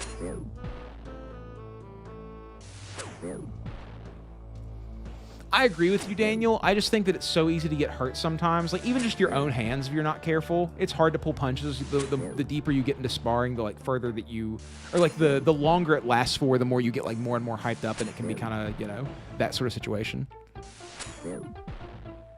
Yeah, I just don't have any crush weapons, so I'm just sitting here slashing like an idiot. That's why I need the mace for a good crush weapon, dude. I have a good slash weapon now. I have a good slash weapon. I have Excalibur now. I could be doing this, too. Save myself on food just a little bit. This is what I've been doing. This is what I did for the past 7 days. Yeah, Dan, and I feel like you need to have people who are good at fighting in order to have a good sparring partner. Yeah, I'm gonna get the RuneScape at some point. It'll take time. I might honestly just skip it. I might honestly just skip Scimitar and go straight for Dragon Scimitar. Save up the money.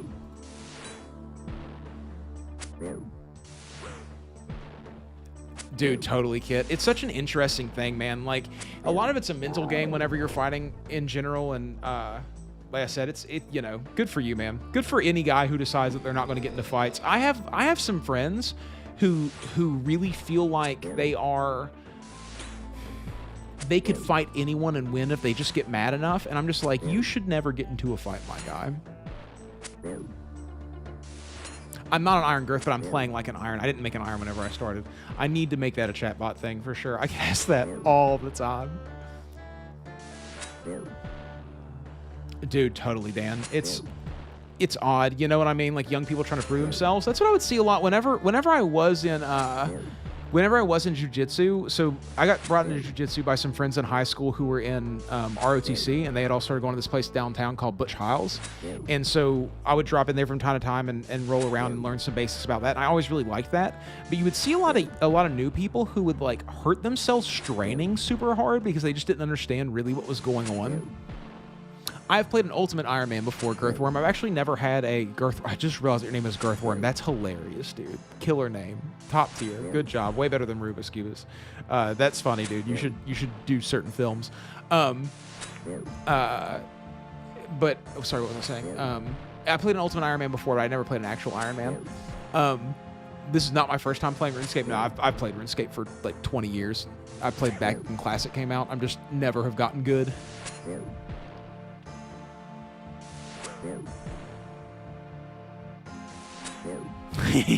Yeah, good job, Kit. Eventually you get older and you evolve to carrying a gun, dude.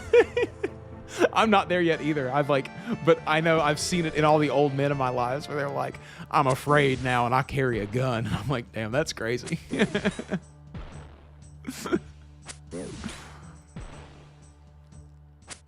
Dude, Phil, exactly, dude. I like nightmare scenario. Like you hit somebody, you knock them down, they fall and they hit their head on a curb and they're dead. I mean, that's like a terrifying concept, genuinely. And then you have to live with that for the rest of your life. Girthquake would also be a great name. Cody, I went to North Carolina actually because I had a friend whose mom was like living in North Carolina, so we would go down there and stay with her for the weekend, and then we go to Warped Tour. Charlotte Warped Tour, baby. Sweltering heat, deep V sunburn, deep V all the way down to here, red sunburn.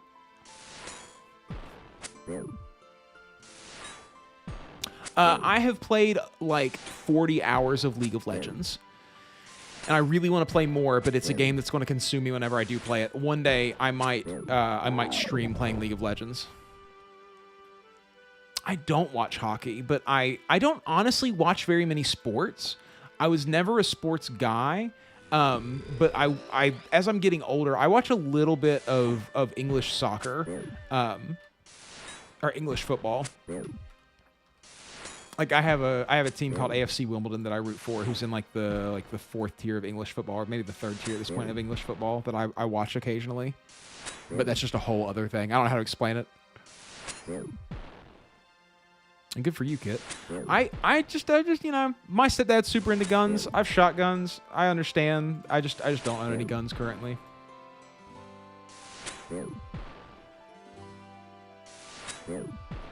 What's the Riot Vanguard thing they've got going on? What MOBAs do you guys play?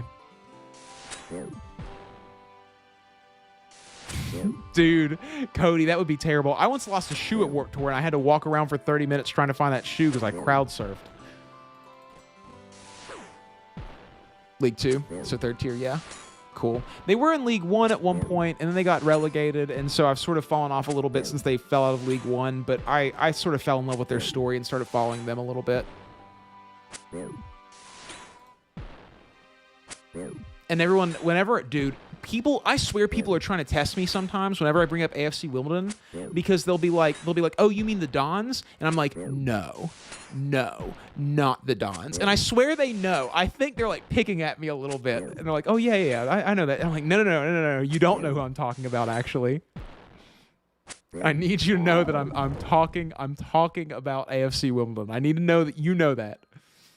I've gotten so many gemstones. As soon as my crafting level goes up, I'm going to be set, brothers.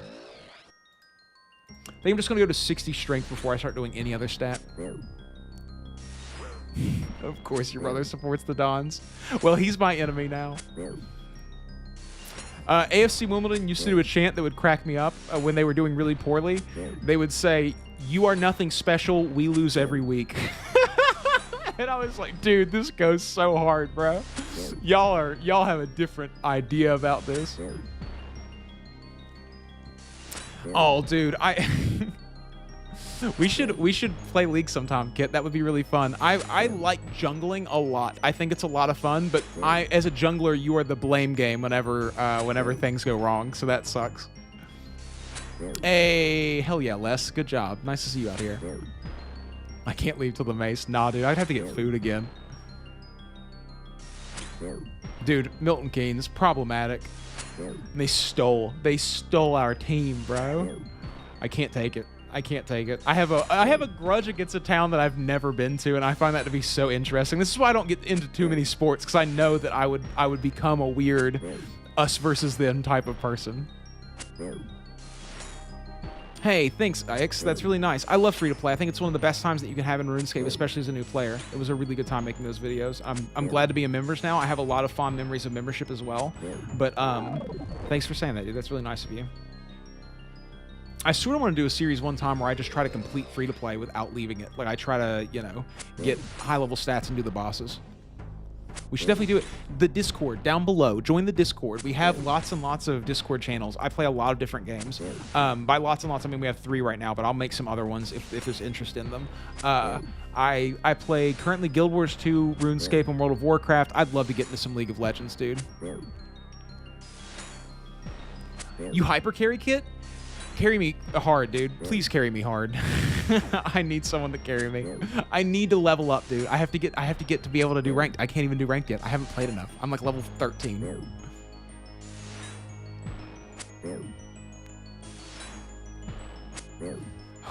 You should just get a back-to-back 3-hour massage, dude.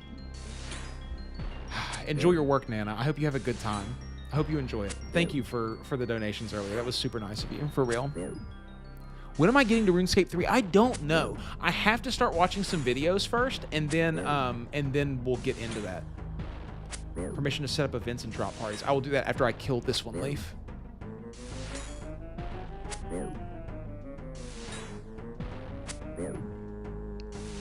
Freaking Milton Keynes. The team plying their trade in Milton Keynes, bro.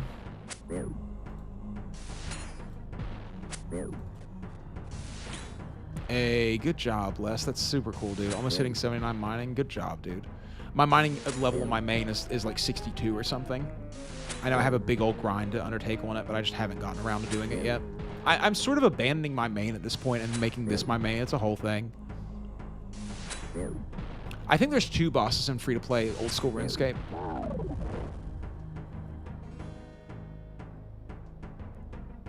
That's actually really good, Kit. That's like really good.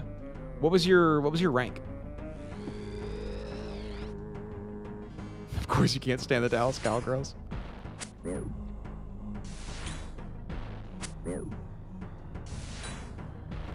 Jeez, bro. Nana, what do you do? Nana, I have 2 guesses for what you do. Either you're a server and you serve in a really good restaurant, or you are... Let me think. What would you be doing this late at night that makes... You're a... data analyst is my other guess. Those are my 2 guesses. Why do I hate my country? I love my country.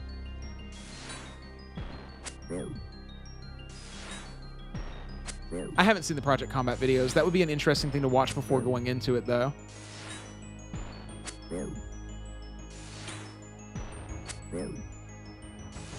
Yeah, totally. That's what I think anomalous. Like, that's what I like about doing this whole, like, playing like an Iron Man thing, is that I'm getting my skills up just by doing things so much.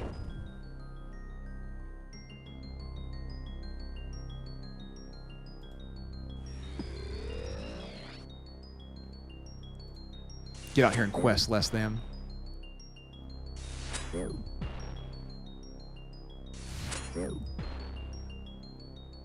Dude, watching Texans argue with Philadelphians is really funny. You guys both are the most patriotic people in the country. Maybe. Bostons are up there too, for sure. West Virginians hold strong, though, dude. You can talk to a West Virginian and they will tell you everything that's wrong with this country, and you'll be like, yeah, isn't it crazy that people say that it's the best country in the world? And they're like, it is the best country in the world. And you're like, okay, sorry.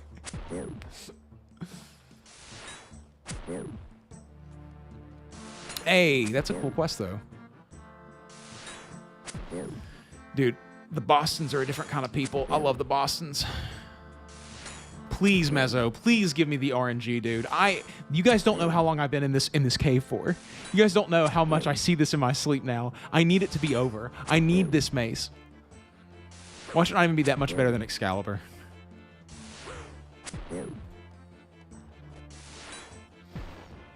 I am playing it as a bronze man, basically, Dan. I'm not using Grand Exchange. I'm not accepting trades from people. Well, I mean, I'll take items from people, but I don't use any of them. I have them all in a bank tab, and I use them in drop parties whenever we do drop parties.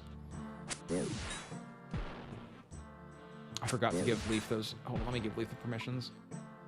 Yeah, I can't do it. Hold on, let me finish this fight. Remind me, guys. Circus Survive, of course, bro. That's Anthony Green's band, right?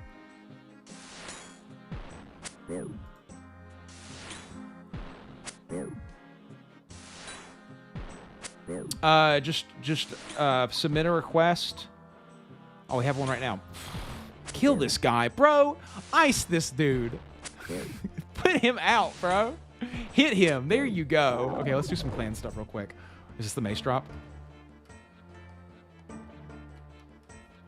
No. Sorry, guys. I got weirdly excited for some reason. Okay, clan settings. Hold on. Applicants. Bagel Tot. Welcome to the clan Bagel Tot. And now settings. Let's go to Leif Erikson. Or let's just change the permissions to administrator for those ones. Events.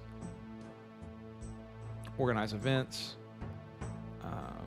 Administrator, and then deposit into coffer, withdraw from coffer. Let's see, where's it at? Drop parties. Deposit in the party chest. Dog's body. Pull the lever for the party chest. Here we go. Administrator. There we go, guys. Lee should have the permissions now. You found an 8-bit version of Circus Survive? That's wild, dude. We put out an 8-bit record one time. That's pretty cool. In 2022 alone, ranked 260 games, played my top 10 champs with 77 champs, played in ranks 167, wins 64% win rate. That's crazy, bro. Compared to some people, though, like, Kit, I don't know if you know who Imaru is, but, like, Imaru, the amount of hours that they have put into League is astounding. Like, it's all they did for years of their life. And I'm just so glad I didn't discover that game when I was in high school, because it would have ruined me. Hold on.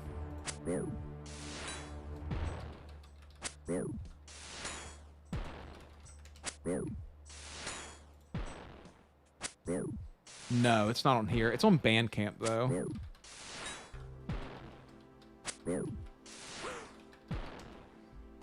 It's old. Yeah, here it is. The Retro Mega Mix. I don't even remember what this sounds like.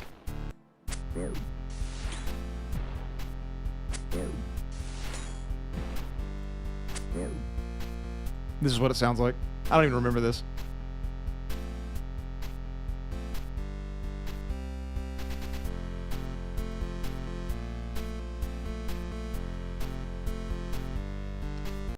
That was a fun time, dude. We did so much cool stuff in that band. I miss that band.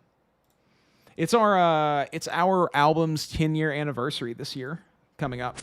We might do some stuff with it. I think we're going to do a video where we all react to the record, like 10 years on and everything, and I might post that on here whenever that happens. I didn't know, Kit. I didn't know. Dude, League is such a hard thing to get good at in general. Like, there's such a high skill ceiling in League, and it's very intimidating coming into that game for sure as a player who hasn't put a whole bunch of hours into it the way that other people have.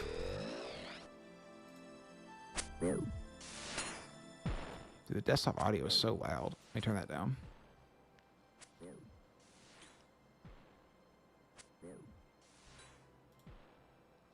I guess I can stop recording the stream now. I probably have recorded 50 gigs worth of recordings at this point. Luckily, I have a 4 terabyte hard drive as a secondary hard drive that I just put all those files into. Dude, it's in his back pocket, right? You guys can see it? It's right back there.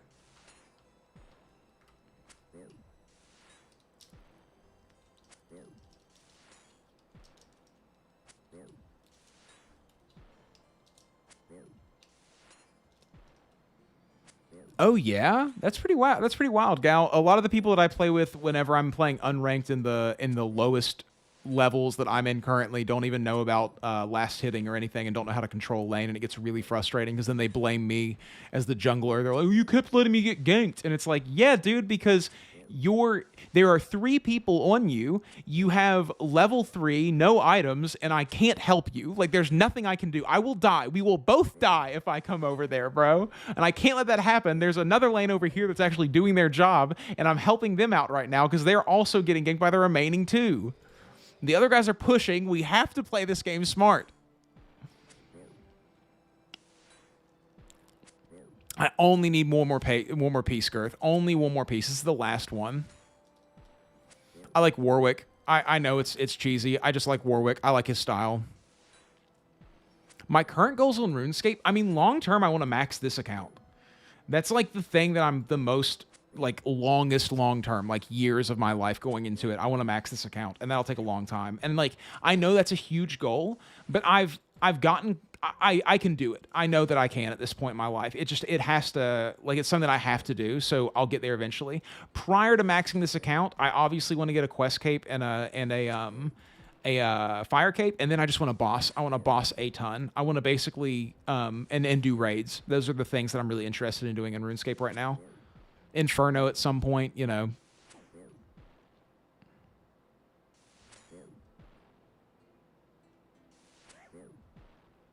Dan, I'm probably the same for me. I got into League because I have a friend who works at the post office, and I take a lot of packages to the post office, and he's like a super turbo machismo guy, and he was like, I play League of Legends. And I was like, oh yeah? And he was like, yeah, I play test new characters for them because I've been playing for so long. And then I played with him, and he was crazy good, and I was like, oh, I can't play with you. I feel guilty. He could carry whole matches. It was nuts, bro. He would have like 25 kills. We were playing unranked, you know, but he would have like 25 plus kills. It was nuts. Just smurfing out there with me. It was crazy, bro. 25, 30, 35. It was crazy to watch. He was like a monster.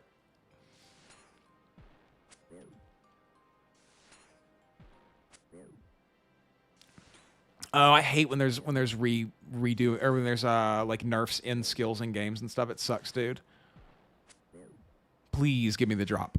Please give me the drop. Please give me the drop.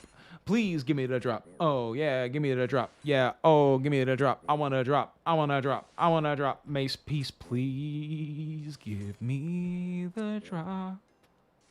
Let me take it. Let me make it. Let me create this mace tonight. Please. Please. Liam, are you farting down there? She's like, Dad, stop singing. I'm trying to sleep.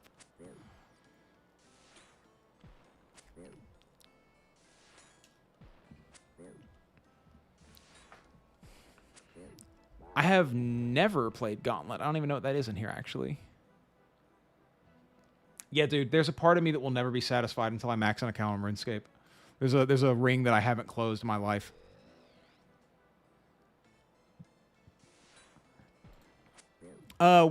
Kit, what are some really good jungle characters that aren't going to get me insta-kicked from lobbies like Warwick? 1 in 250. I'm well over the drop rate.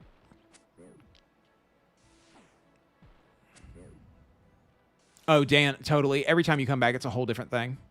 Master Yi. I have problems with Master Yi because he runs my shit sometimes, honestly, and it makes me hate the character so much. There are times, like, a Master Yi can be an absolutely nobody, and you have no problem with them, and then sometimes I can't even work in my own jungle because Master Yi just runs me through.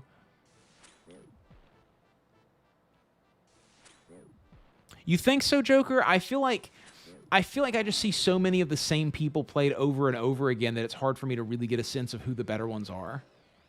I also have to like the aesthetic of the character. That's very important to me.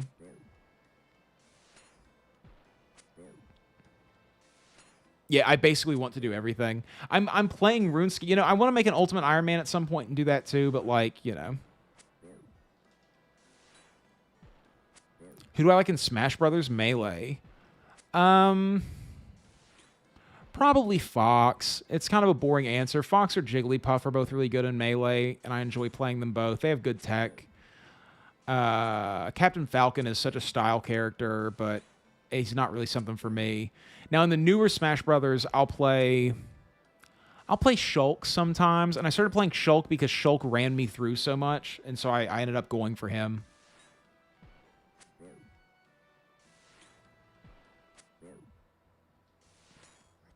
Yeah, dude, if I can get out ahead in grinding gold and I can buy my items, like I can basically take down. I mean, that's my favorite thing is Warwick, is when people aren't keeping track of what I'm doing, and then they try to push into my jungle, and I just run them, dude. Just absolutely. The first time I ever got a triple kill because 3 people try to take me on as Warwick, and his sustain is so ridiculously good, it blew me away.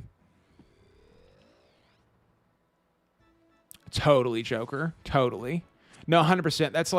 That's the way that, like, controlling the waves is so big in there.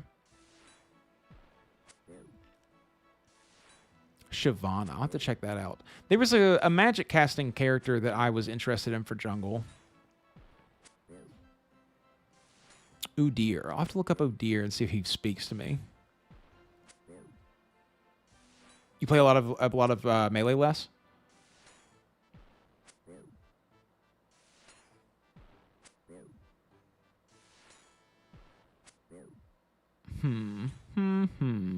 I'll have to try Shyvana then. Hold on, let me look it up.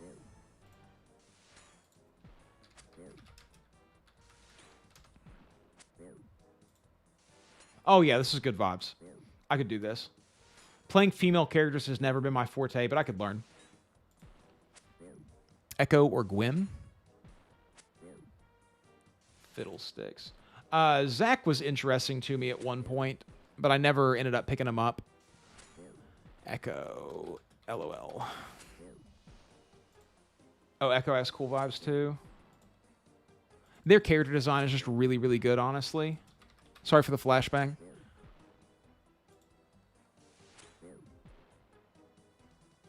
Oh, this is kind of sick, though, honestly.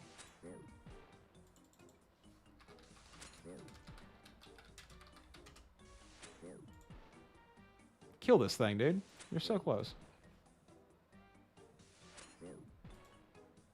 Ooh. Now this is up my alley.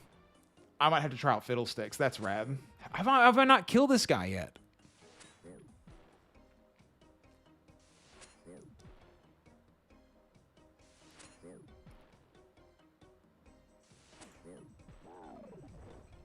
I love playing a monster. That's why I like Warwick so much.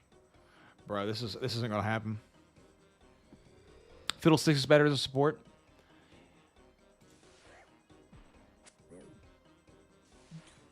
He's dope, but his whole kit is based around jump scaring people. I kind of like that, though.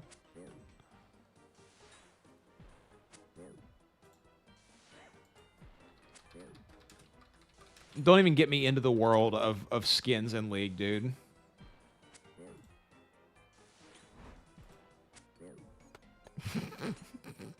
Bro, that's sick, though. That's so sick. I know they're so expensive.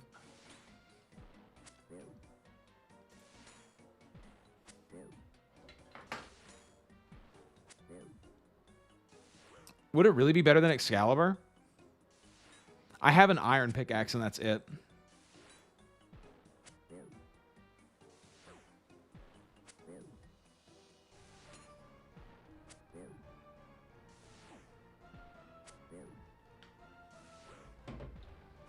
What is this music, dude? This is intense.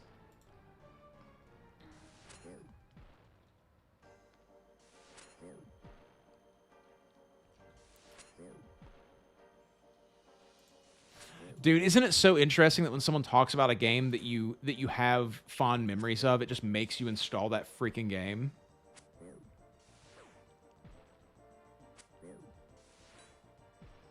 Mages and Fire Giants for a Rune Scimitar. I might end up doing that at some point. This has been ridiculous, dude.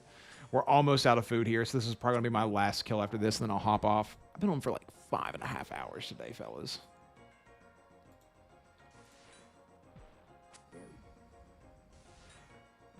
I haven't, Les. I haven't listened to that. Look up Eloy. Look, they're like, you've been playing for too long. Consider taking a break.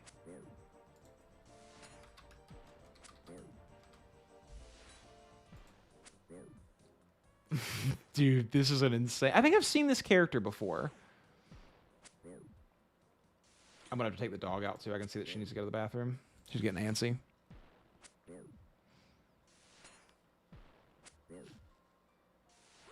I got nerd logged about a week ago. I was down here for 6 hours.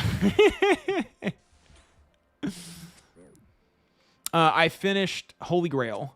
So I did Druidic Ritual, I did Merlin's Crystal, and I did Holy Grail. So I got 3 quests done today. Shyvana's all you turn into a dragon. Dude, it's so brutal to know what I want to play in League. I just play a whole bunch of characters and see what I vibe with, but I don't enjoy switching characters. I like to play one for a long time because I don't feel like you get a good feel of how they play until you've played them for a decent amount of time. Mostly harmless.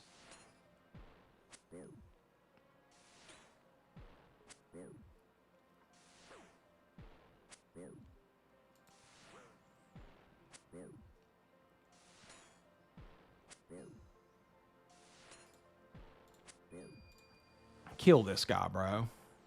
I feel like my adamant sword was better for this. I feel like stab was better on these guys. Tentacles. I don't know how I feel about tentacles. We all know I have problems with tentacles. Well, guys, that was the last kill of the night. I'm going to hop off here and take my dog out. I appreciate everyone for hanging out. Once again, I appreciate all the donations tonight. It was very cool of you guys. We have to get together and play some League of Legends. Apparently, I have to make a League of Legends section in the Discord, and you guys can show me how to actually play it, and we can sort of get a group going and try to figure out. But it was nice to talk to all of you. Thanks for hanging out. I hope you guys enjoyed watching, and thanks for being here. It's nice. Bye, fellas. Same to you, Runite. Hope you have a great night as well. Sorry, I stumbled over my words a little bit. Be safe, fellas. Bye bye. Bye bye.